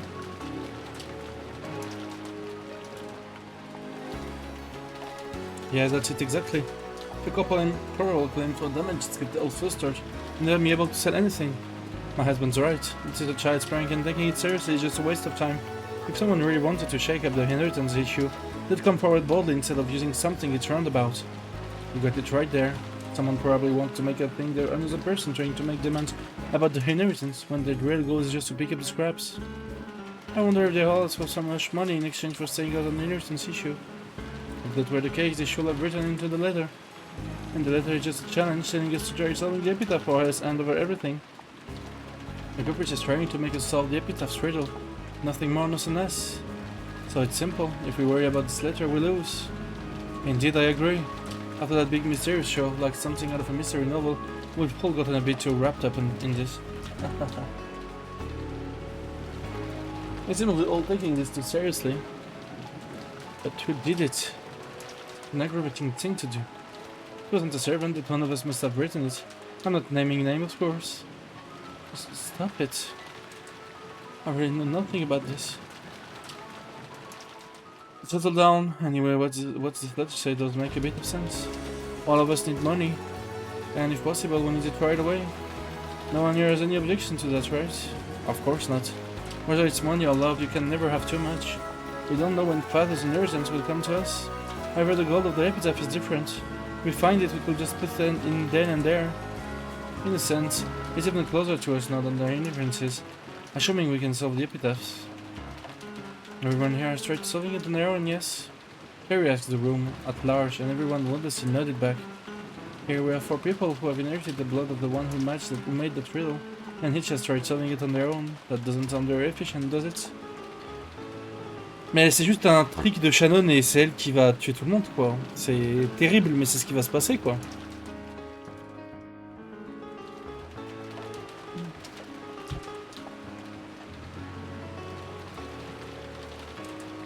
True, we've all been greedy and tried to go it alone.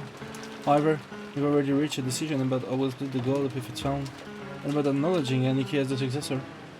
Oh, you demanded quite a lot in exchange. I wonder if we can solve the epitaph if we put all our efforts and work together. 2 heads are better than 1. And here we have 7. They were to our agreement about the inheritance problem. Ah! Donc dans la vraie game, ils ont trouvé un arrangement direct, quoi. I'll take a shot at the epitaph for a bit of fun on the side. Nice idea, let's give it a try and call it a break. Ridiculous. Of course there's no hidden gold. Take it easy. Just think of it as a game. Let's have Godasans bring us something cold to drink. We can take a break and all play with riddles as a big happy bunch of siblings for once. While the night is long, we'll at least be more productive than pointless inquiries into father's health. I ring up Godasan. Can bring us something. Let's have tea and sweets. Or on a map of Taiwan. Oh! Bon bah là ils sont beaucoup plus avancés que d'habitude, ça va très très vite hein. 2 shadows could be seen in the Rose Garden Arbor. It was George and Shannon's secret meeting.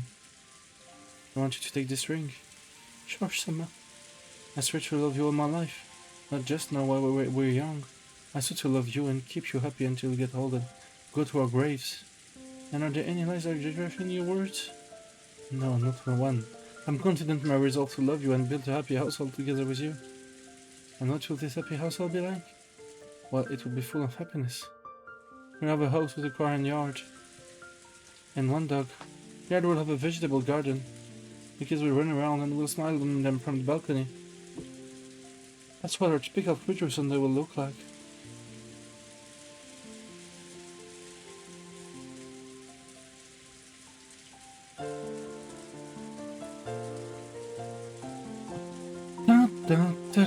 That would be wonderful.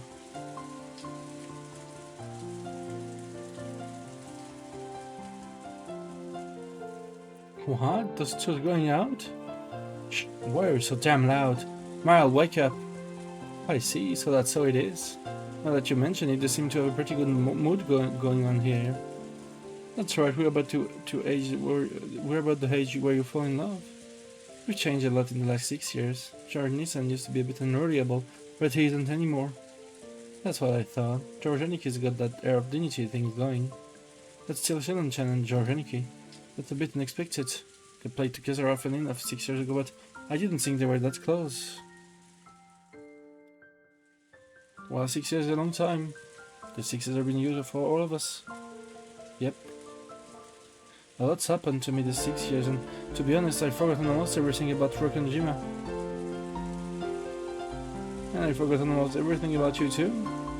That really hurts. Running together like this, it felt as though we'd been teleported 6 years into the past. 6 long years, so long that I forgot almost everything. And yet it's coming back to me bit by bit. Kanan-chan, 6 years ago you were part of a group and played together a lot, didn't we? Back then I think I liked Shannon-chan. That was the age where we were all overly self-conscious, in love with love. Ah ah ah. Je crois que Battler, t'as pas trop compris, mon pote. Chaque moment est pire que le précédent, en fait. Business with memories of joke involving melodramatic flippant words. It takes me back. I think I remember saying all kinds of stuff that I've been way too embarrassed to say now. Just remembering it making my face go red. Shannon might be a scatterbrain, but her memory is incredible. Guess I just have to ask her all about your dark, embarrassing history. Quit it. That was 6 years ago. The statute of limitation has gotta be up. I see, so Shannon-chan is going out with George Aniki. What am I thinking? Could this be jealousy? Oh la la la la la la. I didn't really think about it until now, but that thing Shannon-chan and I had back then was probably my first love. Well, it's not like I have any right to be jealous after forgetting the whole thing until we meet again. Oui, c'est vrai, mais what the fuck?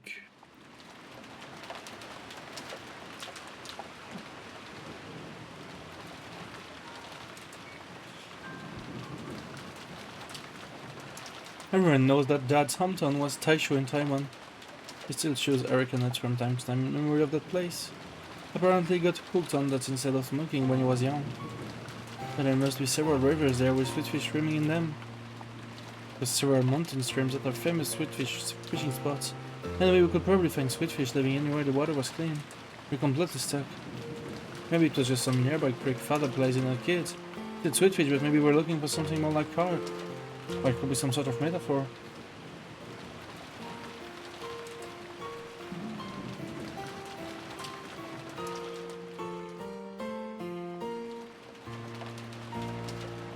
If you look at it that way, we're just stuck again. The more you think about this riddle, the harder it gets. This is just a riddle. Harrison is right. We need to be flexible in our thinking. If we're looking for a river in the Taicho, that will have to be Danshui River. Are you even listening? We just say that it might not be the kind of river with water flowing down there. Is there any proof that this river is a sweetfish river? You're right, I'm sorry. Well, it probably didn't have sweetfish in it. After all, Danshui doesn't mean fresh water. Makes sense to a freshwater fish, like sweetfish will be swimming in it. Sweetfish are freshwater fish, so a sweetfish river will be a freshwater river. Is that how we get Danshui River? Quite the word game. Now it's an interesting theory. Let's advance our reasoning a bit further. Je viens de capter un truc, mais... rien à voir avec l'épitaphe, hein. C'est pour ma termine. Du coup, au final, la promesse de mariage, enfin le mariage, entre guillemets, de Shannon et George, c'est un peu... comment dire? C'est un peu comme si Shannon disait au revoir à son amour perdu et se décidait enfin à tuer tout le monde.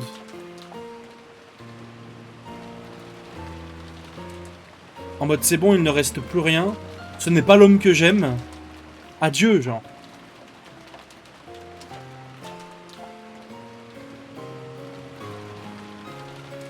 Je sais pas, peut-être que je raconte n'importe quoi.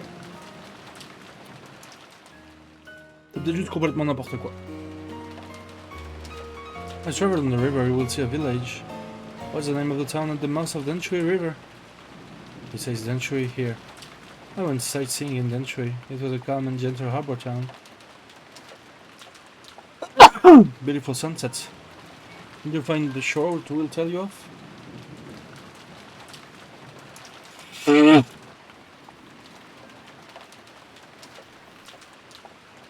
Not really. It doesn't ring any bells. I guess the bell of hometown wasn't in Taiwan. It might have been otherwhere after all. If we can't discount any possibilities, then we won't get anywhere. We can't even get past the first line of the epitaph.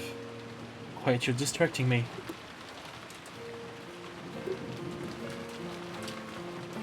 It has to be Taiwan. Because I wouldn't describe any other place as beloved. One thing we can agree upon. This very day Taiwan is the homeland of Father's heart. It's probably best if we don't spend too much time on the first line. I'm going to take a look at the others. The quick peek starting at the first twilight. Me too. I'll leave the Sweetfish River to you. Aniki, and have a go at the second half. On the first twilight, for the 6 chosen by the key as sacrifices. How mysterious.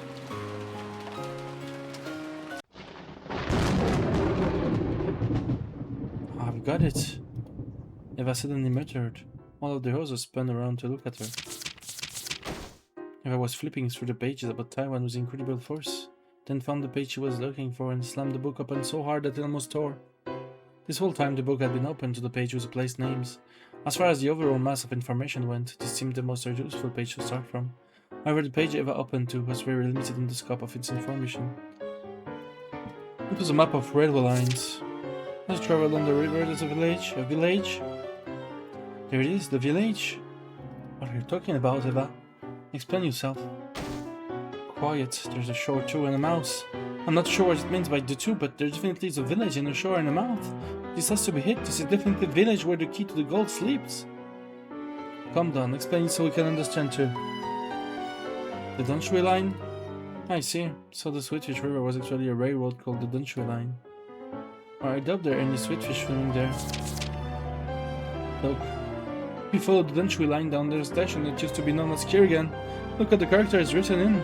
There's a village, a mouse, and a shore. She's right, there's a village, a mouse, and shore. As you travel along the river, you will see a village. True, that's the only station on the Dunshui line that has the character of a village in its name. I see, it's like a code pointing towards the station name. This has to be it, there's no doubt. We just need to look a bit further and ultimately find out what the two who speaks means. Look, this is it. This is it. The region around the station has the same name except with a mouse in the second character. That makes a total of 2 mouse in Kirigan. How does the two who speak? Incredible, Nissan. This has to be it. Does this mean that the key is hidden somewhere in this town of Kirigan? I wonder. The whole riddle so far has been a word game. If so, isn't it likely that the sleeping key is also a word game? I agree. On the first twilight, the key selects his sacrifices, right? So it's hard to imagine that it's actually something key-shaped. Oh, this is getting damn interesting. Offer up the 6 chosen by the key. Let's think of a key that's somehow related to this. And let's break down this name, Kirigan. I'm absolutely sure that this is a word game. It has to be. Think, everyone.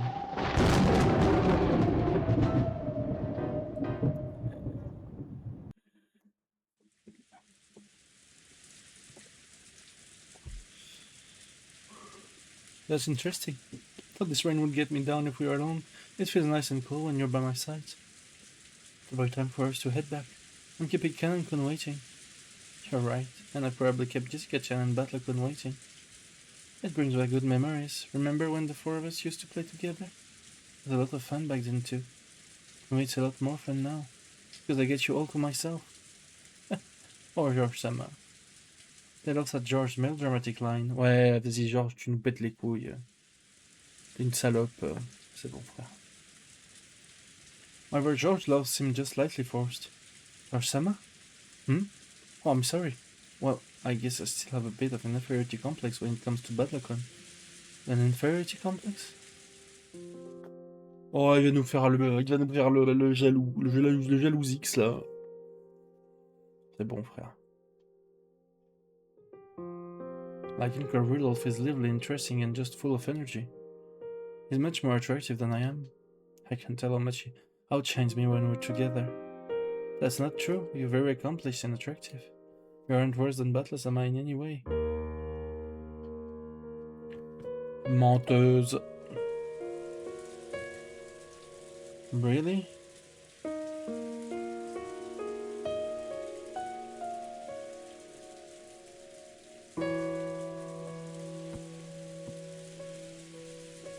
Yes.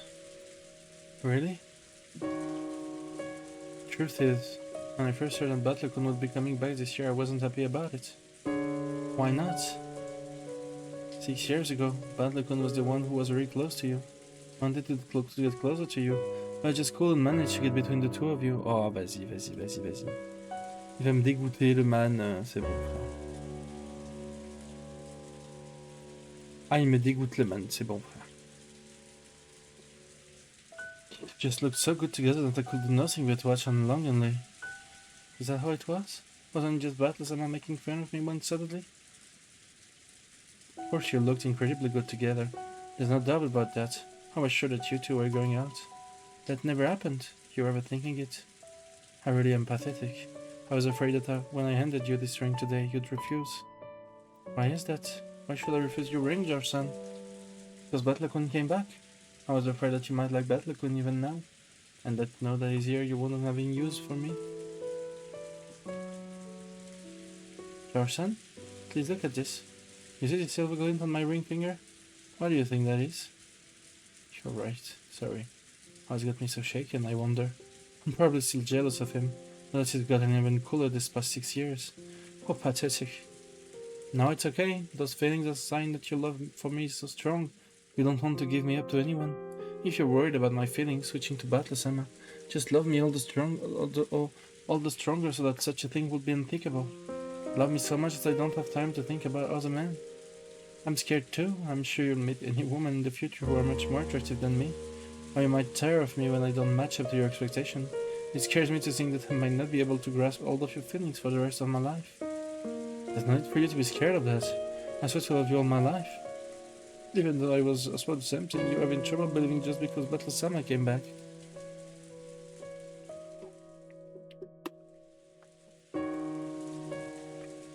Ashanan giggled. Her finally realized that his own lack of confidence had hurt her. I found for a wonderful man named Ushiromiya George-san, and this is a man who has sworn to love me all his life and who had given me a ring as a sign of this oath. With this ring here on my ring finger, I can give an honest confession.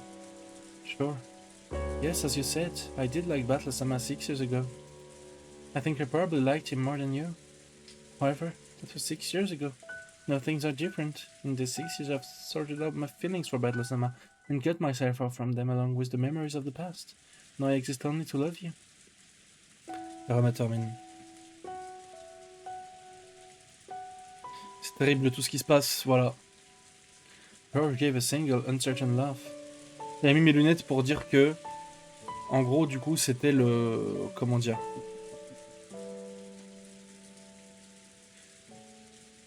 C'est le fait que George lui offre la bague dès le chapitre 1, du coup, et là, c'est sûrement le vrai déroulé des événements. C'est le fait que George lui offre la bague qui va la décider, je pense, à tuer tout le monde, dans le sens où, bah, sa vie est finie... Et bon, sa vie est finie avec cette bague, genre, c'est plus elle et basta, quoi. Adios. Je pense, hein.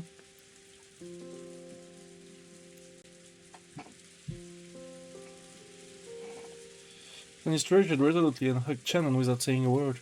In that moment, he said goodbye to the person he had been 6 years ago.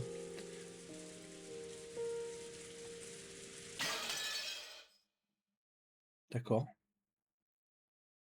Parce que ce que je disais, c'est que la petite partie a l'air d'être un chapitre, quoi. On est reparti au début d'une game, qui est probablement la vraie game, mais...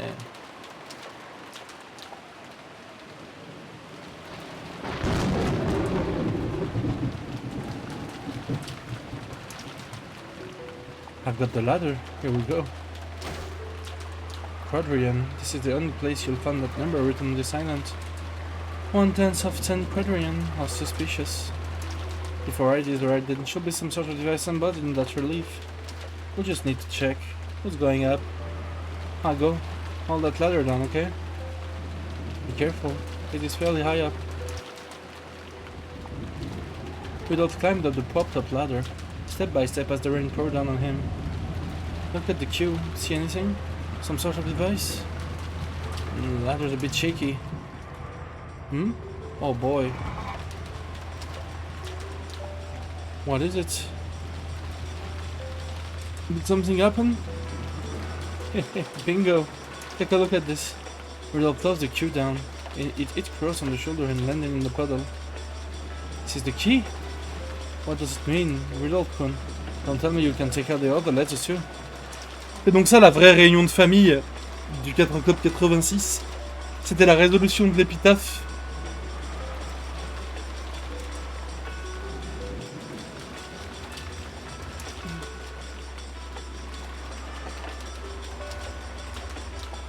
What's the next letter to take out? I, and then L.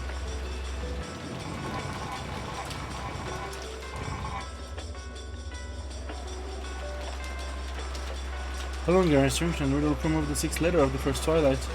Now that they gotten this far, nothing stood in the way of them solving the riddle. By trial and error, they finally reached the final stage.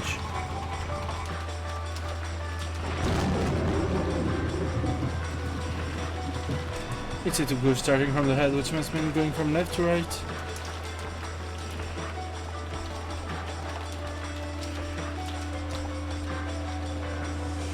Rule of thumb, starting from the left, turn the key before taking them out.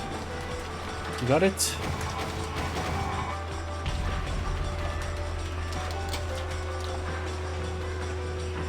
Now we massacre all the letters. We reach the ninth twilight and none are left alive.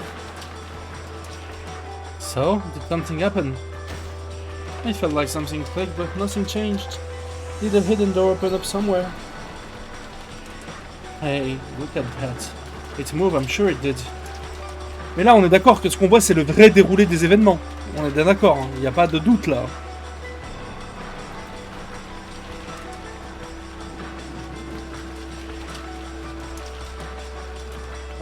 Everyone, look.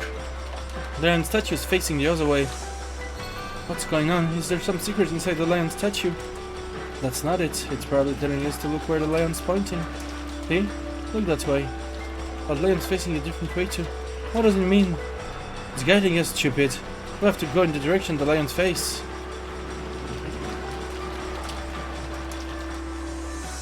Eva dashed forward. The other all chased after her. The god was right in front of them.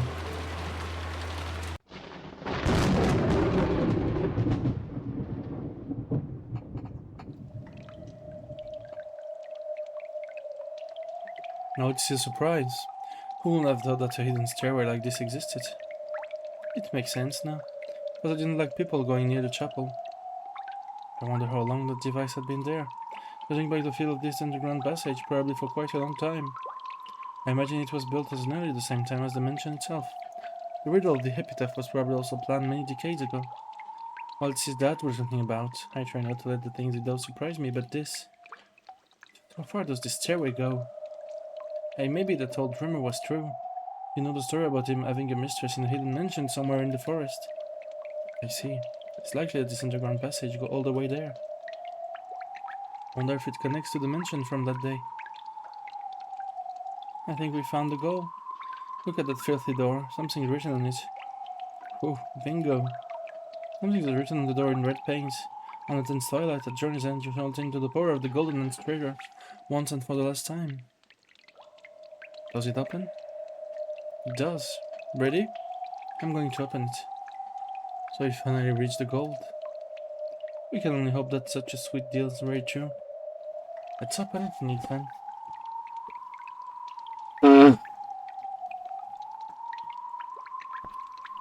Right, I'm opening it.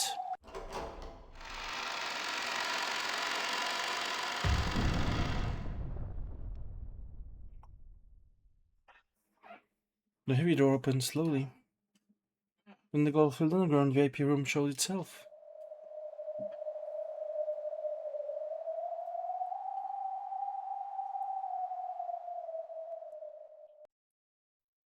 They only had an instant to admire its splendid furnishings.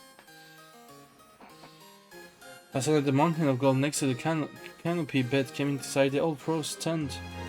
Da da da da da.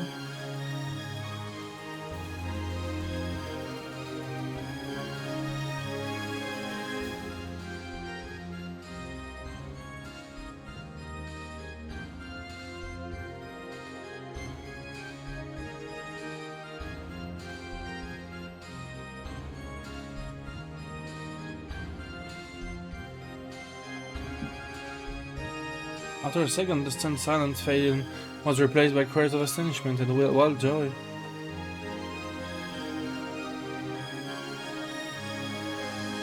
Incredible! I can't believe it is 20 billion yen in gold! Where does it exist? What a shining mountain! That almost blinds the eyes. We did it! We did it! We win this game! Mustn't touch it without permission. It is Father's gold. Oh really? Then why don't you call Plaza down here now? Right away? The time for your purse is over and done with. Let's win, Nissan. Let's put an into the obvious light, shall we? We have a real mountain of gold right here. Can we all be honest with each other? Fortunately, we're all in good mood and feeling very gracious now. Just give it up already. The pile of gold is massive, carries magical power within it. The power draws out the most honest feelings within people. The light from the chandelier glinted up the golden mountain, lighting them up with its golden sparkle. It was as saw the sparkle control everyone present. For sometimes they forgot their age, and howled in laughs, running about and rolling around like a bunch of excited kindergartners at the park.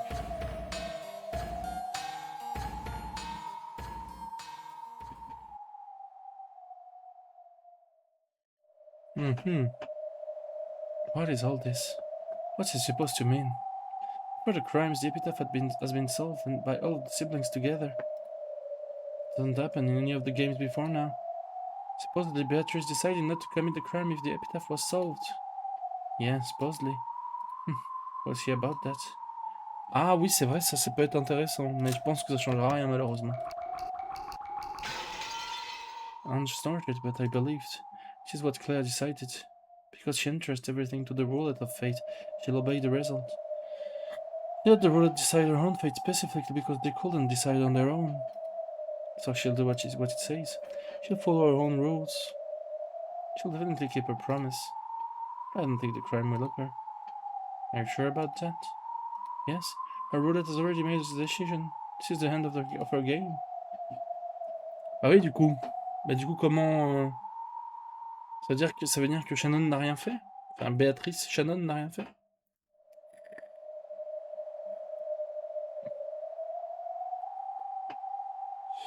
The end. What happens next? They all become happy rich people and have the family conference unarmed? Will my family get an ingot that isn't chocolate as a parting gift before coming back to me? Will it be an happy end for everyone? I think those witches would change chairs to show us a naive dream like that.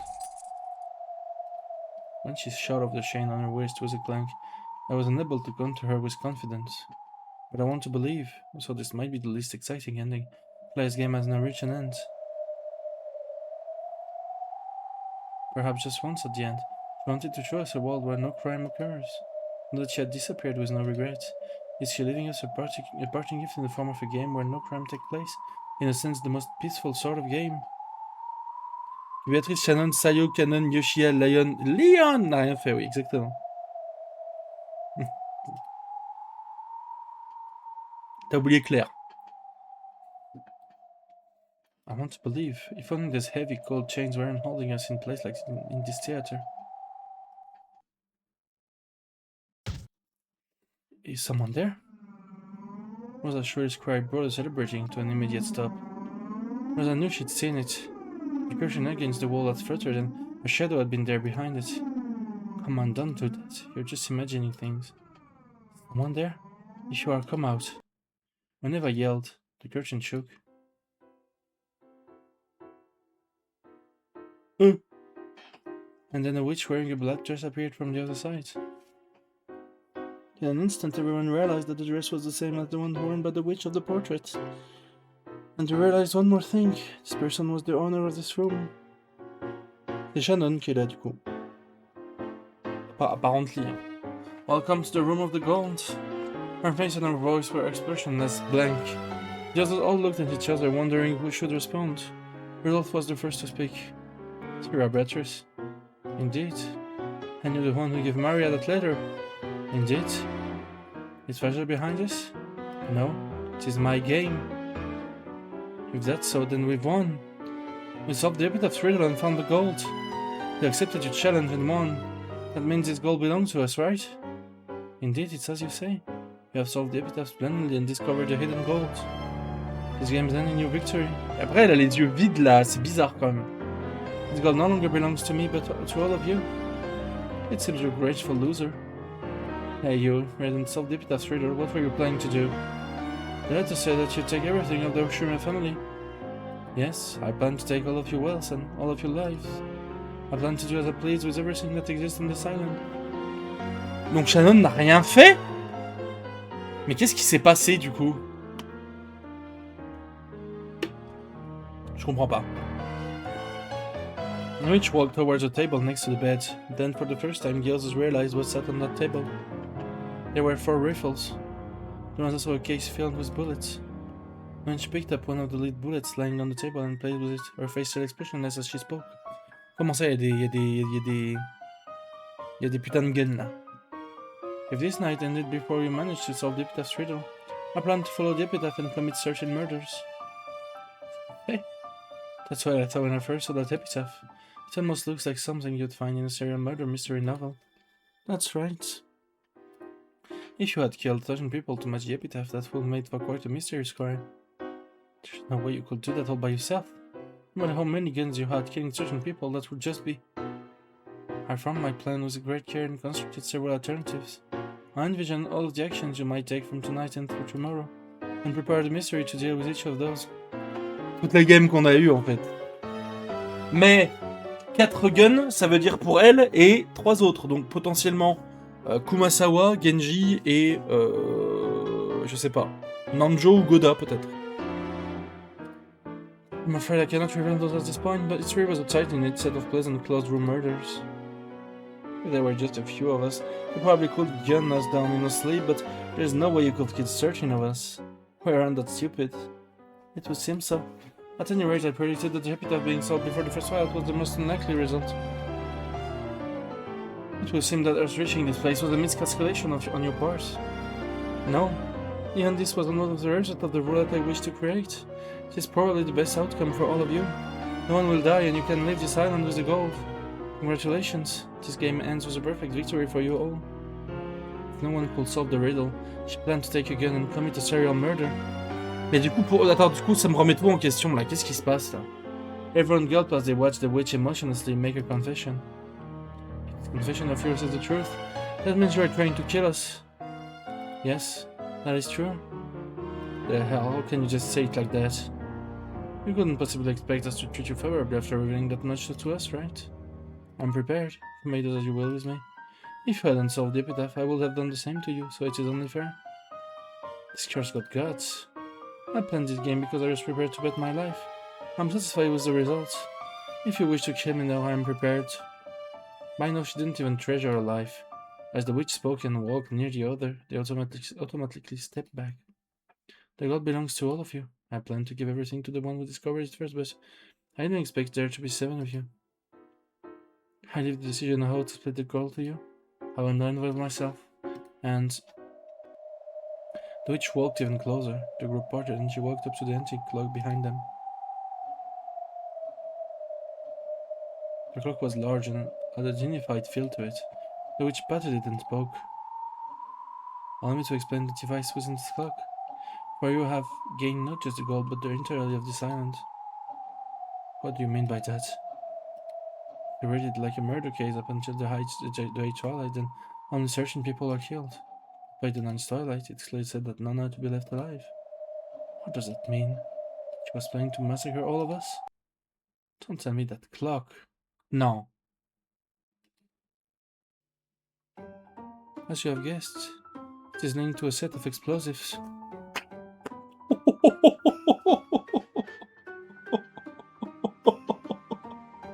Oh, moi j'arrête là.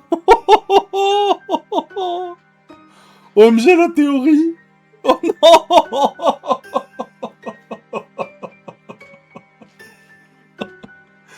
C'était pour rigoler.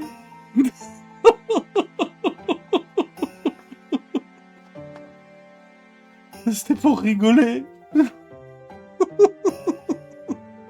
En fait, au début quand ils ont parlé de 1,5 tonnes d'explosifs, je me suis dit, attends, mais en fait, il peut y avoir un boum boum à tout moment et tout. Et en fait, c'est vraiment le cas. Et c'est pour ça que Battler meurt à la 4ème game alors qu'il est tout seul, quoi.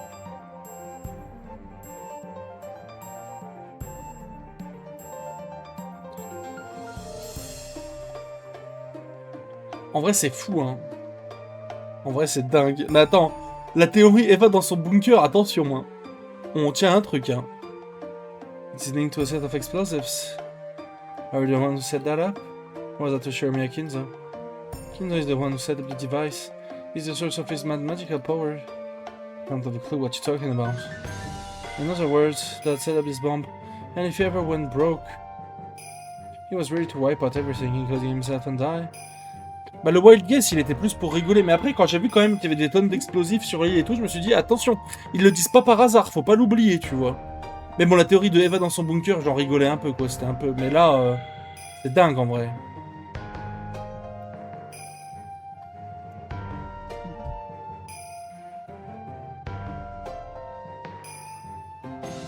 On this island, Shiromiya Kinzo made a contract with the Golden Witch and obtained the gold. However, that was not all he gained. What are you talking about? Why, don't tell me. There's that rumor about the remains of an old Japanese military base existing in Rokanjima. Could it be? Your guess is correct. Beneath this island slept the remains of an underground Japanese military base from the time of the war, along with 900 tons of explosives. 900... C'était pas 1,55 tonnes à la base? Comment c'est passé à 900 là? Qu'est-ce qui se passe? 900 tons? That's unbelievable. If it exploded, the result would be unimaginable. Okay, just the mention blowing up, it'd leave a massive crater. I believe an expert estimate put it a hole several dozen meters deep and kilometers across. There wouldn't be even a trace left. The explosive can be ignited by a special device. One connected to the activation switch I just flipped. The witch toyed with the switch on the top of part of the anti-clock. If midnight arrives and the switch is in this position, the bombs will explode. It's almost midnight now. In other words, it won't explode X hour after you flip it. It's a time limit bomb that only explodes at midnight. Indeed, it's almost midnight now. If such an explosion is what you desire, you need only leave it like this. Oh, who want that? Turn it off. At this time, Kinzo was probably the one who knew. Secret base on Rokanjima started as a submarine base. However, when that plan reached a standstill, it was redefined as a top secret base for Homeland Defense. Mais vraiment, par contre, hein. Jour, nuit, jour, nuit.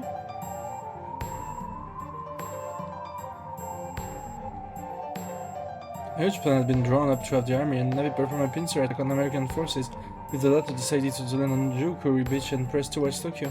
The trump card for this massive defensive maneuver, the Navy started stockpiling a large quantity of explosive and fuel in absolute secrecy. And the Rokanjima base was the location of the top secret stockpile. The buried explosive weighed 900 tons in total. Also, fearing that the Americans might find out the island's secrets and seize the explosives, they set up a system for self-destruction of the entire island. Kinzo, who knew all of this, decided not to remove this device, but to tie it with the strange clock that could trigger such an explosion any night at midnight. C'est la Midnight Channel de Persona 4 ou quoi là? Faut la voir. Kinzo was famous for burning up his funds using a vast store of gold. C'est la Dark Hour de Persona 3 ou quoi? Voilà, allez hop. Then using those funds as several sink or swing gambles one after another. Just what did his stockpile of gold and the 900 tons of sleeping explosive mean to him? At this point we can only guess. Perhaps the true source of Kinzo's mad power wasn't the gold after all.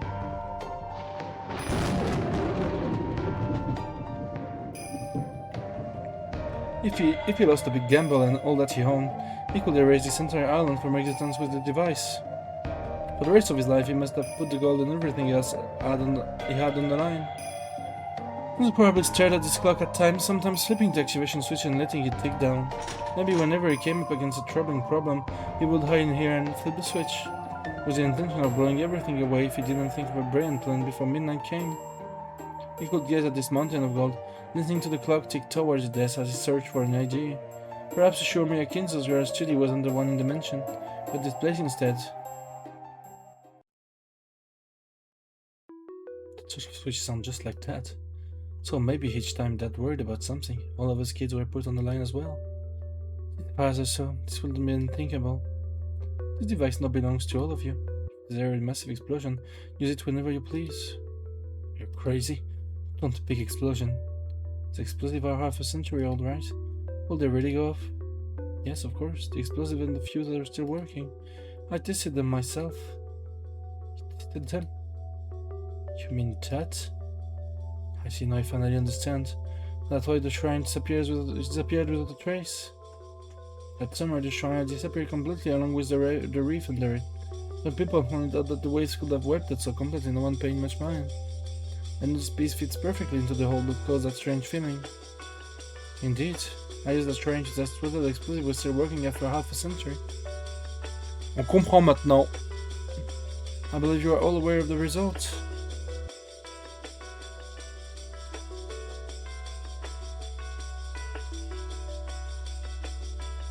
Little bit I used was enough to make that entire reef vanish. You need to see how 910 of that will cause an explosion large enough to rewrite the map. An explosion like that were to occur, it would certainly kill all of us. But what about you? I thought you were planning to commit a group suicide with us. The underground VIP room is connected by a subterranean passage to the remnant of the military base. If you go straight along that, you'll come out of the hidden mansion on the opposite side of the island, Quadorium. It's about 2 kilometers away. If you make it all the way there, you should be able to escape the blast. C'est Eva, hein. C'est Eva dans son bunker à Quadorian, hein. Si vraiment j'ai call ça randomly et que c'est ça, je suis vraiment juste un escroc, mais... On va rigoler un peu. I see, so you plan to escape to just before the blast? I've only said that such a thing is possible. You may not believe this, but if the Ninth Twilight ended before any of you could solve the riddle, I plan to die along with everything else. There's something seriously wrong with this girl. She's insane. There's no point overthinking it. If we hadn't solved the epitaph, she wouldn't have used those guns, or else that switch. To massacre all of us, right? There's no doubt in that now. You are correct.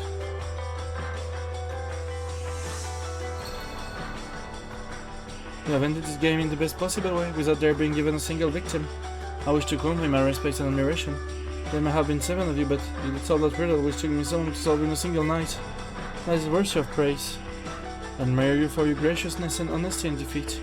We'll decide to deal with you in the future, but I intend to reach a gentleman agreement. Je vais aller pisser rapidos, j'arrive. J'ai pas mal envie de pisser ce soir. J'arrive.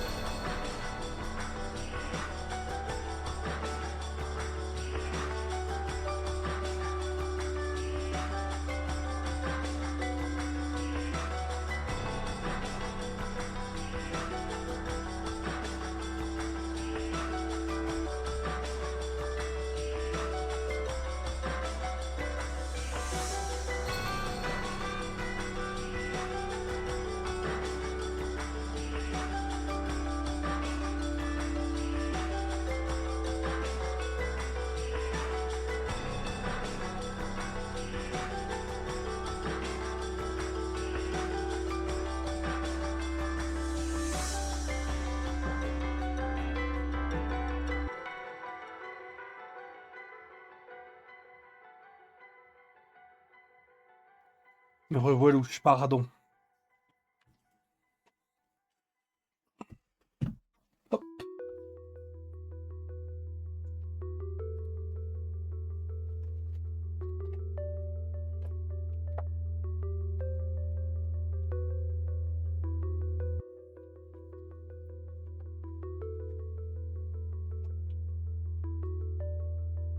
J'ai très peur.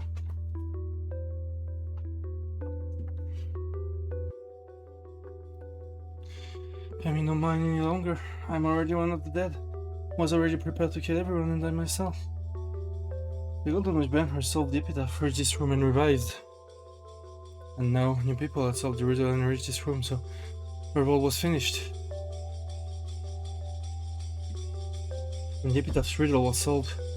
Peter's illusion of the witch ended. Most likely, no one in this room was capable of understanding her grim determination. Joseph was probably the only one who understood. As long as the many selves inside of her understood, that was enough. I am one yet many. I abandoned myself to the magical roulette of endless possibilities. The riddle, the answer is this. This is what the tarot card known as the epitaph ceremony have shown me. Beatrice is already dead. They did not kill her. I killed her myself in accordance with fate's comment. You will never understand for all eternity.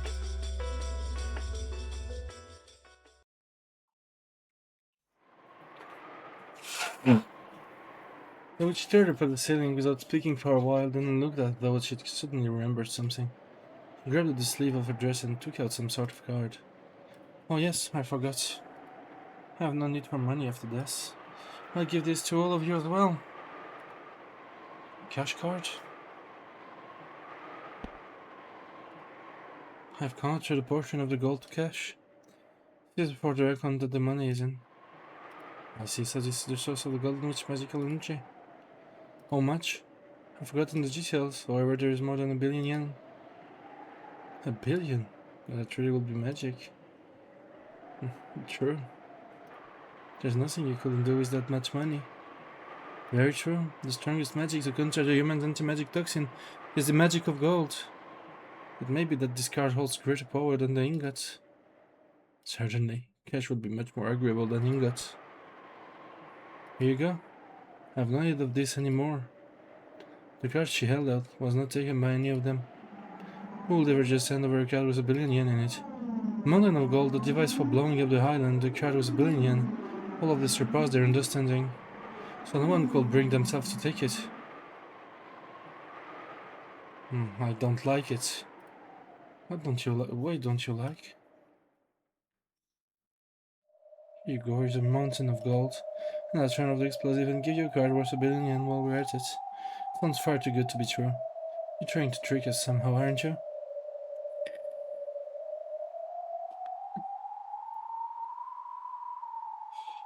I've no desire to trick you, but I won't try and force you to believe. I've offered you everything, revealed everything. What you believe in, what you do is enough for you, the new masters of the gold, to decide. You're even free to disbelieve all they say and leave this place. Eva, I can't imagine that she's lying. And how could you know that? I don't like how relaxed she's acting. It's also she thinks she's already won. I just had an idea a second ago. What if she's lying about which is the off side of the switch? What do you mean, Nissan? Just a second ago this woman flipped the switch to the side she said would turn off the bomb. But what if that actually armed the bomb? You solved the riddle, so you turned the bomb switch to on, trying to blow us and everything else up, right? If that is what you think, then feel free to flip the switch on this clock. It'll be midnight in 1 minute. The clock will show you the truth. Did you say? Yeah, what was she supposed to do? Is the bomb set to on now, or off? Can't imagine that she's lying. It's inactive now. We shouldn't flip it. I don't like it. Why is she so resigned to her fate? Why she's suffering as things one after another? She's tricking us to buy time. She wants to buy time until midnight so that she can go down in flames along with us. What about the switch itself? Is there some way to tell if it's on or off? On the upper part of the anti-clock was a metal switch that could slide right or left. Every night was set to the left. However, there was no marks in particular on either side to tell one which was off and which was on. Hey, tell us the truth. Which way is off? Left? It's off now. You idiot, you really expected an honest answer from her? It's the opposite, it has to be. The right side must be off. Don't have any more time, Nissan. Quit it, Eva. Don't touch the switch. It's set to off now. Eva-san, take your hand off it. I agree. It's off now. If she wanted to kill us with a bomb, she wouldn't have told us about it. Beatrice, don't think you can trick me. 5, 4, 3. No.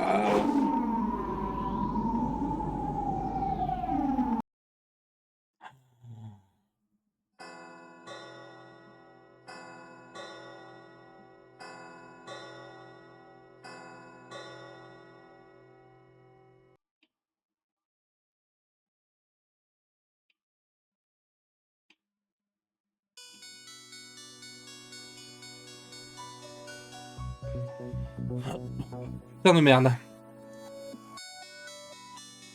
Le fait qu'on ait l'horloge qui passe minuit et que... Ah, vas-y, c'est... Ce jeu est tellement trop incroyable, c'est... Allez. Second hand of the clock ticks past midnight. October 4th ended and the curtain rose on October 5th, 1986. The switch was still pointing to the left. The witch words had been proven correct. Have I gained your trust now? You bitch. With a hideous sweat-covered expression, Eva snatched the cash card away from the witch's hand. What about bang, book and seal? We can't withdraw anything with just a card. I only did the pin. It's 8 digits long. Wait a sec. I'm writing it down. Eva and Carrie both took out a pen and notepad and began writing the 8-digit number the witch told them. Depuis le début, c'est l'horloge de la mort et l'horloge des bombes, genre. Hey. Comment tu peux t'en douter, genre, c'est impossible.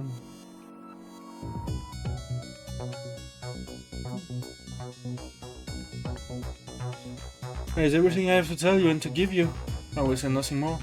All of my tasks have been completed. After seeing this, the witch spun around and sat down on the bed. She wasn't even looking at the others anymore. She sat there like an empty husk which had, just as she had said, finished everything it existed to do. For a while, everyone watched the witch to see if she would remember something else and start talking. However, she said nothing else. The witch who had called herself one of the dead was no little more than a large French doll wearing a black dress.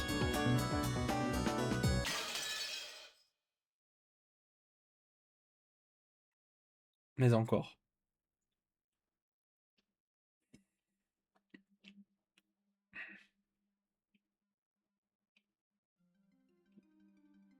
Gold is the only physical embodiment of magic that can exist in the human world.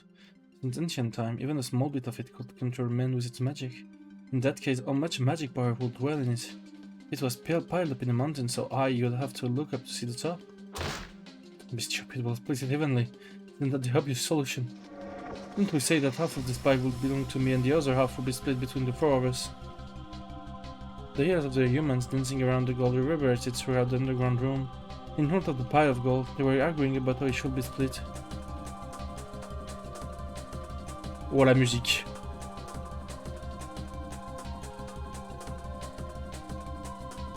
You solved the riddle all by yourself, Nissan? You didn't, right?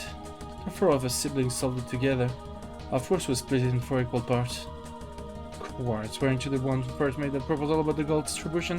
How can you disregard that so easily? You really think you're in a position to bargain? When you're the ones hiding that's this? Yeah, you've been swindling us the whole time, treating Father West as if it's where you're home. All you need to do is split the gold evenly and we'll drop all the rest, including that particular issue. It sounds very fair to me. Well, if you insist, go ahead and try splitting it in 4 ways.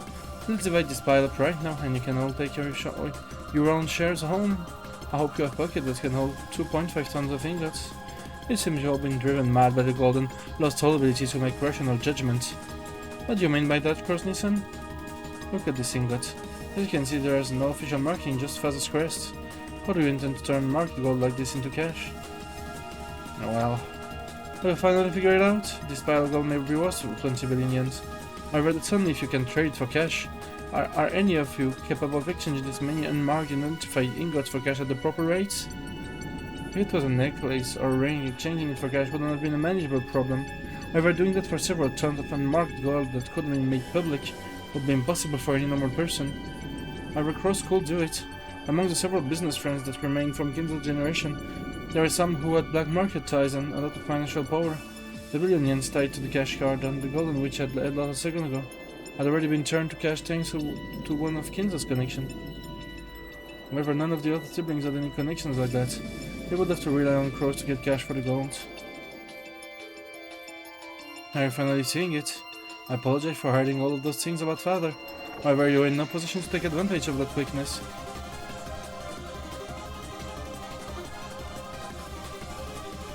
Wow!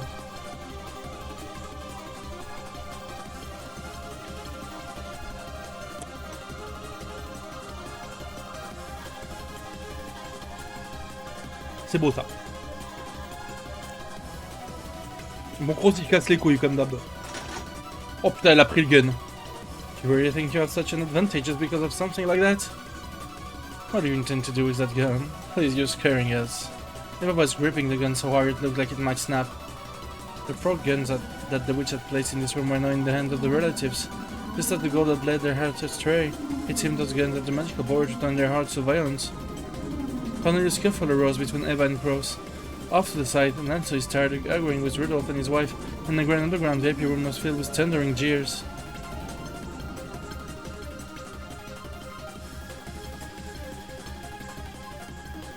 C'est ça le vrai déroulé, vraiment? After being forced to watch this scene for so long, Ange's face was starting to contort with pain. It was only natural after being shown this abusive argument between her parents and her other relatives. What on earth? Painful for Leon too. Leon would have tried to intervene and calm them if it hadn't been possible. She'd save. The gold isn't going anywhere, right? You just slow down and think you'll be able to resolve this. Going by what Eva and the others said, it's clear that they'll need a lot of money before the end of the year. However, the billion cash card should be more than enough to pay for that. And will handle their emergency expenses, so they could then convert the gold to cash at their leisure and just split it among themselves. Sure, maybe Crows was the only one capable of converting the gold. That might give him an advantage over the other siblings. However, this gold couldn't be dealt with by open means. In addition to attracting public attention, it will also lead to various legal problems. It was better for the secret money to remain secret. If they wanted to get the largest portion possible, then they should all agree not to tell anyone about this gold. In other words, to maximize the profits, they will all need to make a gentleman's agreement to keep this secret. Crows would have a slight advantage. However, it was possible for the other relatives to refuse to cooperate and tell the world about the gold. And then there was also the concealment of Kinzo's death to consider. Crows was an investor. He needed not only financial clout, but also a certain degree of public confidence in him. The advantage isn't big enough for him to act so overbearing. The mountain of gold has made everyone lose their ability to think rationally. This isn't an argument between adults, it's just a fight between kids. What's so fun about showing us this? Or this is the game of some new witch? Are they watching us suffer from somewhere and nothing? By now even, I didn't have a clue who was showing this to us or for what reason. At the very least, this new tale didn't seem to be overflowing with affection. At first I saw it was a tale of beautiful world where no crime occurred and Claire's regret had vanished. But something's different. This tale is closely filled with will towards us. I'm sure of that much now, but I don't have a clue who would want to show us this.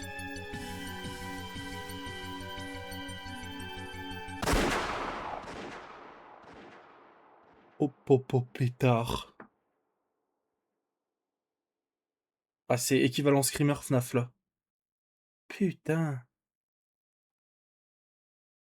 Putain, c'est pas possible. C'est pas possible ce que je suis en train de voir.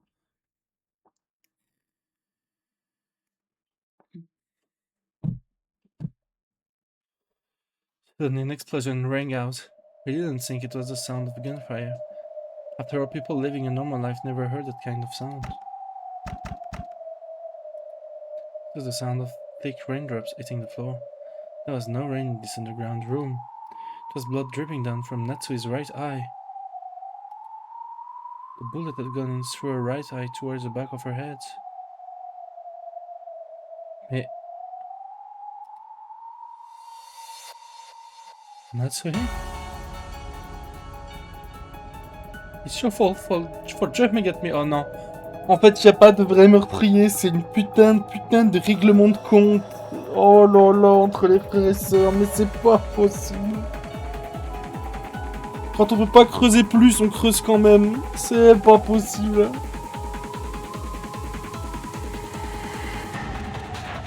Ah. C'est pas croyable. Vraie question. De quoi? serait vraiment mieux qu'il y ait une sorcière.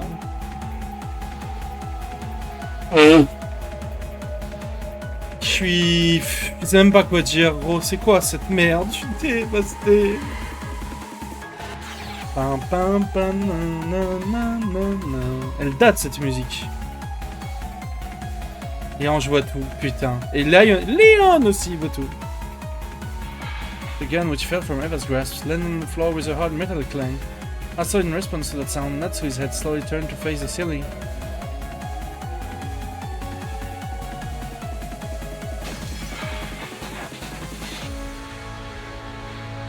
Natsui? Natsui! Natsui flopped backwards. When the back of her head hits the floor, a red splash spread out beneath it, forming a single flower through a dawn and dead face. Natsui Nissan! Why did you shoot her? Oh, c'est un cauchemar.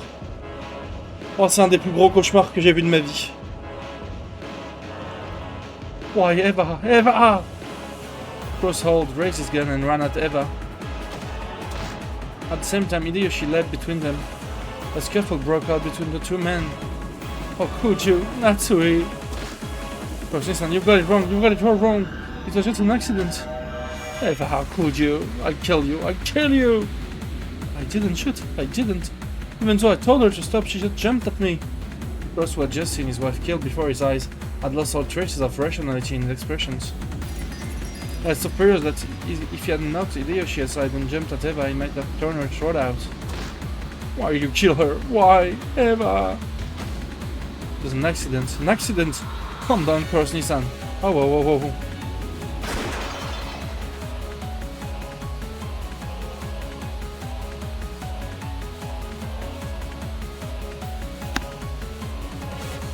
Another explosion rang out. Sachez un truc. Si vous voyez ça maintenant ou à la rediff, je peux crash out à tout moment. On va boire un coup pour pas crash out. Yoshi's face was covered with blood. The two of them had been fighting over the gun Cross-L, trying to push it away from themselves. When the barrel had turned to point at Cross' chin, the sneering formless Reaper, master of the Room of Gold, had swung in Saint once more. A line of blood trickled from Cross' mouth. What? The two fell down with Cross's body on top of Hideyoshi. Letting out a cowardly cry, Hideyoshi backed away before Cross's body could cover him. But here, I didn't do anything. Cross-Nissan's finger just got caught on the trigger. It's an accident, I tell you. That's right, an accident. This was all an accident.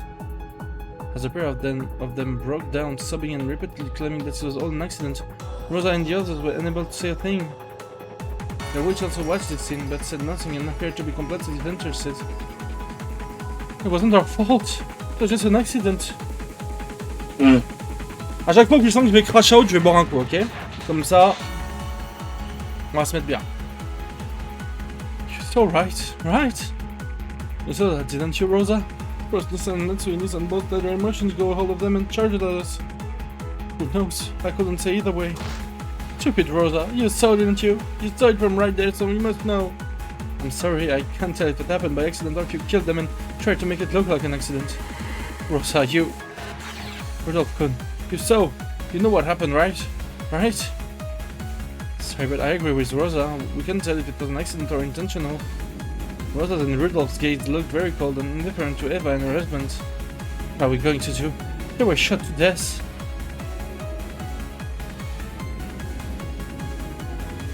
Saying this was a simple accident won't convince anyone. Forest. We'll say they went to the forest and went missing, but it would buy us some time. That won't get us off the hook, right? The police would just search the whole forest. And anyway, why would those two go off into the uncultivated forest like that? It looked like suspicious from the start. There's no way we'll get away with this. It'll be okay if we hide the corpses here. No one will be able to find them. If you all play dumb, it work. It won't. There's no way you can fool the police. The two of them disappeared during family conference where we were arguing about the inheritance problem. The police won't just put it down as a case of missing persons. Just had an idea. Eva had been scratching at her head, overcome with emotion. Her arm suddenly fell as though the strings had been cut. What did you think of? An accident. We just need to make it look like an accident. Idiot, what kind of accident? There are clear gunshot wounds on both corpses, right? Even if we burned them to make it look like they were caught in the fire, it'd still be obvious that they were like killed by guns. A fire? That's not good enough. We need more. A much more massive accident. Oh putain de merde. Oh!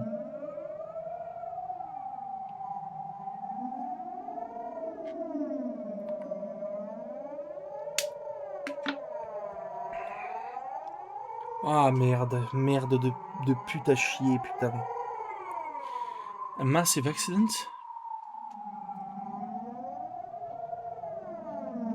Eva slowly walked forward, tapped in and spoke.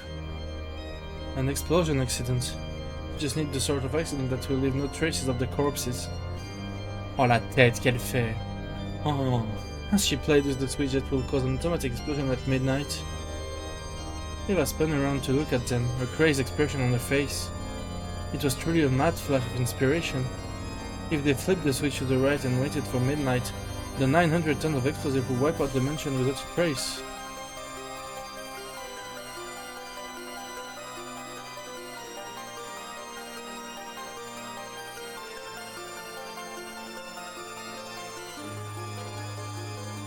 Oh, je suis tellement... Ah, vas-y. There wouldn't even be anything left of the corpses. There certainly wouldn't be any way to tell that they had died by gunshot wounds before the explosion.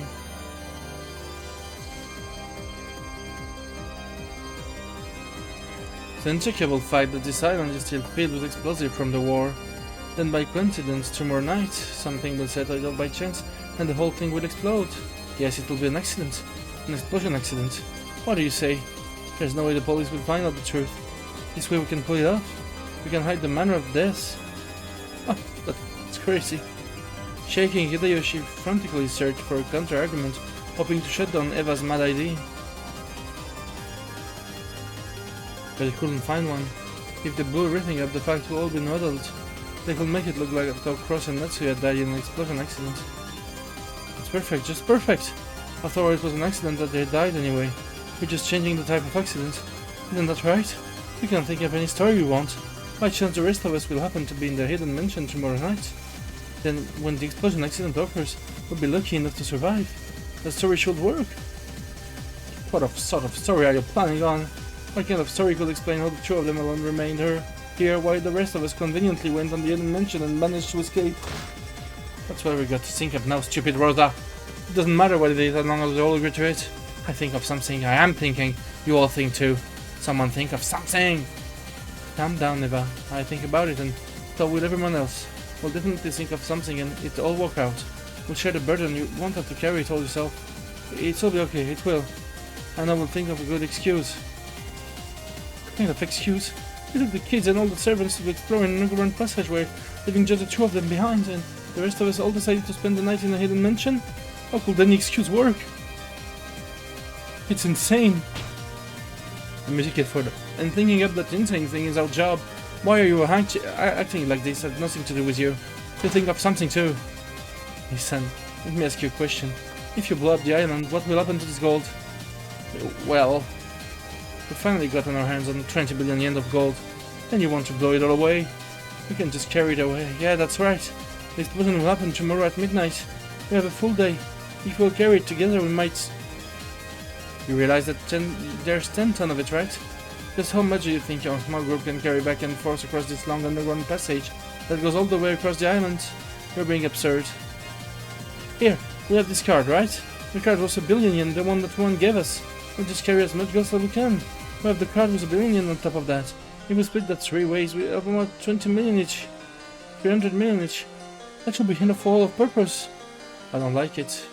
You don't like what? Every mountain was 20 billion yen right here. Why should we satisfy with just 300 million each? Rosa! Eva's face twisted in anguish and was met by Rosa's look of cold and concern. If we gave Cross Nissan his share, we'd each have a share of 5 billion. Subtract the 300 million for the card and the rest of my share is 4.7 billion. If you agree to pay that much to me, then you can do whatever you want with this mountain of gold. What do you think you're saying? So you don't intend to cooperate? Listen, please calm down and listen. This plan will let both of us live with the maximum amount of money. What? I want you to go to the police and turn yourself in, admitting that you got into a scuffle and the gun went off. Are you crazy? I don't want to go to the police! Of course you don't want to say that the crime happened here. The police will find the gold. Rosa toujours une merde, hein, ça bouge pas, mais bien sûr, mais bon. Tout le monde est une merde actuellement. Yes, how about the Rose Garden? It's pouring rain now, so the police probably won't find any contradiction at the crime scene. I'll let you think of an excuse for why you and Nissan started fighting when you were holding guns in the Radical Rose Garden. Please don't try to get us and our share involved just because you want to hide your own crime. Rosa, not so bad, right? After all, it's not like they'll keep you in jail for several decades. It was an accident, right? You'll be able to get out after just a few years. When you've paid for your sins and come back, then you can do whatever you want with your 5 billion. No, I'd never do that. What would happen if we were arrested? What would happen to my husband's company? Who cares about the company? With 5 billion yens, working any longer would just be a waste of time, right? Rosa never intended to go along with Eva's proposal. If it was a question of maximizing his personal portion, no one had anything to gain from an explosion accident. An explosion would concern person not to his death, and it would serve no further purpose. From Rosa's perspective, the ideal outcome would be for them to confess for the crime, without any unnecessary tricks. All she wanted was to change the crime scene from her to a different place.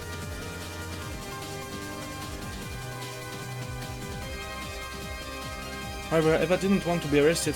She didn't like having her share shrink from 5 billion to 300 million.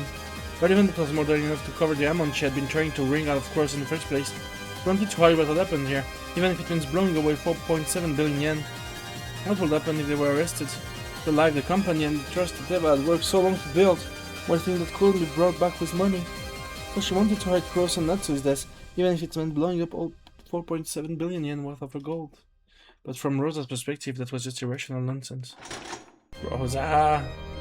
What do you think you're doing with that gun, Nissan? Are you going to have me die in the explosion too? I'll make finding an excuse even harder. In fact, I'll make harder to explain away the other 2 deaths as accidents too. Real death means it'll be quite a large-scale crime. It will probably get you the death penalty. Or life in prison if you're lucky. Even if the best case, you'll probably be put away for more than a decade, right? Turn yourself in. If you do, this will be no more than a pair of unfortunate accidents. Of course, your jail term won't be too terrible there. Don't worry about George-kun. We'll take good care of him. And we'll make sure that your entire share of 5 billion yen is waiting for you when you get back. Eva ground her chase and glared. The Rosa she knew should have been shaking and obeying her commands. And yet Rosa wasn't scared. A blank expression, that faint smile, was on that Eva had never seen before. Put the gun down, Nissan. Once you calm down, you'll see that my plan is the best one. Jail isn't so bad, right? Think of it as a financial strategy. Even if they put you in for 10 years, there will be 5 billion waiting for you when you get out. That's like working for 500 million salary, right? If you think I'll do that way, you want to enjoy your job more? Liar! You just want to steal my share away where I'm in there. I should hand it to you. It has nothing to do with this, okay? I won't run away. I never run away with someone's money. Oh, I'll never do it. Rosa's once frigid face was filled with rage. The 2 howling people pointed their gun at each other, shouting insults. You could smell the gold drums ripple sinking closer. The smell of gunpowder, the explosive smell of death filled the room. No.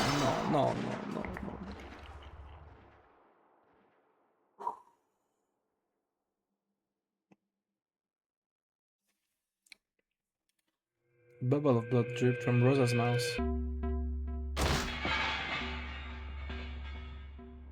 And she fell over lifelessly, like a mannequin someone had pushed over. Putain de merde quoi, mais... Eva? It wasn't me. I swear I didn't even pull the trigger.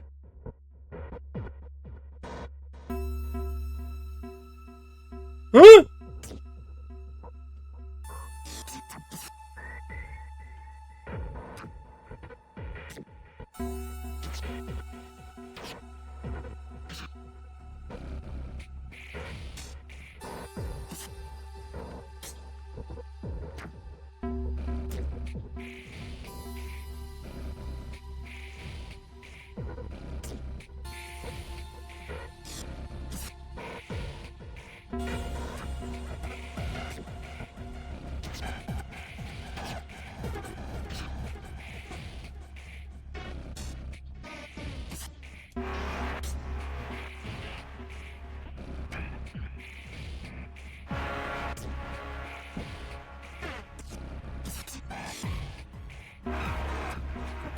c'est pas possible, quoi. Mais c'est pas possible.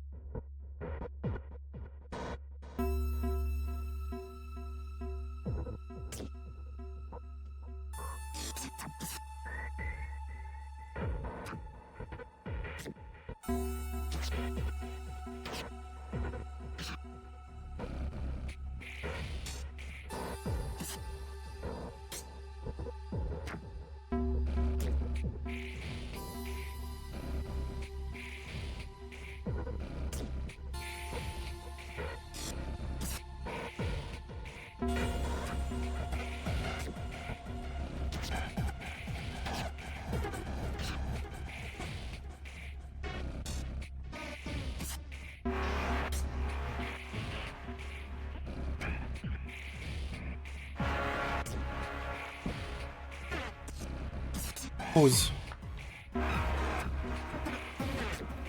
Pause.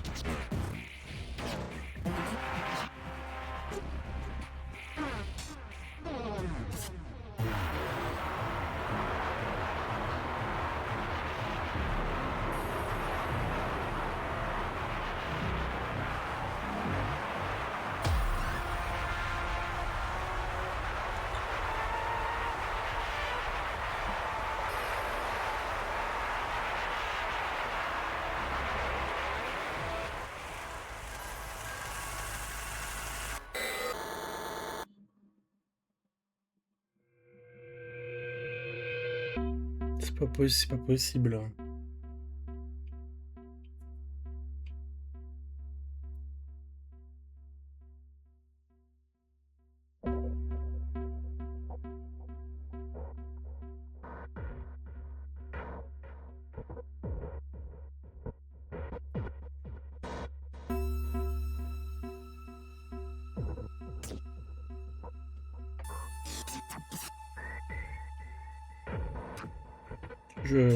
Deux secondes. Hein. Oh là là. Je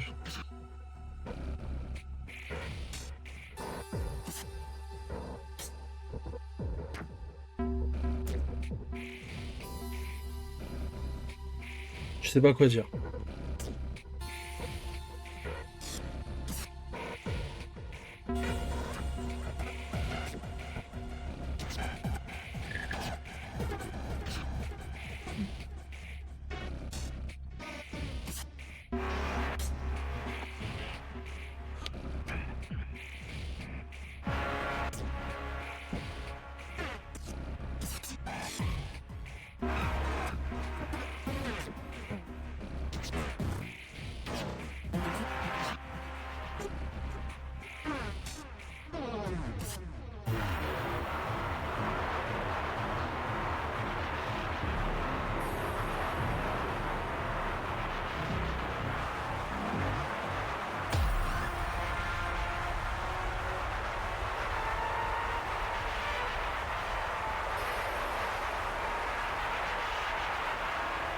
Je suis en train de remettre tout le jeu en question dans ma tête là.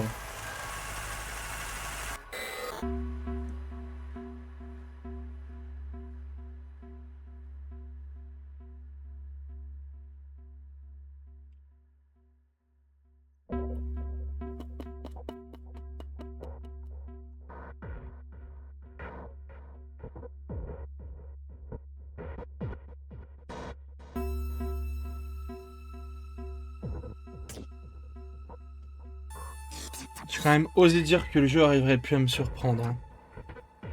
Putain.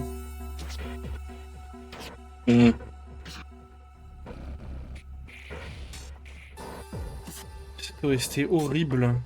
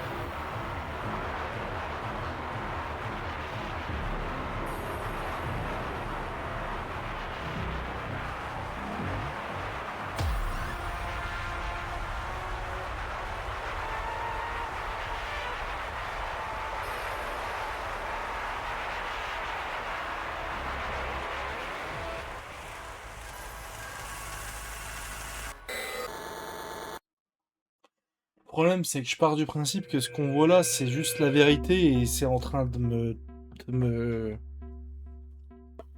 Waouh. Ok. Bon. Je suis en pur copium et on va juste essayer de croire un minimum que c'est pas juste la vérité. En pur copium. Je vais juste essayer de me dire que c'est pas la vérité et que c'est autre chose. Parce que Ange, déjà, elle regarde. Waouh. Ok.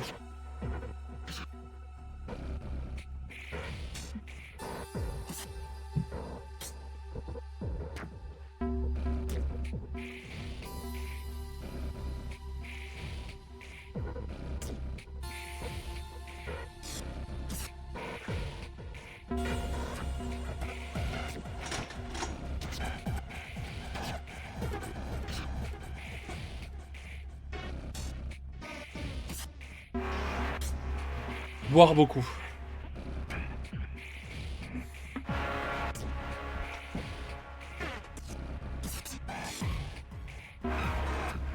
Bon, allez, j'essaye de relire. As Harry said this, she maneuvered the lever action with a practic sound, and a smoke-smelling shell casing was ejected. It hit the foe with a small metallic sound. The tiny sound had a disturbing ring to it. Resistance analysis was a little naive. She has no idea how difficult it would be to exchange its minion market gold and ingots from many. Back in that day, even just showing this gold to get money was enough to create the master remark called the real legend of the gold. Exchanging this for cash is impossible. The pile of gold you can use is no better than a pile of crap. 10 tons of gold were exchanged for cash on the blank market, and the successor and his wife died mysterious death. Expecting that to go unnoticed is but really unbelievable. Don't want to get the police involved. Her pub decided and destroy all the evidence. If you thought parting with the gold, feel free to grab as much as you can hold. The billion on the cashier is more than enough. In other words, Evan Nissan was right. I'm glad it looks like we're on the same page. If the police get involved, who knows what might happen. It's the same with cashing the gold. I'm sure I'd have tripped somewhere, so we had no choice. The 1 billion that... Oh, je suis désolé, je suis écœuré là. Genre, je suis premier degré écœuré, genre. J'ai même pas envie de lire, frère.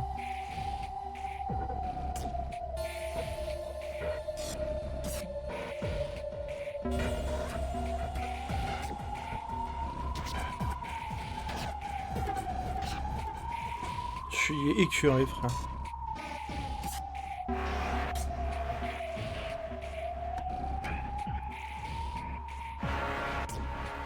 J'ai l'impression que ma propre famille m'a trahi, en fait.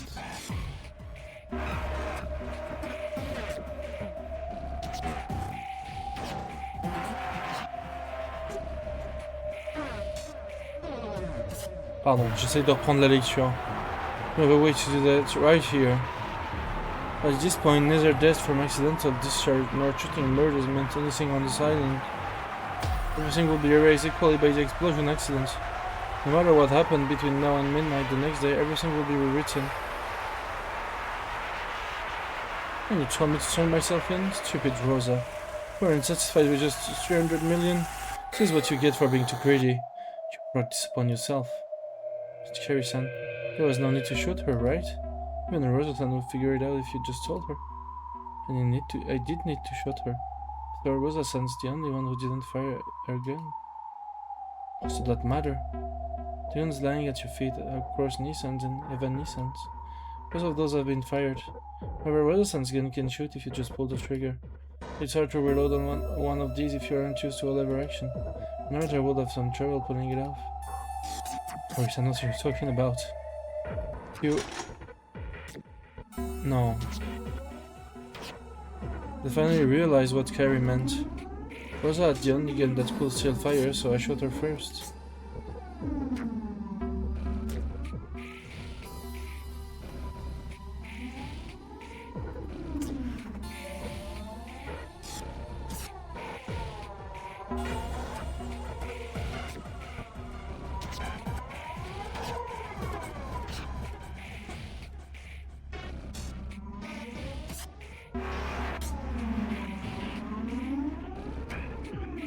Putain de merde, quoi. Putain, frère. Vas-y, ça me...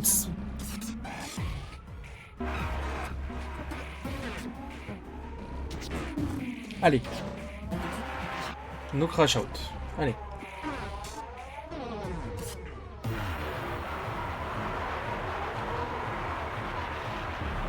J'ai déjà crash out une fois, pas une de plus. Allez. Hopefully, sure, why didn't realize sooner. Even so, we knew there is a mechanism for everything that happens on this island. Eva and Hideyoshi hurried to pick up the guns that lay at their feet. At the same time, fire spot from Gary's gun once more. Hideyoshi let out a short scream, clutched at his chest, and fell over face down. Here? Here? Why is this? Eva fiddled with the lever action, trying to imitate something she vaguely remembered from a Western movie, but something seemed to be caught and the steel open lever didn't budge. See? It's pretty hard.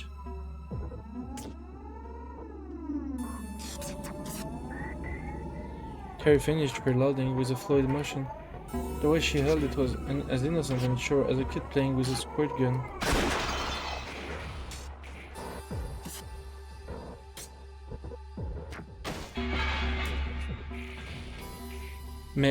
Mais elle a survécu, Eva.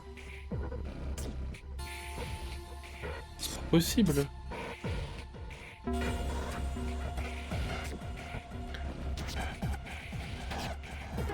C'est pas possible.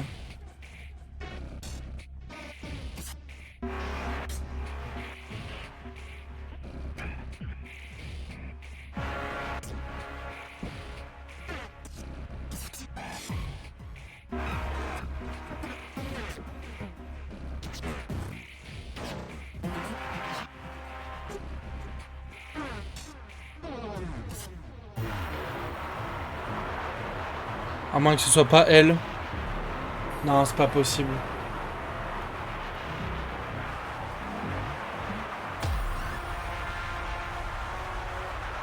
Wilson, the billion card. Oh, the cash card was a billion which Eva had just grabbed from the witch. That alone was worth more than enough. 20 billion yen pile of gold has secured everyone's sense of value. Just a few million yen is enough for people to kill over. And this was a billion yen. Rosa-san, those were some famous last words there. Just 300 million? You are too greedy. No kidding.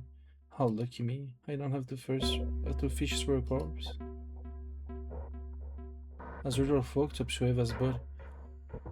Je suis en train de crash out sur crash out là. As Rudolph walked up to Eva's body, he found the card laying beside it and picked it up. So this flimsy little card is worth a billion yen. Staying with your company will be a waste of time. So do we close up shop and spend the rest of our lives in some southern country? I'm sure you'd get bored right away. Besides, I like seeing you get all worried about some problem, then nip around like a little kid when you finally overcome it. Sure you do. Thank you, Miss Golden Witch. Wilson and I will make good use of this billion. Of course, his hand promised to treat you in a gentlemanly fashion. But I haven't made any such promise.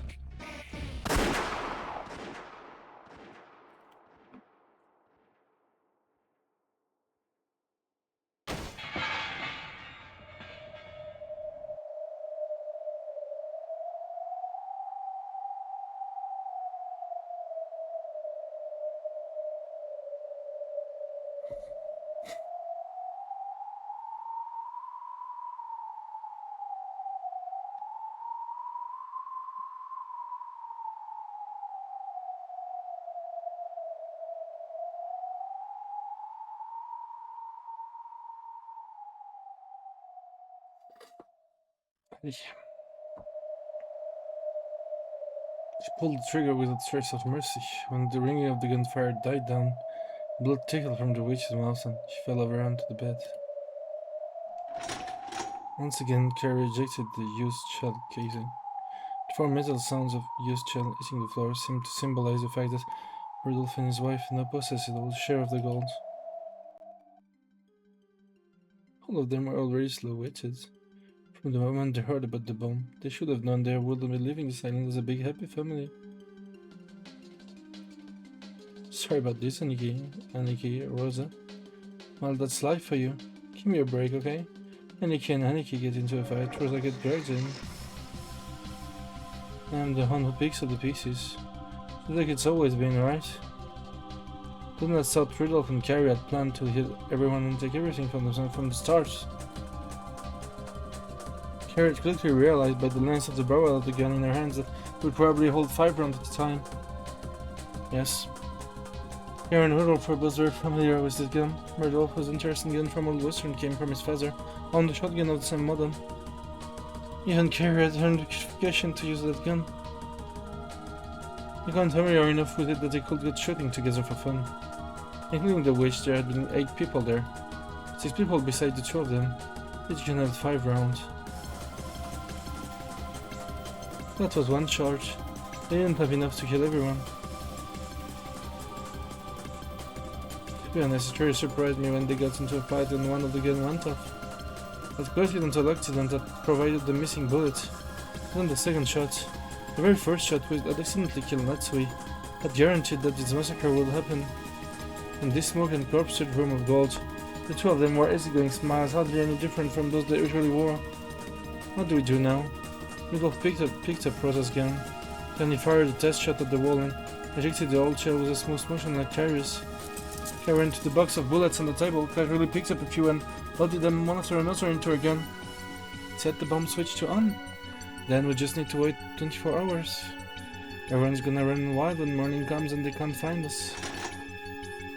Then we just need to make sure they don't. Guess so. What about Butler? He's your son, not mine. Don't say that. Look how attached he is to you. He really respects you. Then think of a clever way to trick him. I worry about Ange, you worry about Battleclan. Fair enough? Sure. I'm kind to my own children. It's a real pain to be nice to Asuma-san's kids. C'est même pas le cas. Putain mec.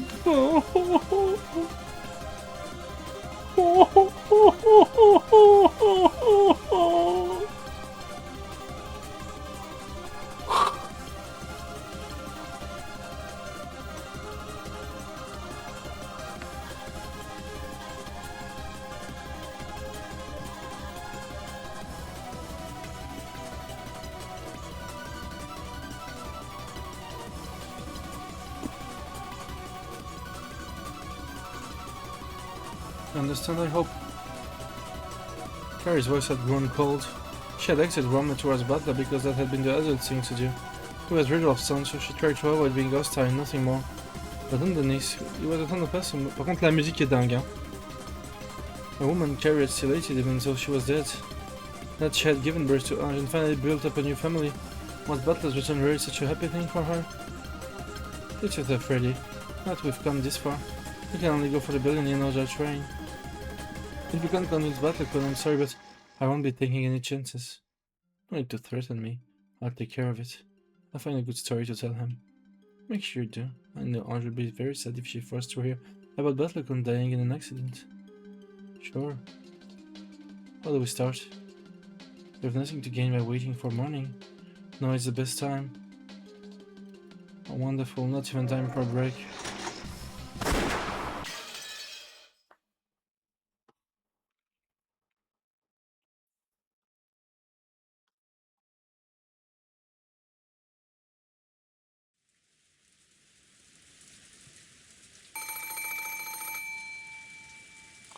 Je sais pas trop... Je sais pas. Oh, non!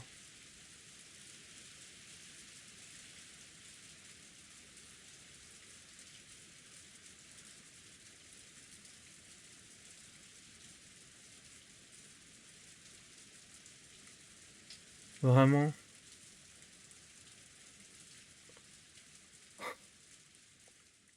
Vas-y, vas-y, Matterman. Vas-y. J'ai envie de sauter par la fenêtre, là. Allez, vas-y.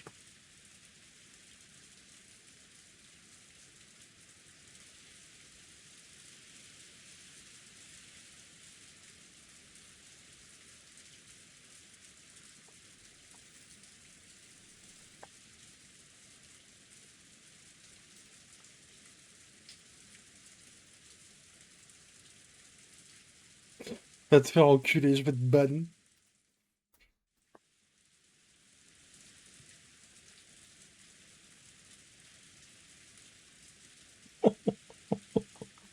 Oh.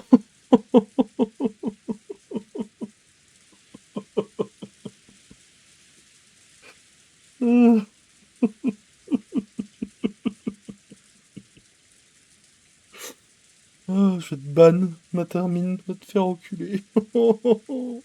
Je... je réponds plus de rien là. Oh putain, j'ai une larme qui coule, je sais même pas pourquoi. J'ai l'impression que ma propre famille m'a trahi. Voilà. Non. Oh, putain. Oh putain.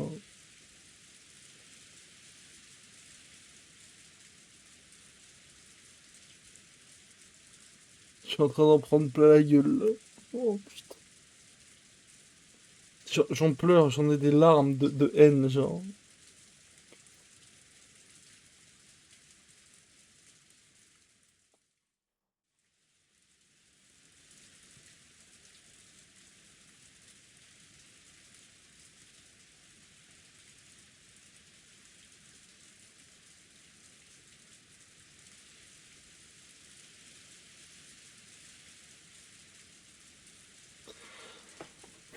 J'ai crash out 5 fois là? En même pas une demi-heure, c'est bien en tout cas. C'est un bon ratio. Allez, on boit de l'eau.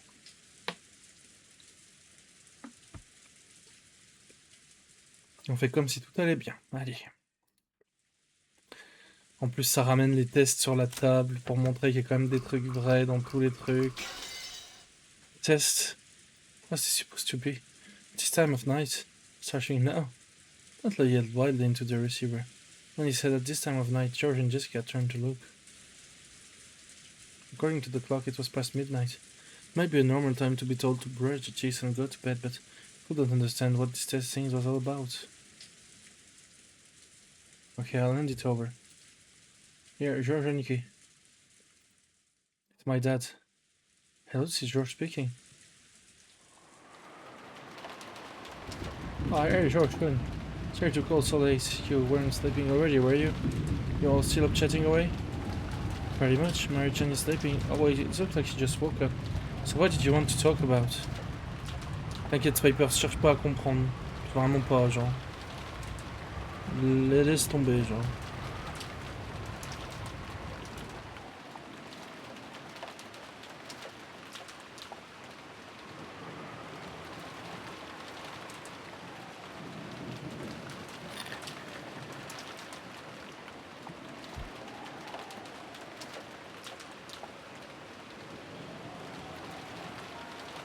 Oh yeah, that can be such a pain sometimes.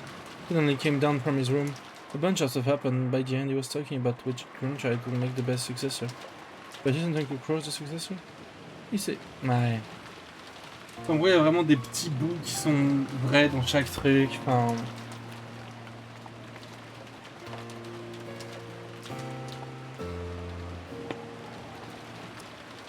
Oh putain de merde, mais comment elle va? Non, elle a pas survécu, mais du coup, c'est quoi? C'est que genre Kairi qui l'a remplacée, qui s'est fait passer pour elle? C'est quoi le plan là? Qu'est-ce qui se passe? Huh. You take the forest around up to the shop. So he's gonna escape us Saddleton. Suppose one of your grandkids instead. All of a sudden, we're really freaking out here. Aniki and the others are all arguing about it across the room. I bet you can hear Aniki shrieking in the background, huh? Is that so? That's what grandfather say. Then there's no way around this, I guess. In that case, what should we do? He says he wants to call out one by one, starting with Jessica-chan. Oh. Ils ont aussi tué Jessica et George.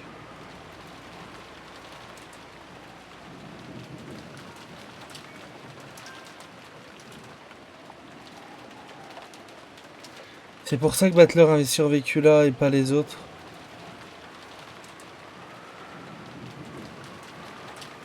Il les a emmenés un par un. Jusqu'à Butler.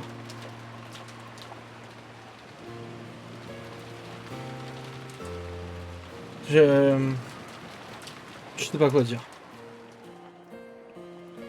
Okay, you're still there? It looks like you and Jessica-chan will be the first up to bat. You want Jessica-chan to go to the parlor in the mansion. You're supposed to go out in front of the chapel.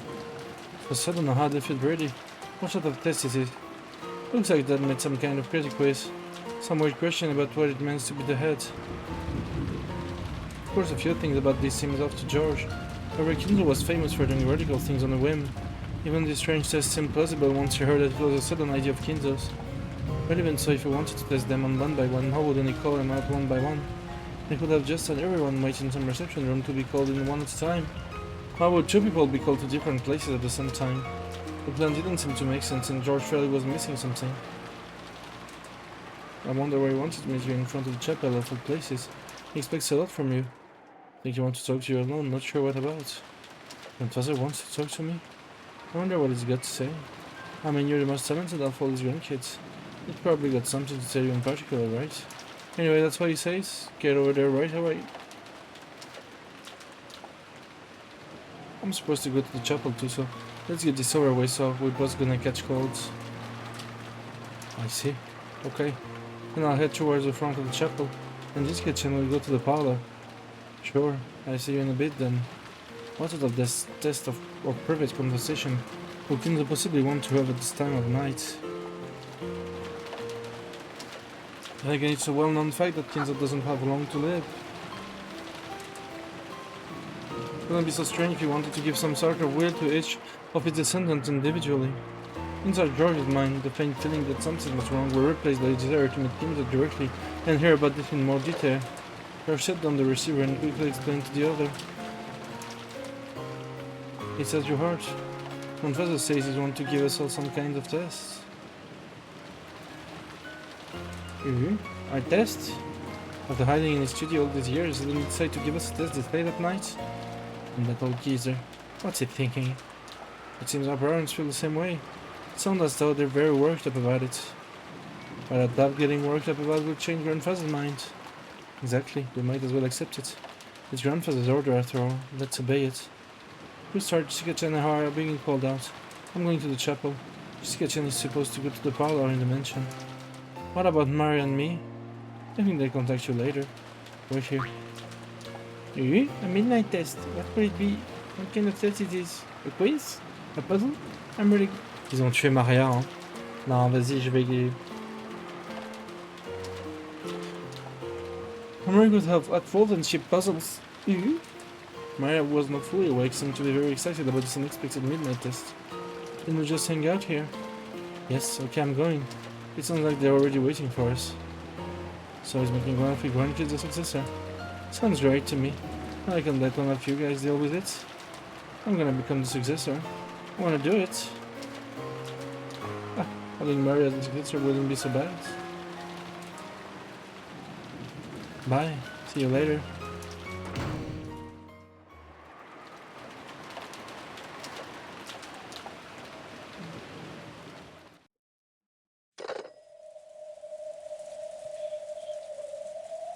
Rudolph put down the receiver and stood up. Okay, guess I'm going to the spot in front of the chapel. It's damn cold out there. Listen, have some coffee waiting for me when I get back, will you?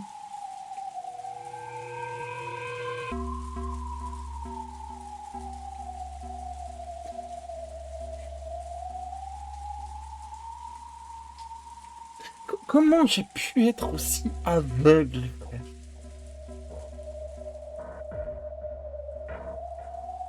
Comment j'ai pu être aussi aveugle, frère? Comment c'est possible, quoi?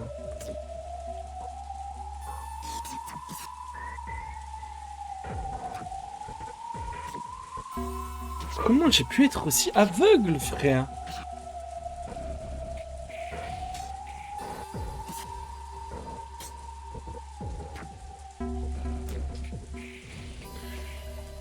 Mr. Rudolph, Gunnar was lying face up. His face was covered by a crossword puzzle book. However, its pages were stained with blood, and you didn't need to move the book to imagine how he had met his pitiful end. How was it? A nice script, don't you think? Yep, we should be thinking that. If we just say it was him being fickle, no one's gonna doubt us. Let's split up. I'll take care of Jessica Chan. You take care of Josh Kuhn. You got it. Let's get this over with quickly so we can relax and have some coffee. There won't be any problems, yes? No sudden pangs of conscience. Carrie smiled coldly. Probably would have been safer to call them out one by one and finish them off together. However, Carrie had chosen to have her husband work separately. Wanted to measure Rudolph's resolve. If she was the only one who got her hands dirty and Rudolph just watched, his heart wouldn't be dedicated to this winter. Having him dirty his own hand, he could make him truly determined to see this thing through. He understood this sort of mind game better than anyone else. Rudolph perplexedly averted his gaze from the cold glint in her eyes, but then he just shrugged and answered her question. Of course, I have a billion writing on this, and I'm a man. I'm not gonna miss a chance that I'll never come again if my lifetime. I expected no less of you, Rudolph-san. I love people who say chance when they come. That's why I fell in love with you. Thanks, I'm glad. Rudolph-san? What? Say like that, always, okay? J'ai tellement le démon, frère. What did you say? Always remain the same Rudolph-san I love, okay? Of course. Well, I've ever let you down. You should be worrying more about what kind of champagne we'll use to toast our victory. I did that. Take care now. You should really treasure Battlecon. Don't kill George Quinn in front of the chapel, okay? It'll be a pain if he finds the body. Yeah, I know. I'll lure him away somehow. He'll be outside and it's raining. Should be some way to do it. You aren't a villain in some old western, got it? Don't grant any last request or take down any final message, okay? Carrie lifted up her gun against and ran the lever to eject the caching from the round she had killed Goda with.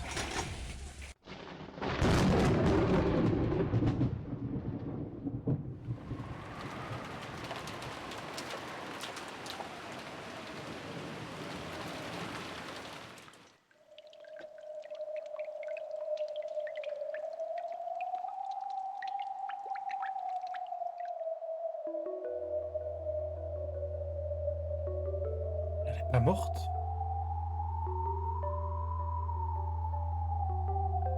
Dear, dear.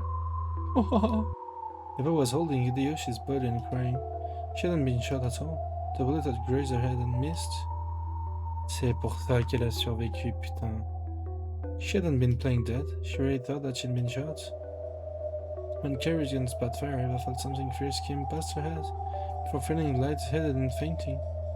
When she had awoken in the now silent room of the gold, the remains of a beloved husband lay beside her, as well as Cross Natsu and Rosa's corpse. It was a room of death and piled up bodies. When she had cried all she could over Hideyoshi's body, she realized that she still had something she needed to do. George is in danger. George! They're trying to use the bomb to blow up everything to bury this whole island with an explosion accident. Of course, as if I had expected, the switch on the clock was set to the right, which meant that it was active. They moved to flip to the left and stopped. That's right. As long as the switch points to the right, everything that happened will disappear in this night of illusion. The edge is an illusion.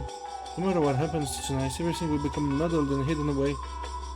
They're probably going to kill everyone else. It has to be it, I'm sure of it. Je comprends maintenant pourquoi elle déteste Ange et... pourquoi... Enfin, elle sait tout en fait. Fait sens en fait.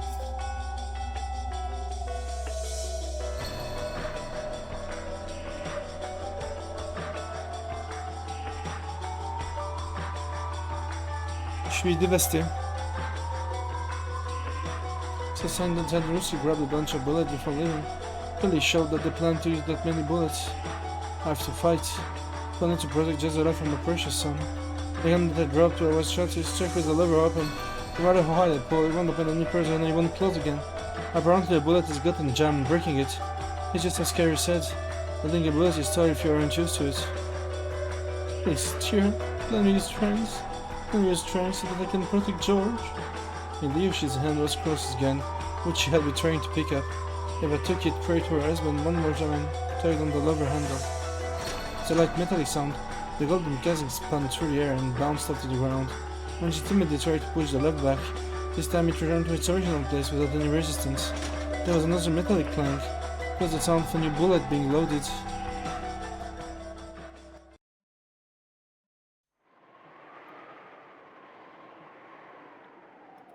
I figured it'd be something like this.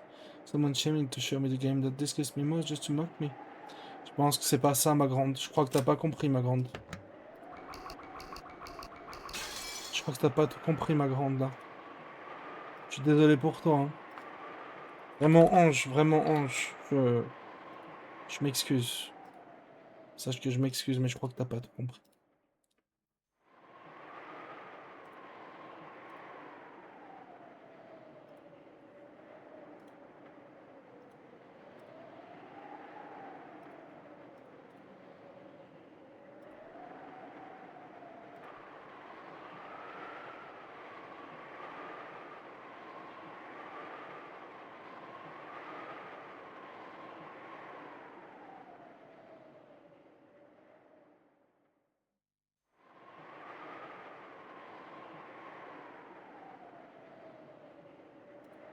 Ouais, je prends des pauses, mais là, c'est dur, quoi.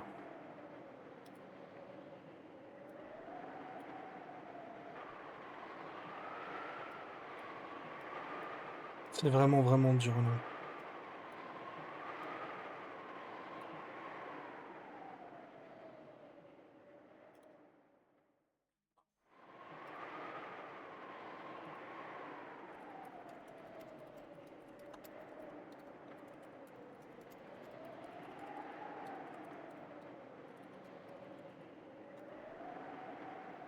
Je pissais.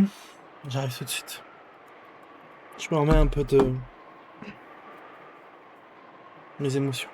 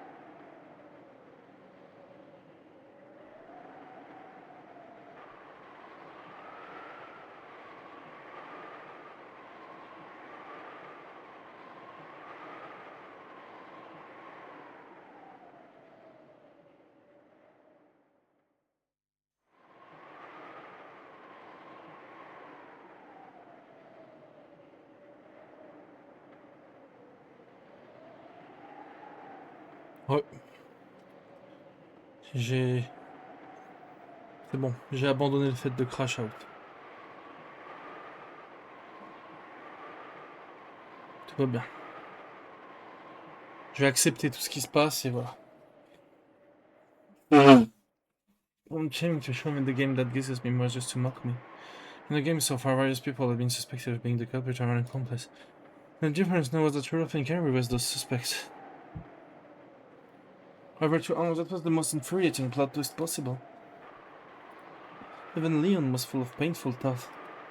Solving the epitaph was supposed to be the only miracle that could lead to a game without a single victim. But ironically, the tragedy hadn't been averted even so. Does it mean we aren't allowed to have a future when we all happily return from this island alive, even if the epitaph is miraculously solved before the crime occurs? Miracles certainly will not occur. Those words which I heard in one of the fragments Bernkastel has shown me right through my mind. Bernkastel's son, told me how wonderful my world was.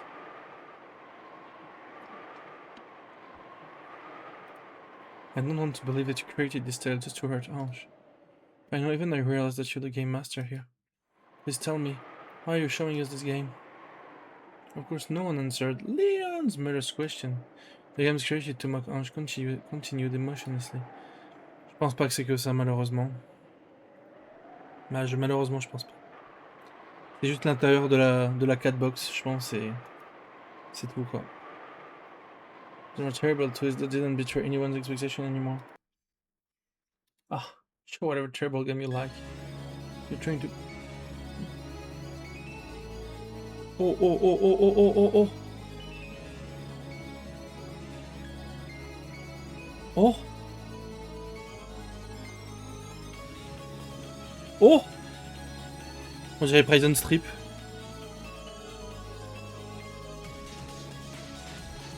Waouh.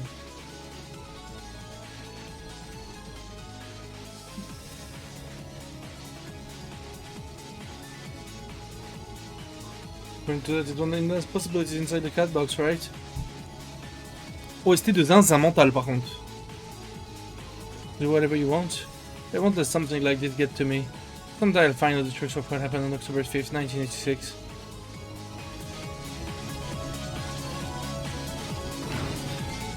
After meeting Carrie in the parlor, Jessica was told that the test would be held in the dining hall and she followed Carrie there. Oh, Carrie, there's no one here. He'll be here soon. Sit over there. Jessica sat in the chair she had been offered, looking nervous and agitated. Carrie was by far the calmer of the two.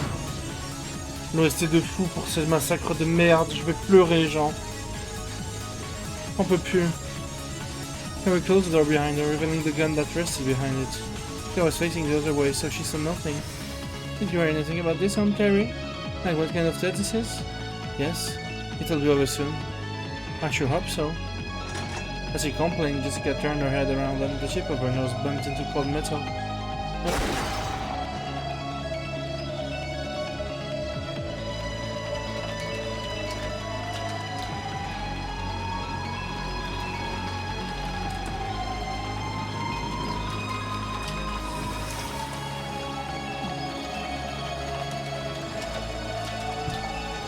Faut que je décrash out dès que je sens que je vais crash out, genre, c'est pas possible là. Uncle Rudolph, what are you doing? I get shooting people in the back distance from me after all. Je te jure que ça va pas aller maintenant, je suis trop mal là. Le premier degré trop mal, genre, trop mal. Vraiment. It was dangerous. What on earth are you doing? Come on, why else would someone point again and pull the trigger?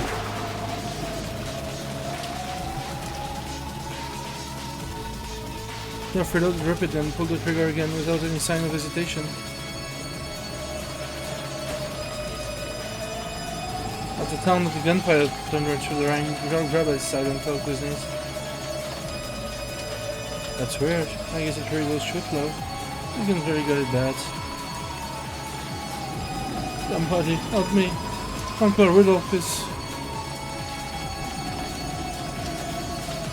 J'ai envie... Je te jure, Je te jure ça ne va pas aller hein. L'OST est folle, voilà.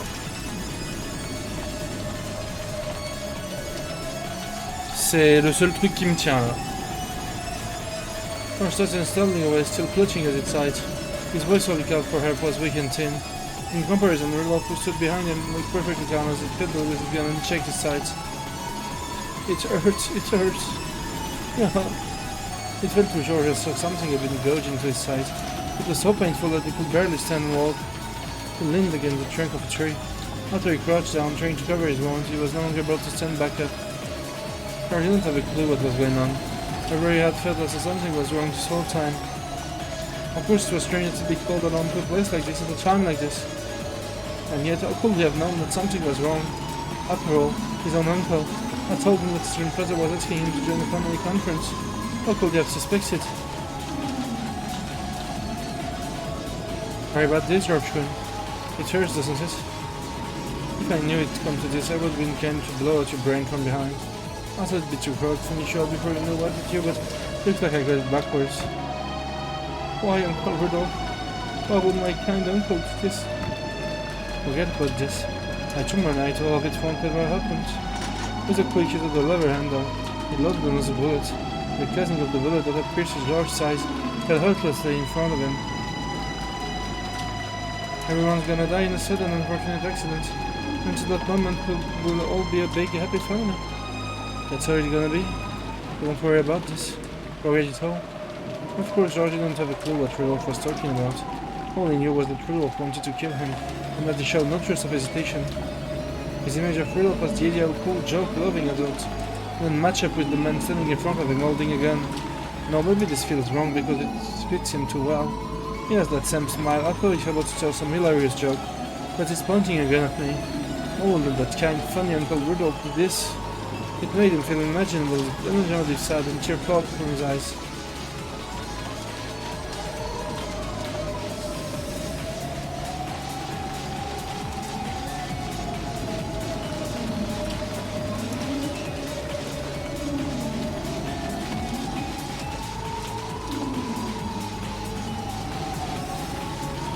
What I was told you, George-kun. Make sure you don't end up as an adult like me. Now you see why. In the next world, make learning how to spot villain your first priority. I know you can do it. After all, it's just another kind of today.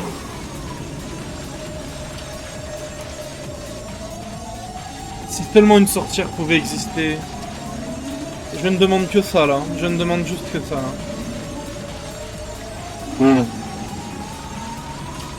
Je suis trop mal.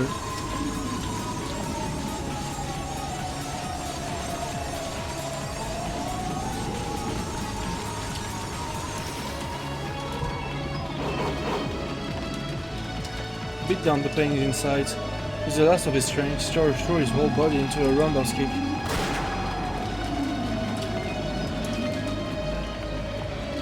At the same time, fire spat from Rudolph's gun. The bullet pierced George's chest. George spun around as he fell amidst in the pouring of blood. He moaned wordlessly, clenching blood-stained teeth. A fresh gun was pressed urgently against his temple. So long, I'll become a great man in the next world. Don't get blinded by money like me. I can't believe that my uncle would kill for money. You're so innocent. People can kill, over money. The restless trigger forestalled any further questions. George's hand, which had been covering his wound, dropped lifelessly.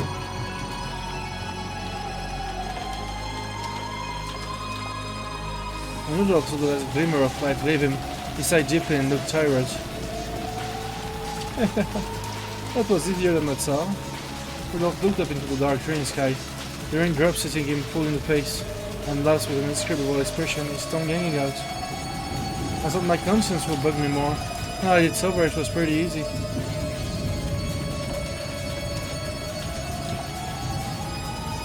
For taking considerable effort to kill George, he may have been merciless, but the last trace of a conscience in Rudolph's heart had probably slowed him down. However, now that he had killed someone with his own hands, a turning point that few people ever reach, Rudolph had finally awakened, and I finally understood. He's just like squeezing the door of a bunch of morons. The same old game of musical chairs. If there's a pile of money in front of you, the first one to reach it wins. The slow chance when you get down to the hell.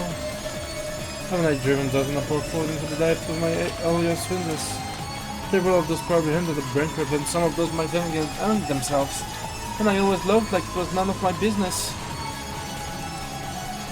And that's all there is to it. The only difference now is that for the first time, I've dealt the final blow with my own hands.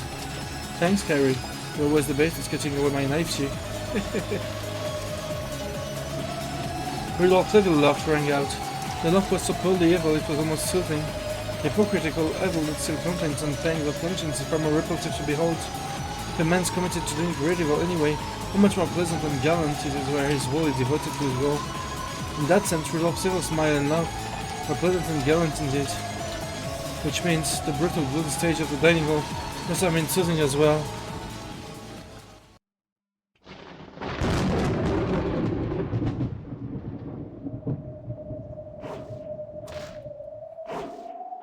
C'est quoi ça? A clang, a thud, a crack, a squish. A strange mixture of these sounds kept repeating over and over at the same tempo. Each time a red splash landed on the tablecloth dangling nearby. Jessica-chan, can you hear me?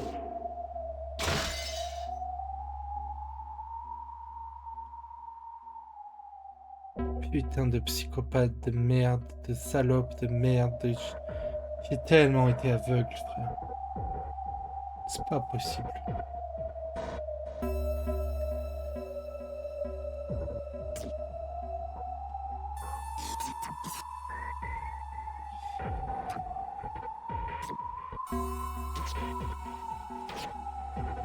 Nothing particularly surprising about this. After all, by now, her nose had been broken, her eyes had been smashed, her chest had been knocked out, and not only her nose but her entire face was now hardly recognizable as a face, just a lump of bloody flesh. Harry finally stopped her task of repeatedly smashing Jessica's face with the stock of her gun. Still sitting on top of Jessica, she tossed her gun to the side, pulled the compact over her pocket, and looked at her own face in the mirror. And finally she realized that her face was covered by a speckle of fresh blood. How terrible, this close was all to go to. With a muffled laugh, Carrie shakily rose to her feet. Jessica wasn't moving anymore. She had been convulsing a minute a second ago, but now she was as still as stone. Pushing everyone's face is nothing new to you around, okay? Comment ça? Sorry about that. If you hadn't resisted, I could have given you a much cleaner death.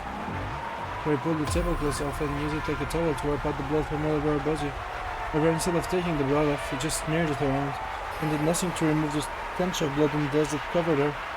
When she got tired of rubbing the tablecloth against the blood, Carrie walked over to the extension line telephone in the corner of the room.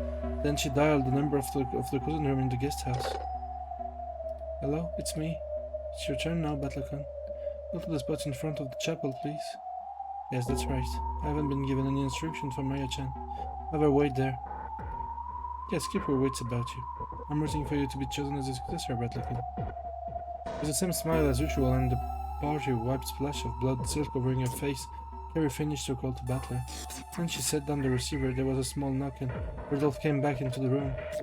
Yeah, you look like shit. Jessica-chan has better reflexes than I gave her credit for. I didn't think she'd be able to fight back from a situation like that. It's a bit of a shame she had to end up looking like this. What a waste of good, not so yes woman. And how about your end? Did it give you much trouble? No problem there. Plain and simple. When Carrie heard Rudolph's instant response, she favored him with a little smile. Yes, the man she loved was the sort of who could do it for her, without letting cheap emotions get in the way. I love you, Rudolph-san. I wouldn't have it any other way. It's hard to imagine and your job to let you a billion. It's like Dad always said. In the life of every man there come one day when you have to be willing to kill. In other words, always determined to survive even if you have to kill to do it. That's my favorite line of his. What's next? Maryford is hungry for blood.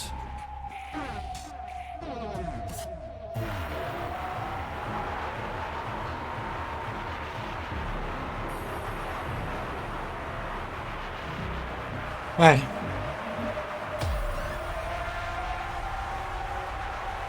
You got a big job coming up, convincing Battlecon. Oh, that's right. That'd be a pain. Hope I don't have to end it by pulling the trigger. I've really enjoyed life as a strip person finally with launch. But if you really want Battlecon to join in on that, give it your best. Sure. I'll make sure we don't have any complaints from him. Ouais. Je peux pas croire ce que je vois. C'est juste... J'ai envie d'être dans le déni, mais c'est impossible en fait. Don't worry, I've worked out a scenario to trick him good. Good luck. Even I hope that Aunt's beloved big brother doesn't get caught up in the explosion accident. I know. Then I'll head back to the chapel. Riddle son. What? If you can convince Battlecon. I know. That happens, bang. Battlecon is independent enough that he left the family out of protest when he married you, remember? We can only convince him Alpha and if things get nasty later on. It will fatal to us. I know. Believe in me. And if I decide that Battlecon is growing suspicious, I'll kill him myself. He's not my kid after all. Yeah, I know. But promise me one thing, Kyrie. What's that? If I can trick Battler and the three of us make his office silent, that happens, what? Never say that Battler is a new kid again.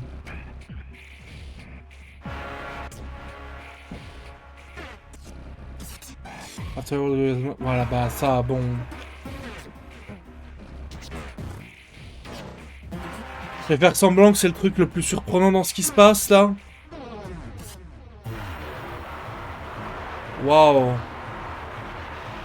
Bah alors là, je m'y attendais pas du tout. Waouh. C'est tellement inattendu.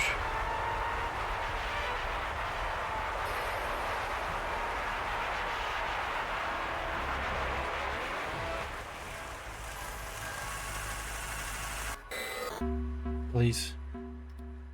Sure, I promise. Carrie shrugged and answered as she loaded bullets. You go to the chapel. I'll wait until Battlecon has left and then clean up everything inside the guest house. Are you sure you'll be okay doing that alone? That's my line.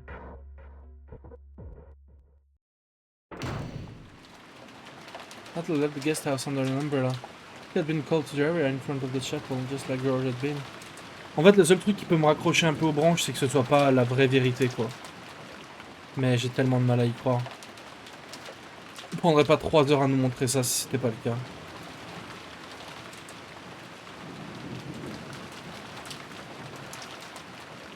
A different searchment had passed since the time George and Jessica had been called out. Apparently this test didn't last too long. And Keezer, first you never come out, not even for lunch, and then you show up in the middle of the night with a test. I bet living as Chelsea's got a sense of day and night are backwards. Complaining all the way, Butler strolled off into the rain. Almost immediately he was swallowed up by the darkness of the Rose Garden and passed out of sight. And then, Harry could be seen coming out from the darkness of the Rose Garden. Her right hand held a gun, while left an umbrella. Her inner pocket contained the master key ring she had stolen from Goda. Her right pocket had a handful of bullets. Her left had the knife she had taken from the kitchen. She was a careful and perfectly outfitted murderer. Another bolt of lightning struck down from the swirling skies. It lit up only half of Carrie's face. Her cheek was still covered with Jessica's blood. Under the heaves, Carrie folded up her umbrella, smiled and spoke to no one. Hey everyone, I'm home.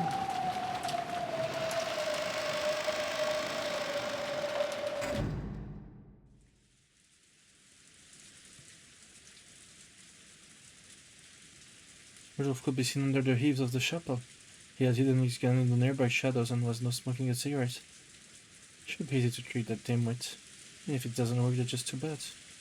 He glanced over at the place he had stowed his gun. The cigarette smokes began to pleasantly cloud his mind. Butler isn't a kid anymore. He's an adult who can choose his path for his life if he pleases. When animals grow up, it's normal for them to form a group and go on a journey. Humans are the only ones that keep treating their young like kids even after they get big. If I'd known I'd come to this, I never would have begged for you two to come back. I regret dragging you back into the family. He puffed out those words along with the smoke. When Butler came, he didn't intend to voice those regrets of his. Rudolph was already determined to play the part of the evil murderer who kills for money. He's still not there. What's taking him so long? At that moment, he heard the sound of someone stepping on gravel. He looked up, thinking that Butler had when you arrived, but the sound had come from the direction opposite of the mansion.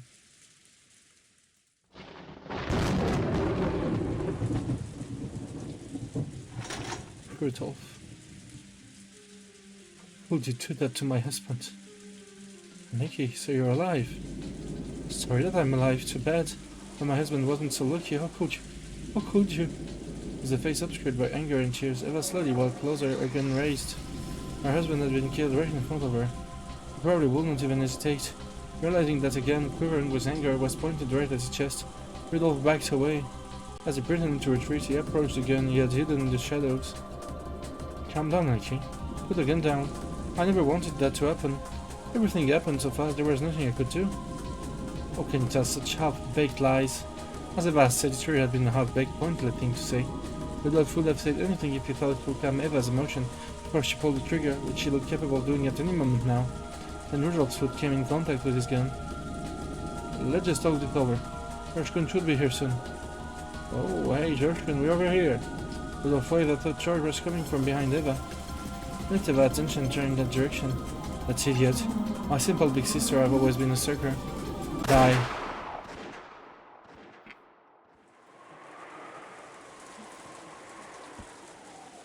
Je n'en peux plus. Gunfire.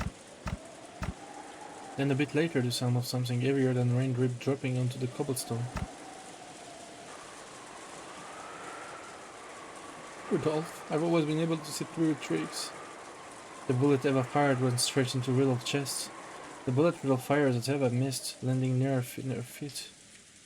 I was right. This gun does shoot low. He dropped the gun into a puddle with a... Bah, quand lui l'avait juste explosé, je rigolais vraiment, moi. J'étais vraiment en mode haha, trop drôle. Ce qui se passe là, il y a rien qui me fait moins rire depuis le tout début du jeu là. Je suis vraiment en pur crash out interne là.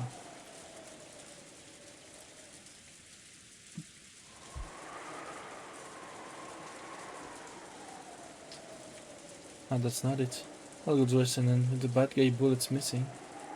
Eva dashed up to him, kicked away the gun that had fallen into a puddle and grabbed Rudolph by the collar. What about George? Where is he? I won't let you kill him. Sorry, Nikki. I already got him. Liar. It's in the bushes over there. Go take a look. You'll see soon. Rudolph, you... Eva would claim to know all of the little brother's tricks. Also knew the truth of final words as his consciousness began to fade thanks to the bullet wound were not a lie. How could you, George? An empty shell casing bounced off the cobblestone. The furious gun barrel was pressed against Rudolph's forehead. Go ahead and shoot. I doubt that I bring you much peace though.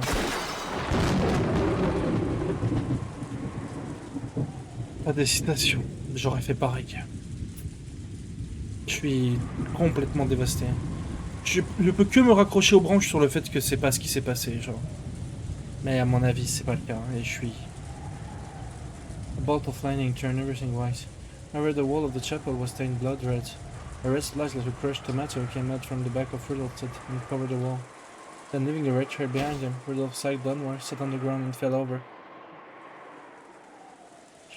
George! Eva dashed off towards the bushes. She found George's corpse almost immediately, screamed and broke down sobbing. Rudolph's bloody corpse was exposed to the rain that ran down off the eaves. His eyes were still wide open. Her fist-sized flesh-covered hole was open in the back of his head, and his insides were exposed to the open hair. Inside was a mixed jelly of flesh, brains and spinal fluid. That goop which looked like... C'est horrible. C'est horrible, juste la façon de décrire, c'est horrible. That goop which looked like someone has mixed it up with a spoon, dripped from his eyes, nose, ears, mouth and the holes in his head.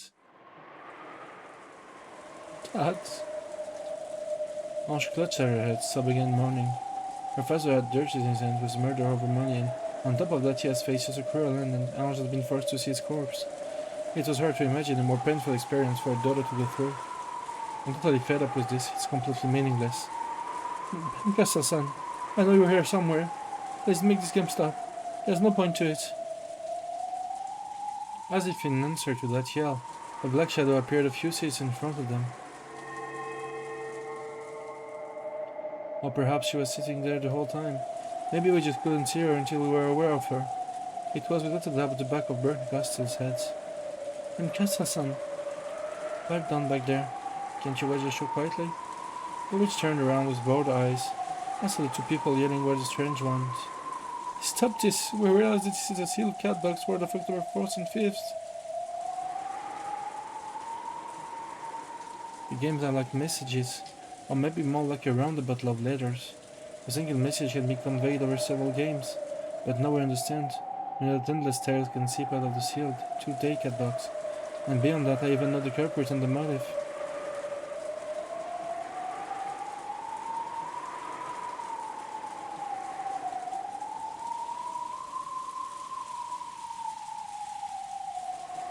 Ah!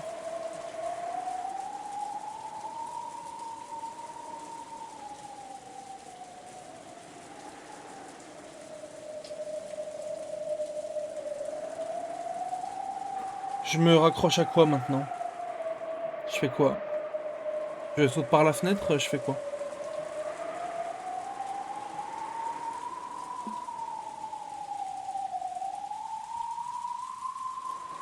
It has already been revealed and it doesn't even have anything to do with this game. It was not the answer. This is a cat box tale, so there shouldn't be any need for any further games. If this is supposed to be a game between you and us, then we already know the answer. The game should be over. Just shut up already. Oh yeah, Yolanda! Did your hair burn tell you to be quiet? Another shadow appeared in the next seat over, turned around and scolded the pair. There's a point. If you just watch, you'll see it. Are you the game master? Not at all. Who it is? Could it be Claire? If you watch, you'll see. Not much longer now. But tragedy has already reached its climax. Who will survive, I wonder? When Castle isn't the game master, then who is? Could Claire have created this cruel tale? Or are there even more witches playing around with this cat box?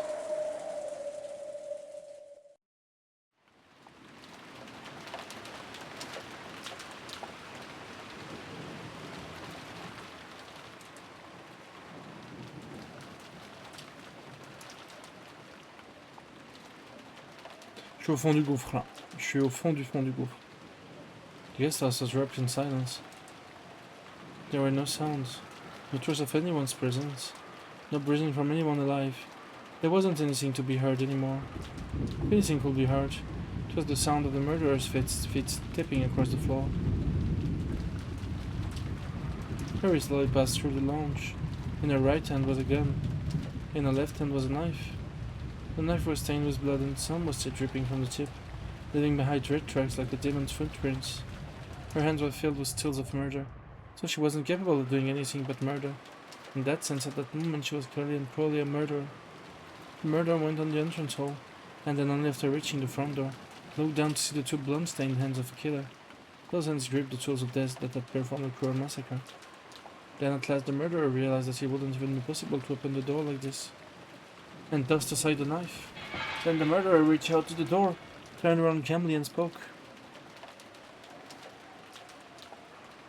Sorry everyone, but don't worry. A few days later the newspaper will be talking about an unfortunate accident. And I'm sure the news shows the paper and rumors. Everyone will be sure that you spent your time in happy ignorance until the instant of the accident. In other words, you all have had a good time until midnight on October 5th. So said the one who had stayed in that bloody guest house rat.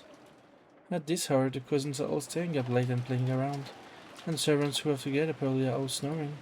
The ones on the late shift are probably filling in the log or taking a break about now. That's how it is. From where I am now, I can hear laughter coming from the cousin room. Putain de merde. Putain de merde. Humans outside the cat box will probably never understand what Carrie was saying. Only she shut inside the cat box of the explosion accident could know what it really meant.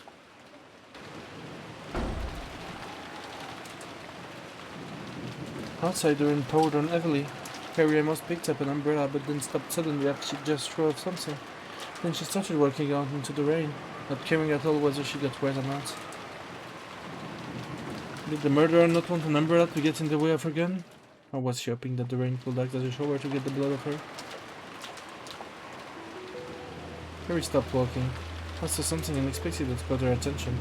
However, this time it was no whim of hers. How could you kill my husband? Oh, Evan Neeson. That's surprising. How could I have missed you from that distance? I'm just surprised. I didn't think I'd survive. I came here from the underground stairway behind the chapel, right? In that case, that's right, I bumped into Rudolph in front of the chapel. And how was he doing? Oh, just wonderful. We managed to have a friendly sibling chat for the first time in a while. I see. He's such a show-off, but so unreliable in tight spots. Looks like you can't do anything without me after all.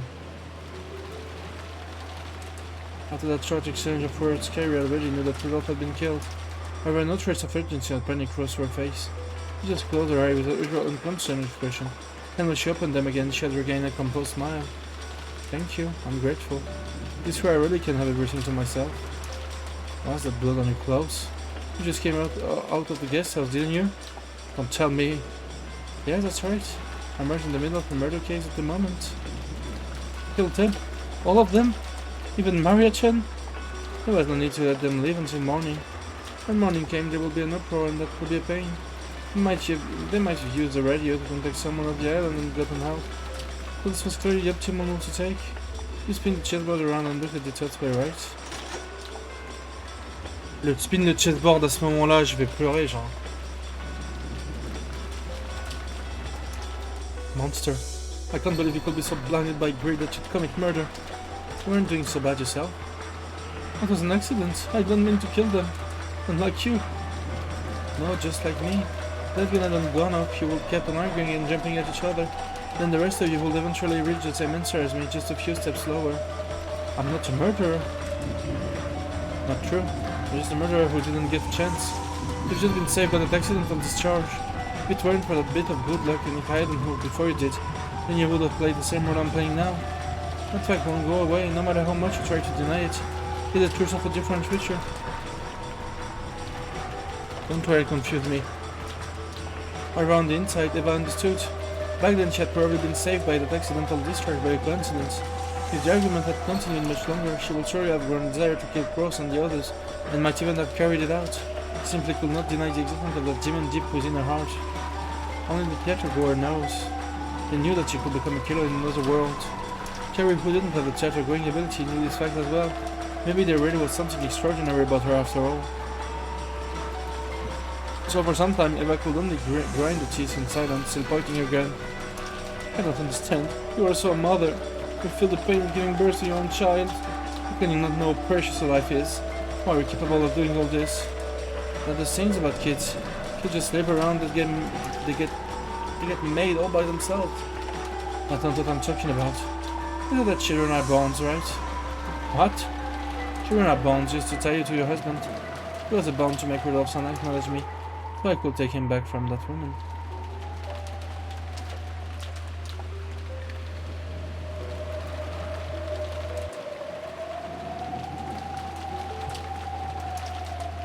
But you've killed Rudolph's son now. You understand what that means, right? Well, you mean I understand. Because that right now I'm the wife of no man and I have no intention of being a mother. I am me, Carrie. Now that Rudolph's son's dead, I'm not even an Ushiromiya anymore. I live to benefit me. Right, Rudolph is dead, so maybe you aren't a wife anymore. But you still have Anshan, don't you? You're still a mother, aren't you? Didn't you hear what I just said about bonds? Now that Rudolph is gone, Ange is no... C'est impossible de dire ça.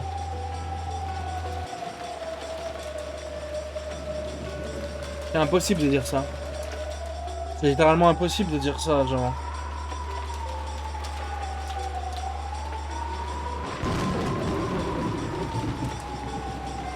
And the mother said that about her own daughter. Eva Nissan, let's put a stop to this. Then be honest here. Honest? Is there of us married because you wanted children? Well, you don't, right? Married because you wanted to live with the man you loved. And once you're married, you never want to let that man go for the rest of your life, correct? You're not just weapons to be used for that goal. I never had children for a reason like that. But people can have children for just that reason. Carrie kept on speaking emotionlessly, ignoring the falling rain. Mais en fait, ce qu'elle dit, c'est pas possible, genre.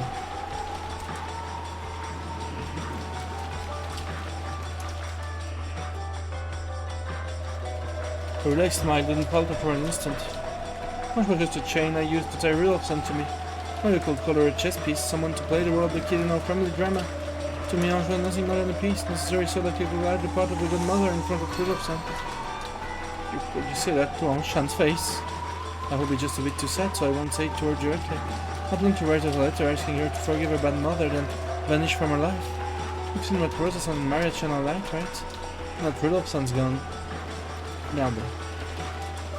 Ange just a chain tying me down. I'll go back to being just Carrie and enjoy the rest of my life at my laser. A new challenge and a new life. And maybe even a new love. You call yourself human. You call yourself Ange Chan's mother. Who gives a damn about Ange? I've never liked that little brat. Non mais c'est pas possible, genre.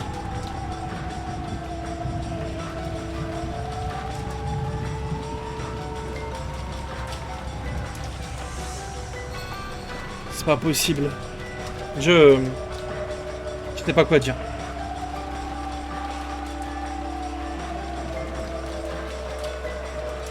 Can you? You've been released from your family drama too, haven't you? Let's sing the parade of a woman's freedom. You should thank me for having George been killed for you too. You're a monster.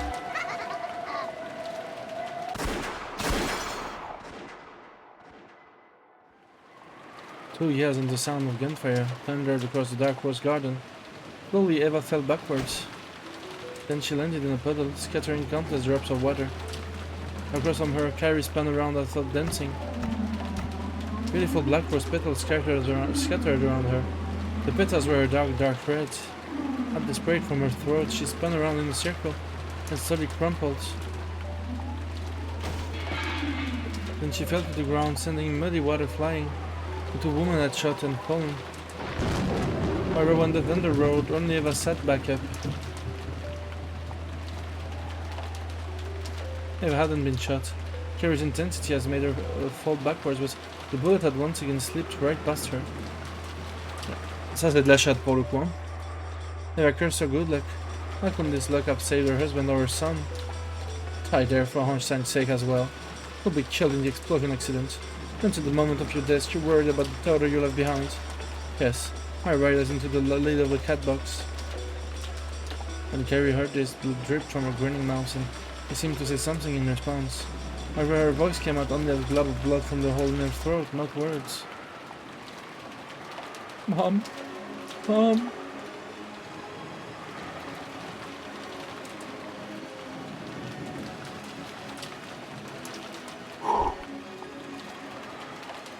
It's a lie. It's all a lie. Gosh, please calm down. It's just a game. That couldn't possibly be what your mother truly feels. Is it something that the game master made Aunt Carrie's peace say? I think it did nothing to calm Ange's sobs. I don't blame her. Even if she knows it's just a game, she's been forced to see not only her mother's death, but also her mother announcing that she was a culprit of a mass murder. We didn't even love her own daughter. Anyone would sob after hearing that. And Brinkasa-san, enough of this. I don't care who the game master is. Stop this pointless game right now. When Leon yelled this, the theater suddenly went pitch black, swallowed in darkness. However, that wasn't enough to shock Leon. Leon continued to let Brocknastle names into the darkness, telling the witch to stop this game. Then a single beam of light shone down upon the stage. There was Claire, the one who had appeared for just a second right before the screw game began. Claire, so you were the game master after all? I didn't get it, why? They didn't answer. In fact, it looked like as though she hadn't ever heard. Her eyes were blank and you couldn't tell what she was looking at. In fact, she was even forgetting to blink. She looked just like a doll.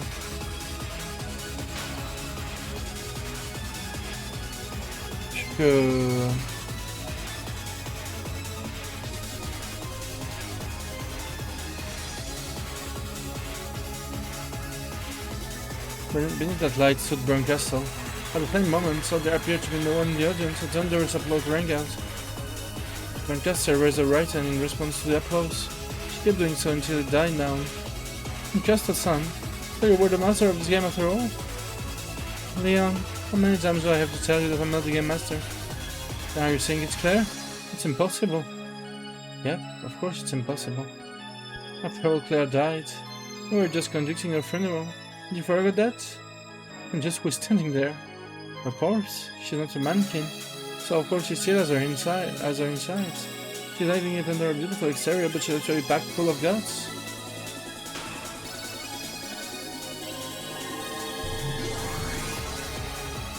On Burncastle raised a right hand.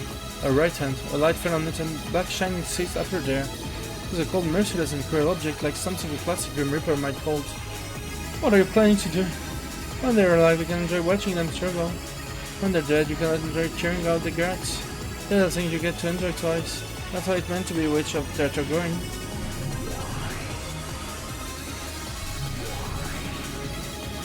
Burncastle pressed the blade of her Reaper fist against Claire's stomach and slowly slid the cross. When along the line she traced, Claire dress was slight open. It was not clear that the sight she held was not a fake one for theatrical use. It was clear just where she planted the next that made her cross line so fitting. Ange, can you hear me? I hear you. You cheer me to bits, make me read. What's next? Are you showing me these words but it will take hurt me even more? Is this fun for you? Yeah, I bet it is. By the blast too. You think that they give up after all? Do you think I sit around crying any longer because of that disgusting game of yours? Both you and Leon seem to have the wrong idea. I'm not the game master. This area is not one that I created. And that woman in the dress is the game master? No, she isn't. That can't be. Then who is the game master? Who wove this disgusting tale? Guess you don't understand. Moi, je understand très bien, moi. Je crois que le dernier truc auquel je peux me raccrocher est en train de voler en éclats.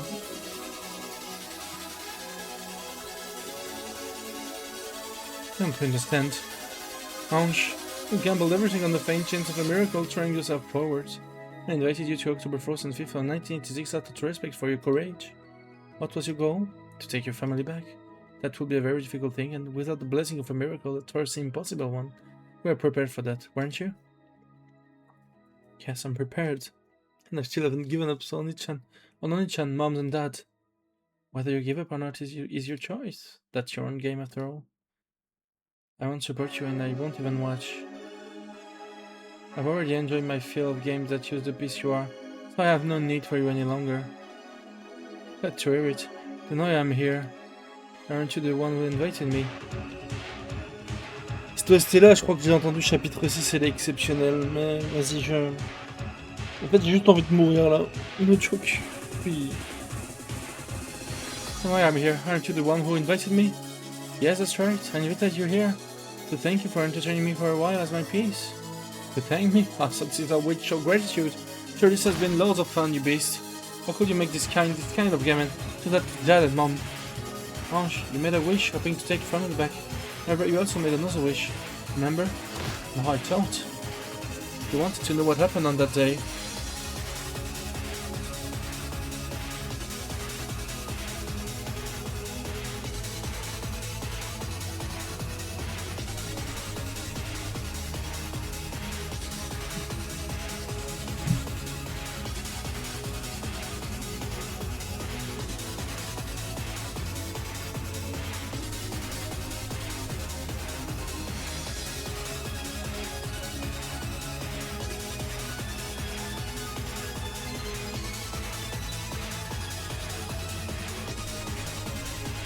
J'ai envie de boire de l'ammoniac.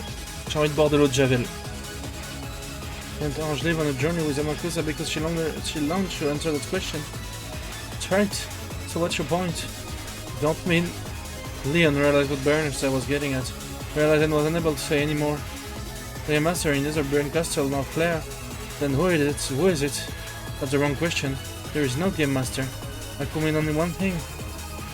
Ange, you still don't understand. What? This is the truth? Inside the catalogs of October 4th and 5th, 1986?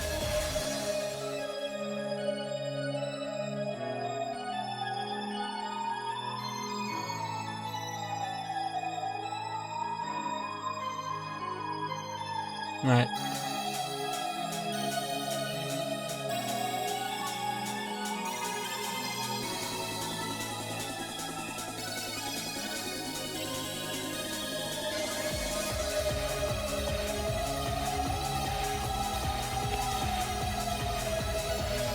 À l'aide, que quelqu'un me dise un mot gentil, je vous en supplie, j'ai envie de mourir là.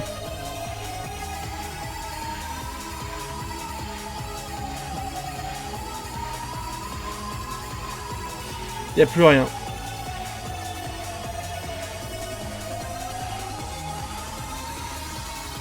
Merci Matermine.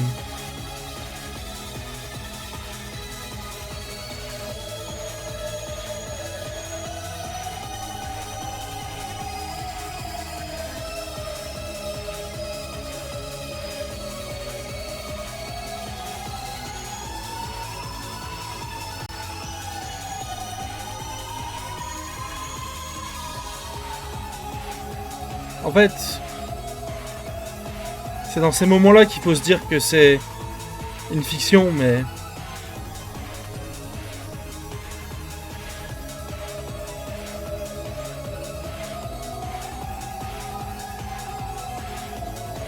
c'est dur, quoi.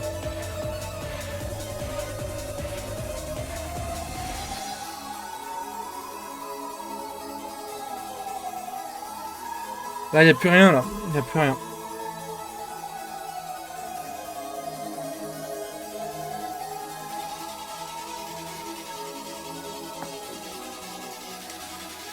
Ouais.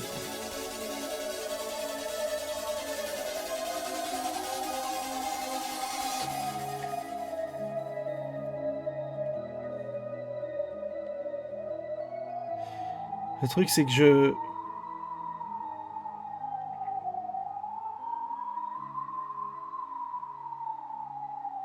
me raccrochais au fait que c'était le seul truc qui me raccrochait, c'était que c'était peut-être pas la vérité, quoi.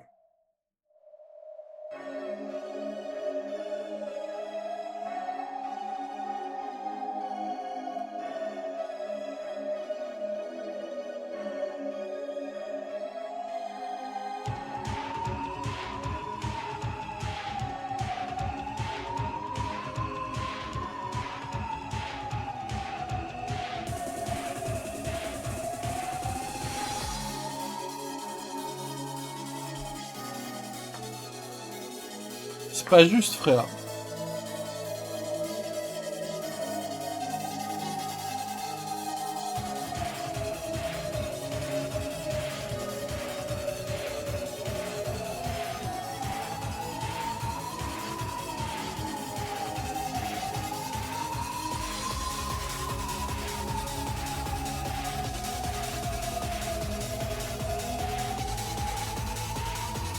C'est pas juste ce qui se passe, frère. C'est... Wow. J'aime pas, je suis dégoûté.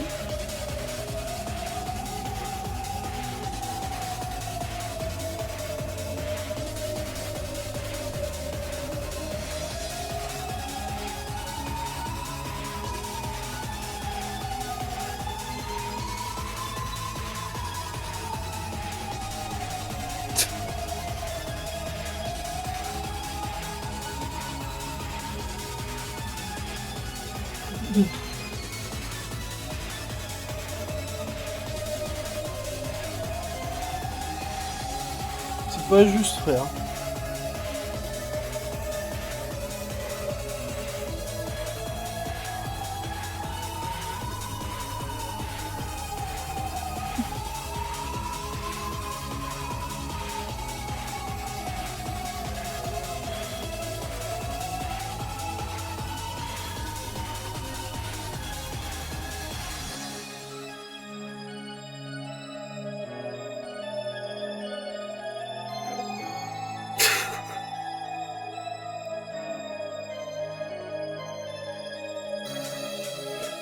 « 150 heures de lecture pour que ça se passe comme ça, frère. »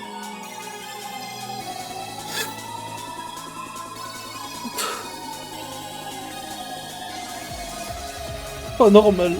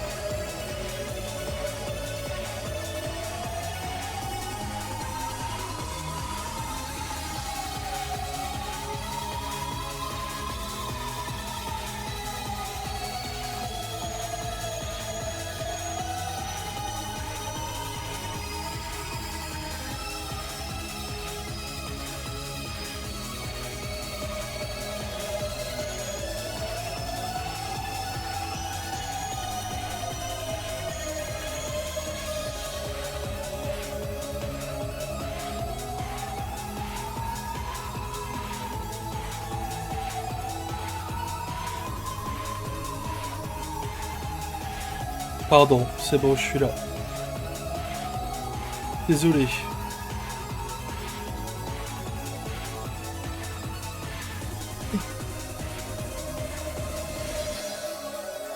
Allez. On reprend. Ouh.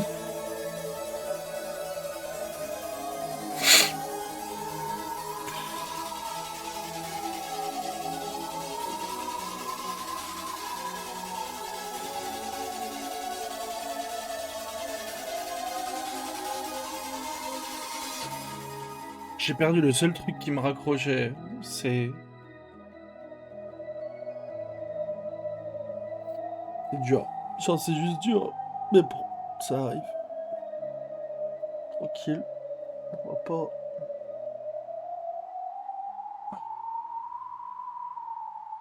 va pas s'apitoyer, hein. Une fiction après tout, hein.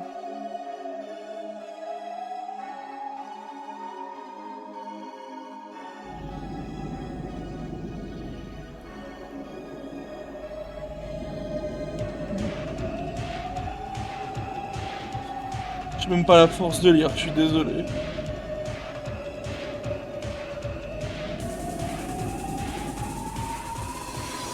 J'ai pris le plus gros crash out de ma vie là.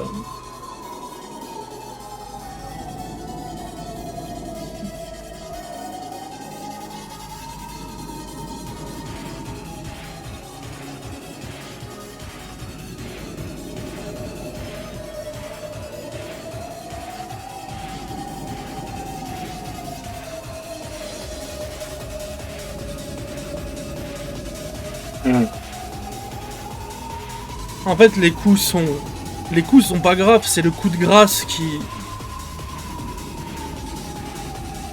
tamponne d'un coup, quoi. Oh merde. Putain, quoi.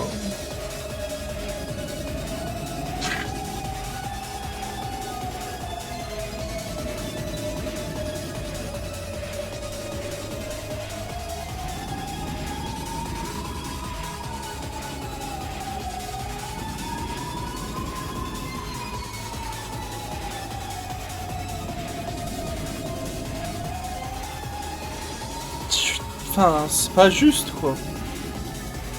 C'est tellement pas juste.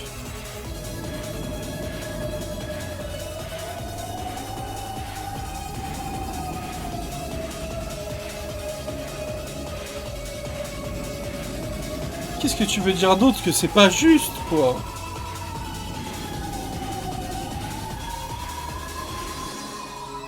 Que ce soit pour Ange, pour Eva, pour tout le monde.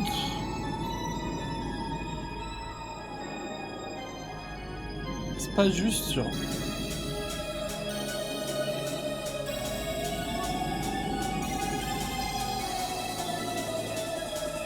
Eva, je m'excuse. Tout ce que j'ai pu dire avant. T'es la femme la plus forte du monde.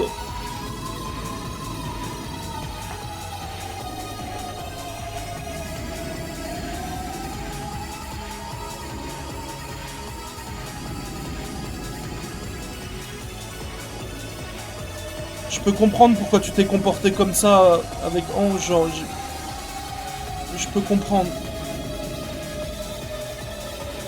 C'est pas de ta faute. C'est pas de ta faute, mais... que c'est dur.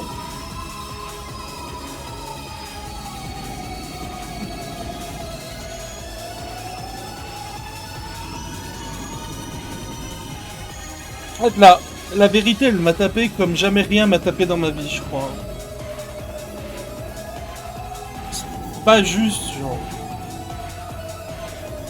Je sais pas... j'ai rien d'autre à dire. C'est juste pas juste, genre.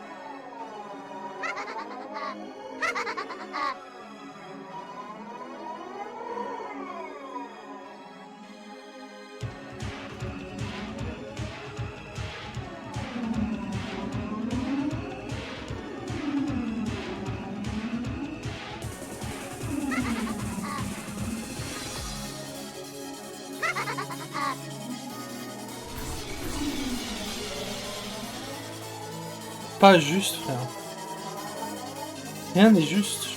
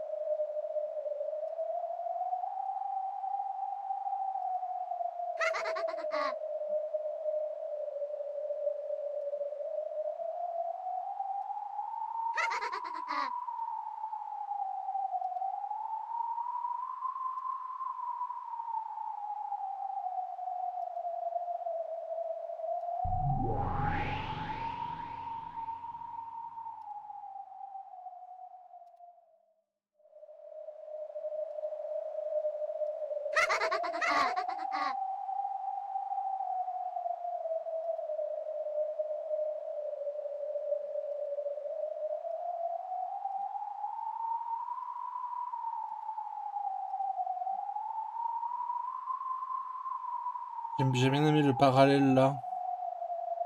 C'est un peu un parallèle de Battler Béatrice après la game 1, genre. Juste avant de commencer.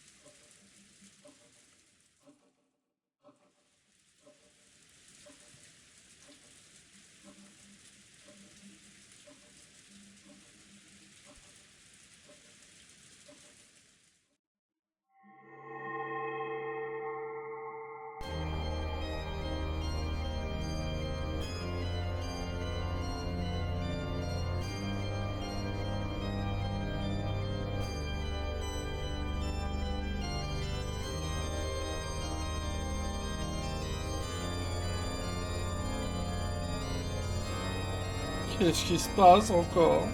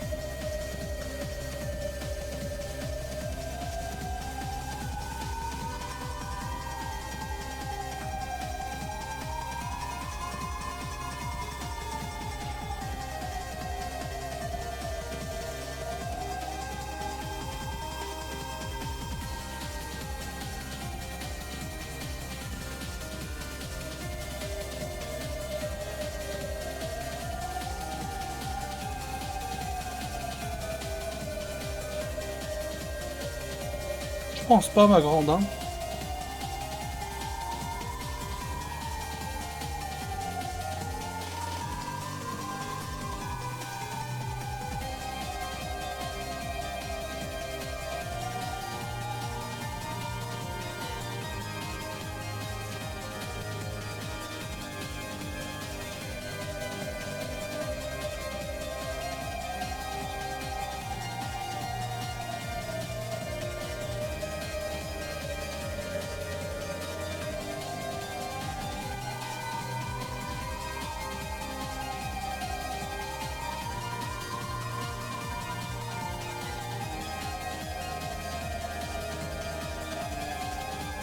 Allez, ma grande, hein.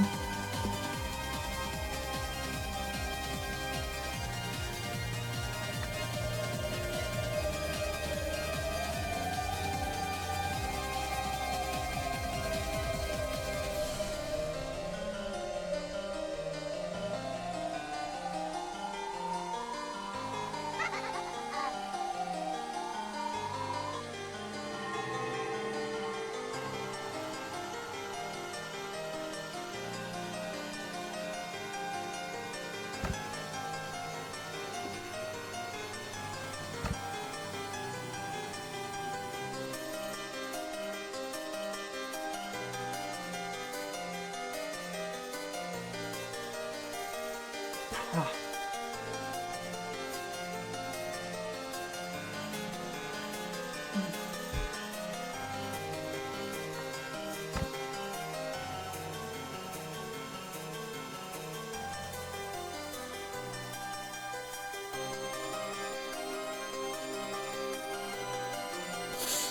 Ah, ouais.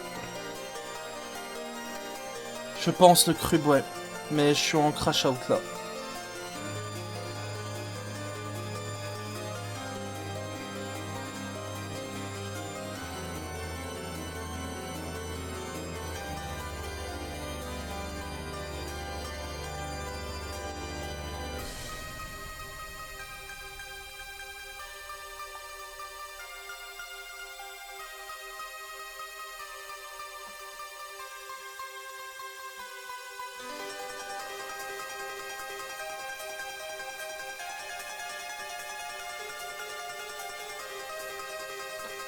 Je...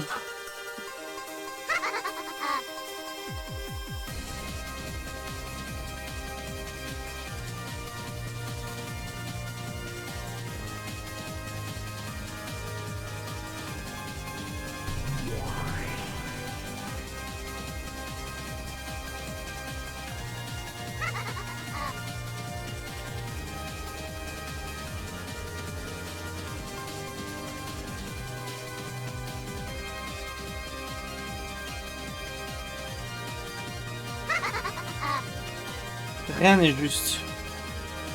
Rien n'est juste.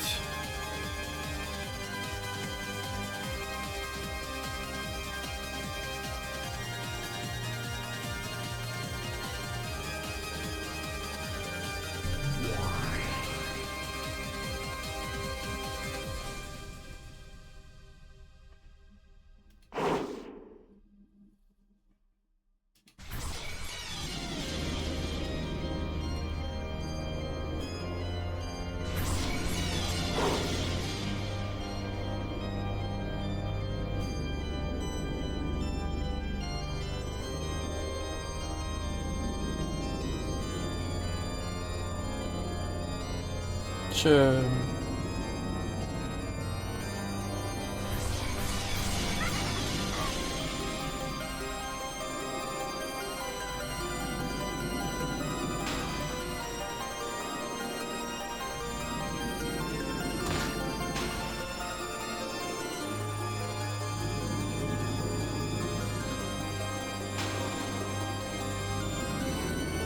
Je...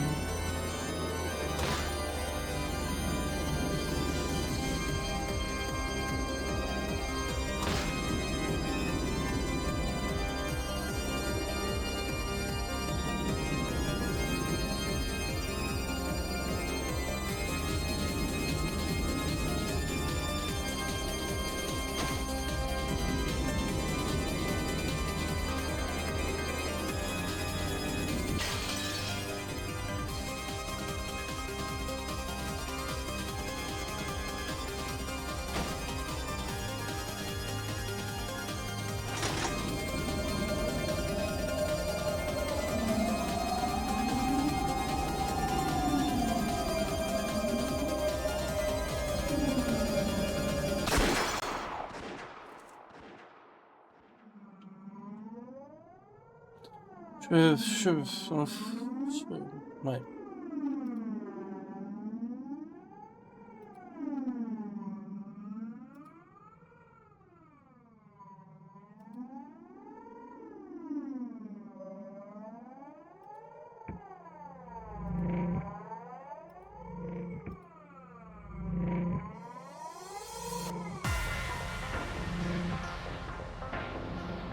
Qu'est-ce qui se passe?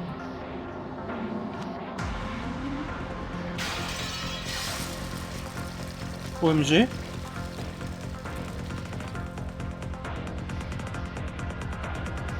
OMG Will.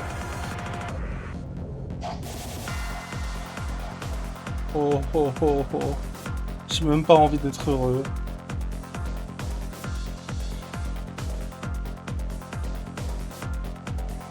J'ai même pas envie d'être heureux, mais j'apprécie l'effort.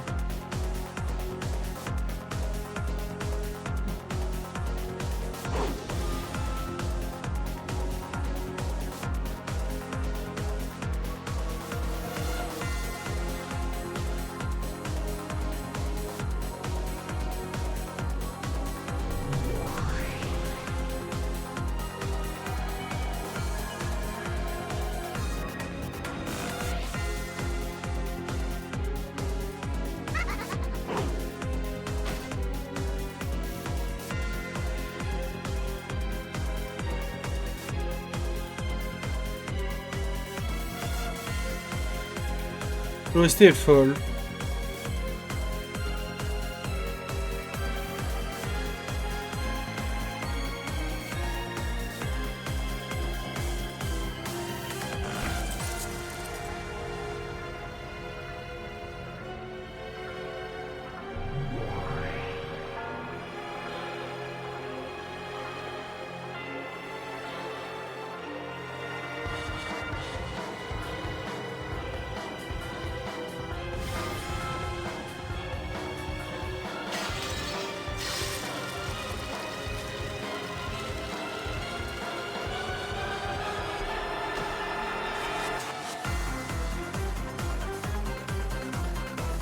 Au moins, il y a une bonne OST.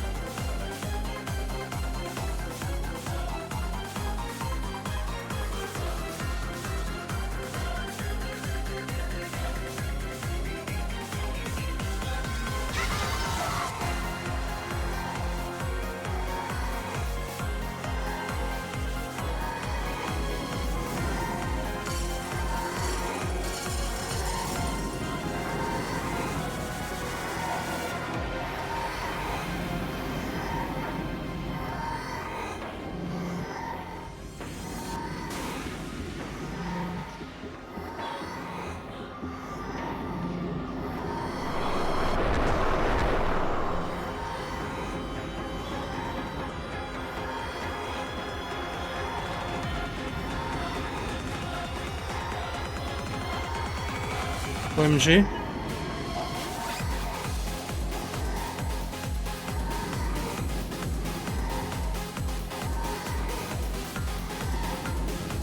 OMG.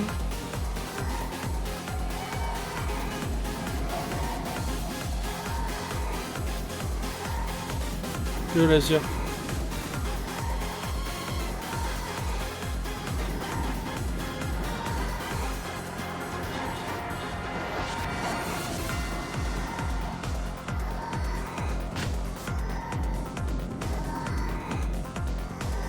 Regarde pas que Babs, tu fais le jeu un jour, s'il te plaît.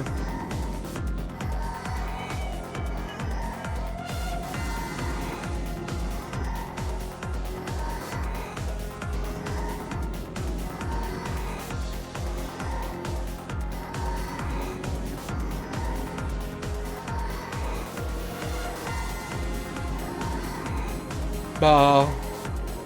C'est pire qu'un spoil, j'ai complètement crash out, frère.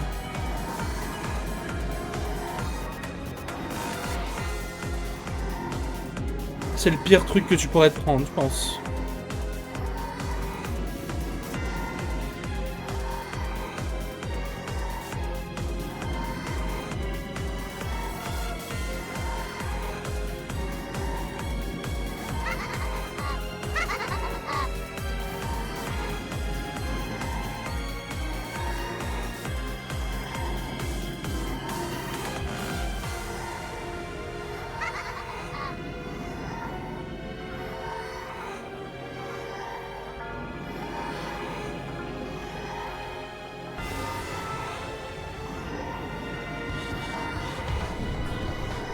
Will, s'il te plaît.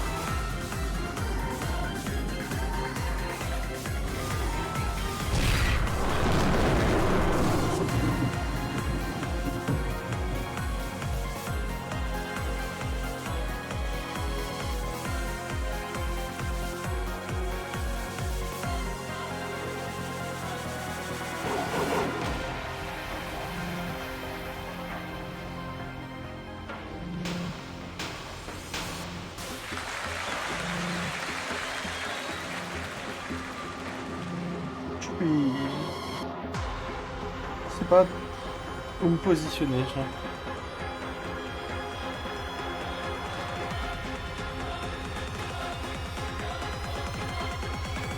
Ça c'est la meilleure OST du jeu. Hein. Allez, top 5, facile.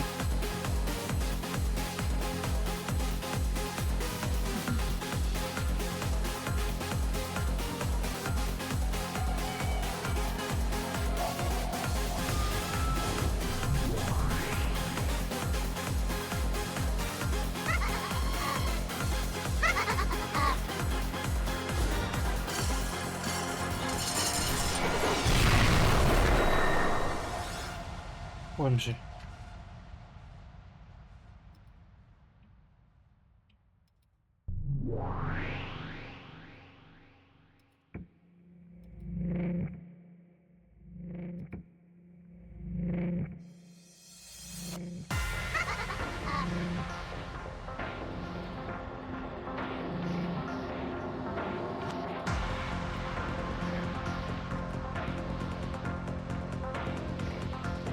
Ouais, mais là on se raccroche vraiment aux branches là. Hein.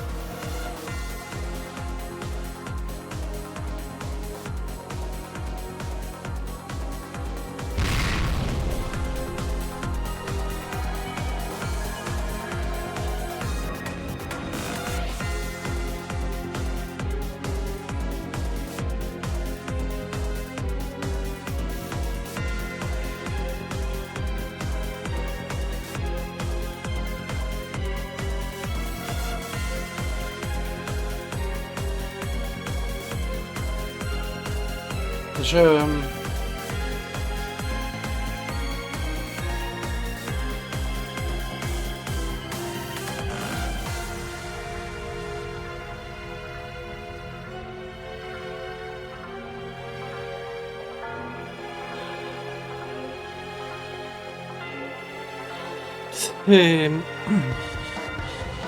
C'est le meilleur et le pire truc que j'ai lu de ma vie. Voilà.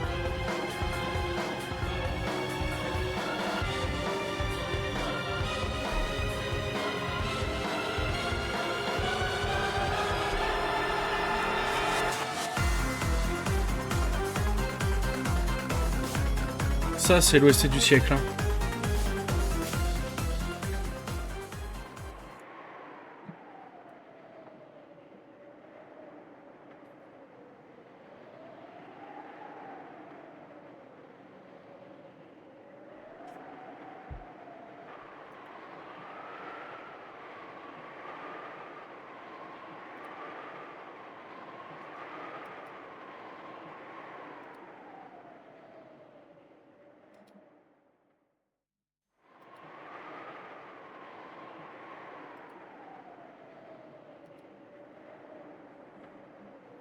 C'est très rare.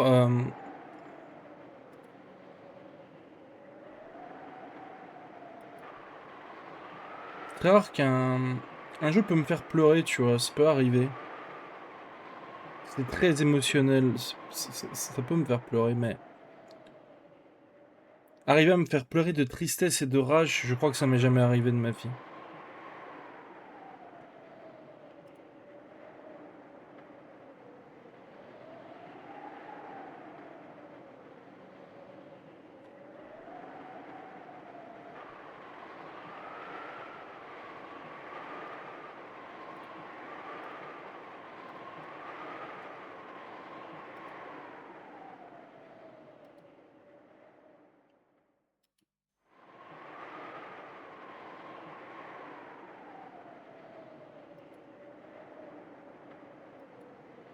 Allez, Leon, accroche-toi.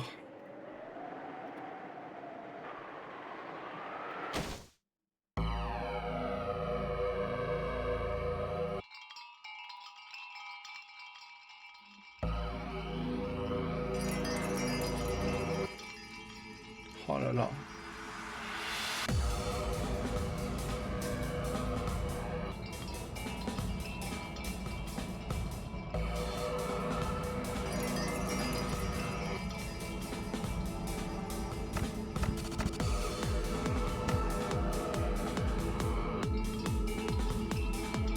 Aïe aïe aïe.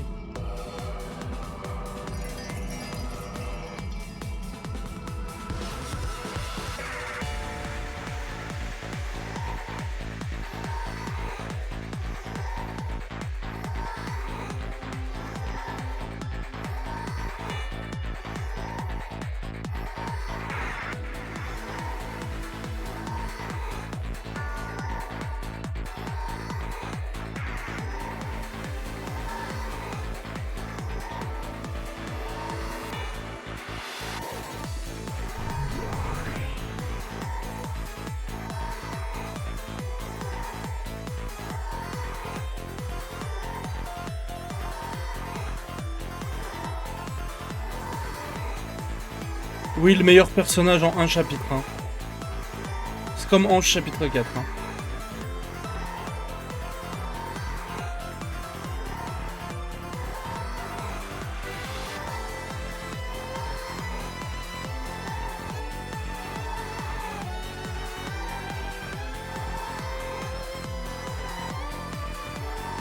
C'est beau, Will. C'est beau, Will.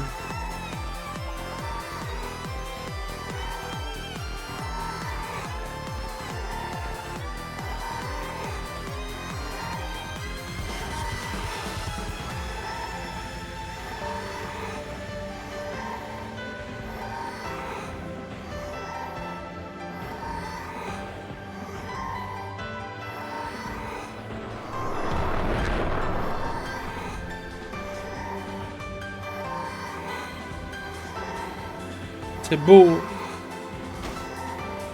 Le dernier espoir. Hein.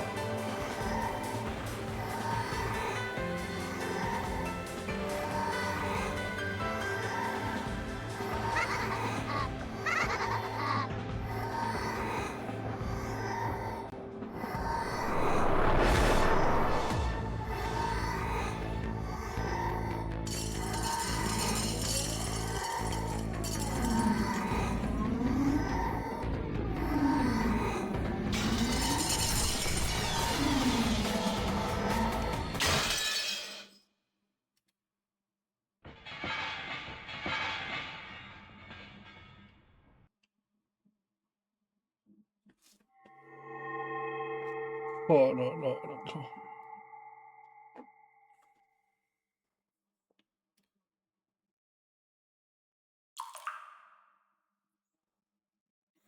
Il n'y a pas le choix. Continue d'avancer.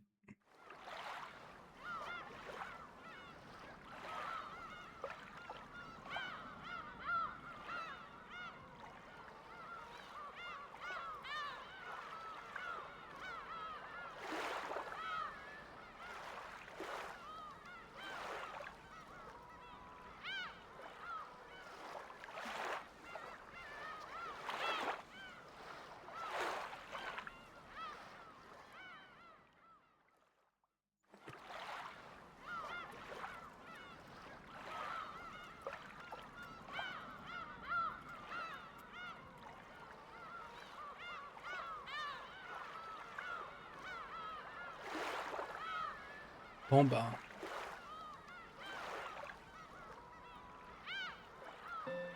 J'ai le choix? Non.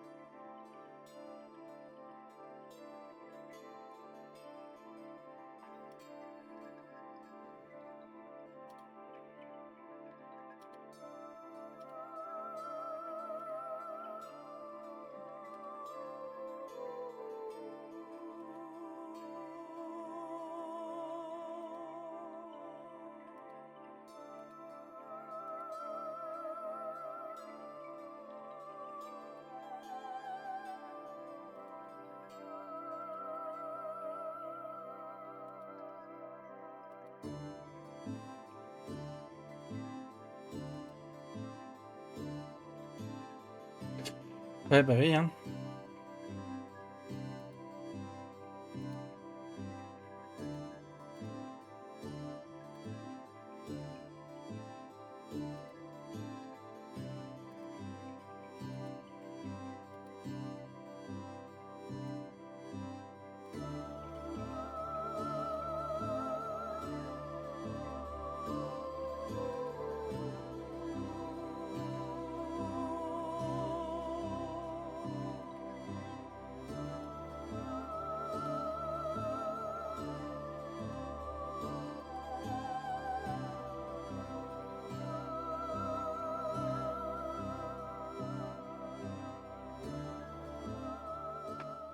Ouais.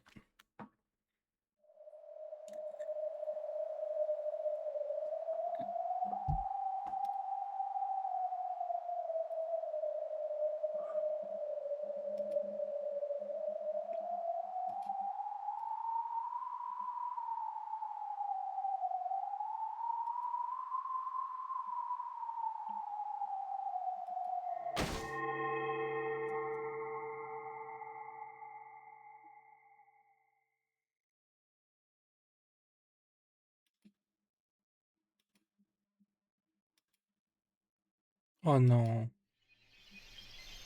Non.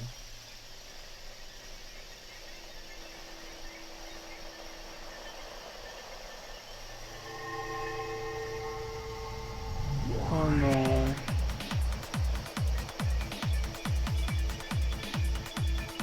Elle va vouloir nous faire la Game Master. Oh. Oh.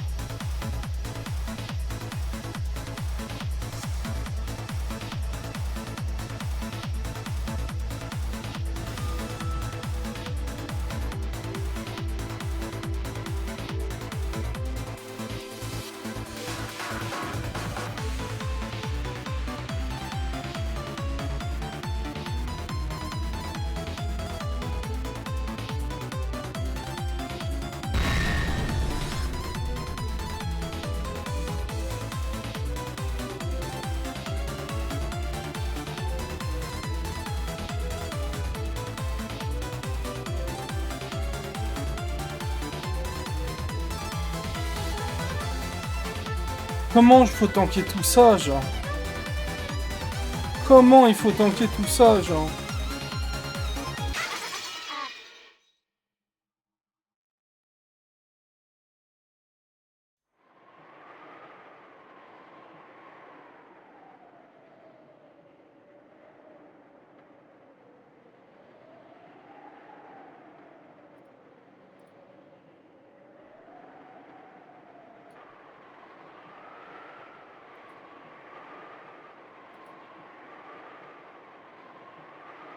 OMG.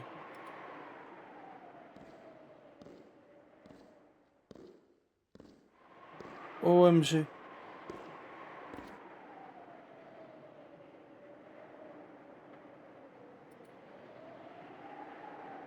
OMG. Oh, OMG.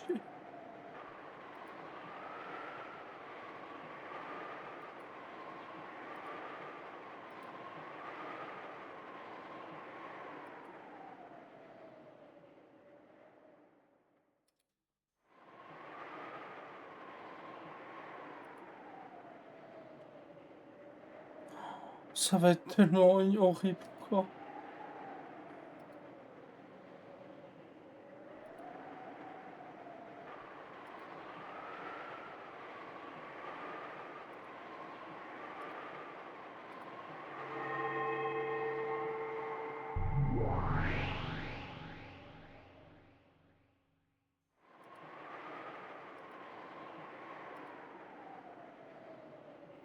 Ah, ça me fait trop de peine.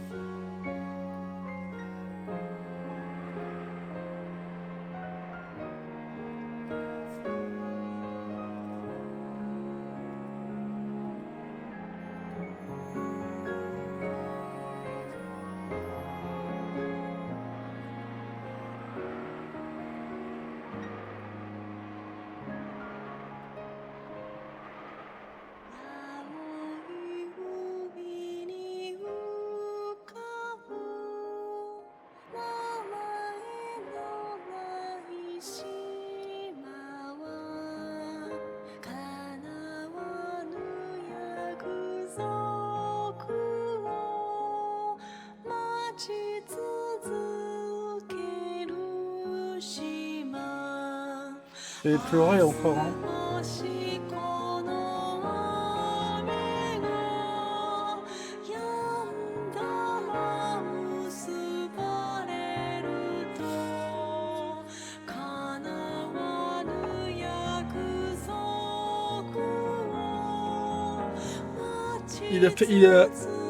Il a fait une game quand il était Game Master juste pour que sa sœur se sente pas triste à propos de ses parents, genre.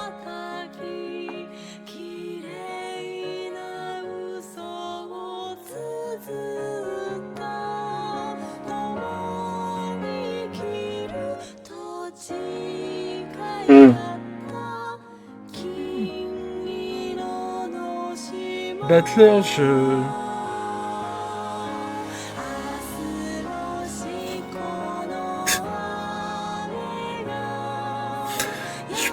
sais pas quoi dire, frère. Et...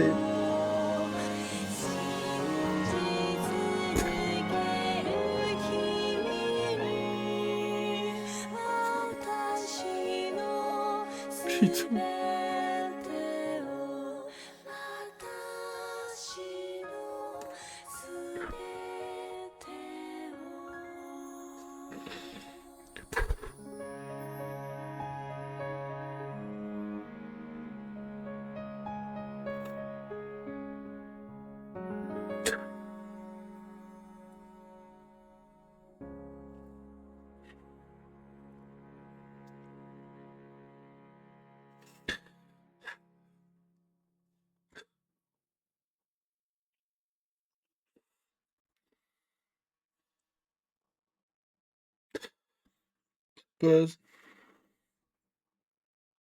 C'est pas juste. C'est toujours pas juste.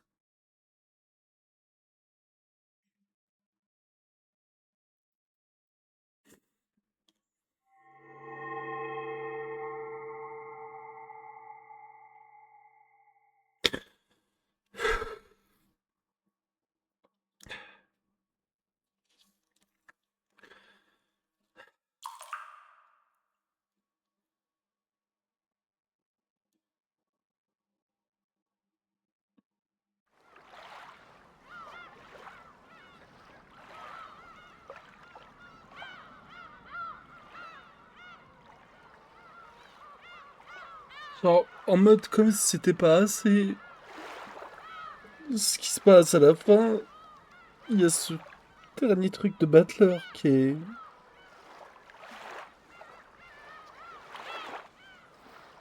trop beau, quoi. Et c'est tellement triste, genre.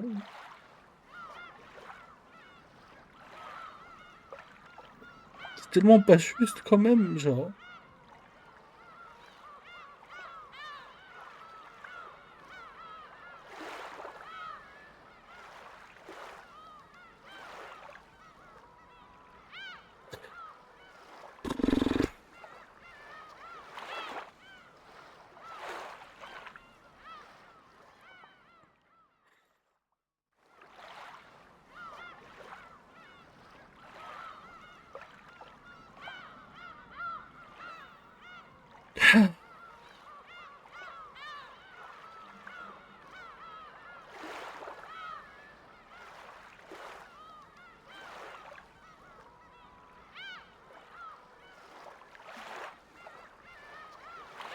Réussir à me faire craquer 2 fois, une fois de rage et une fois de tristesse en si peu de temps, c'est... J'ai jamais vu ça, genre.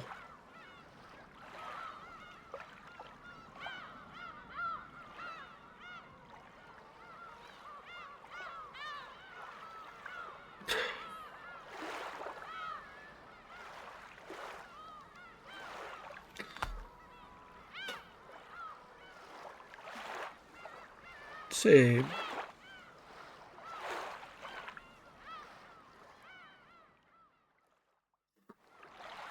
je-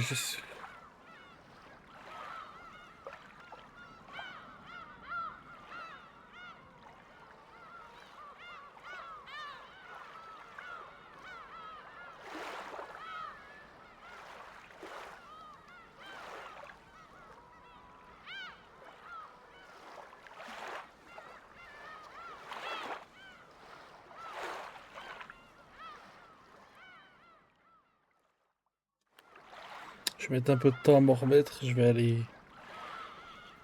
Une bonne nuit de sommeil. Et puis on...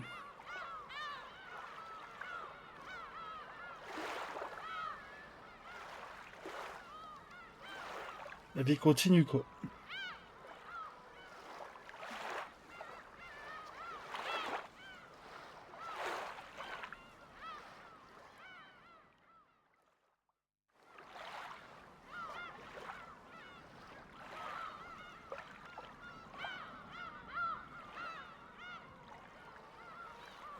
On en parlera plus tard. Ah. Faut que je me remette de ça va être compliqué. Easy YouTube.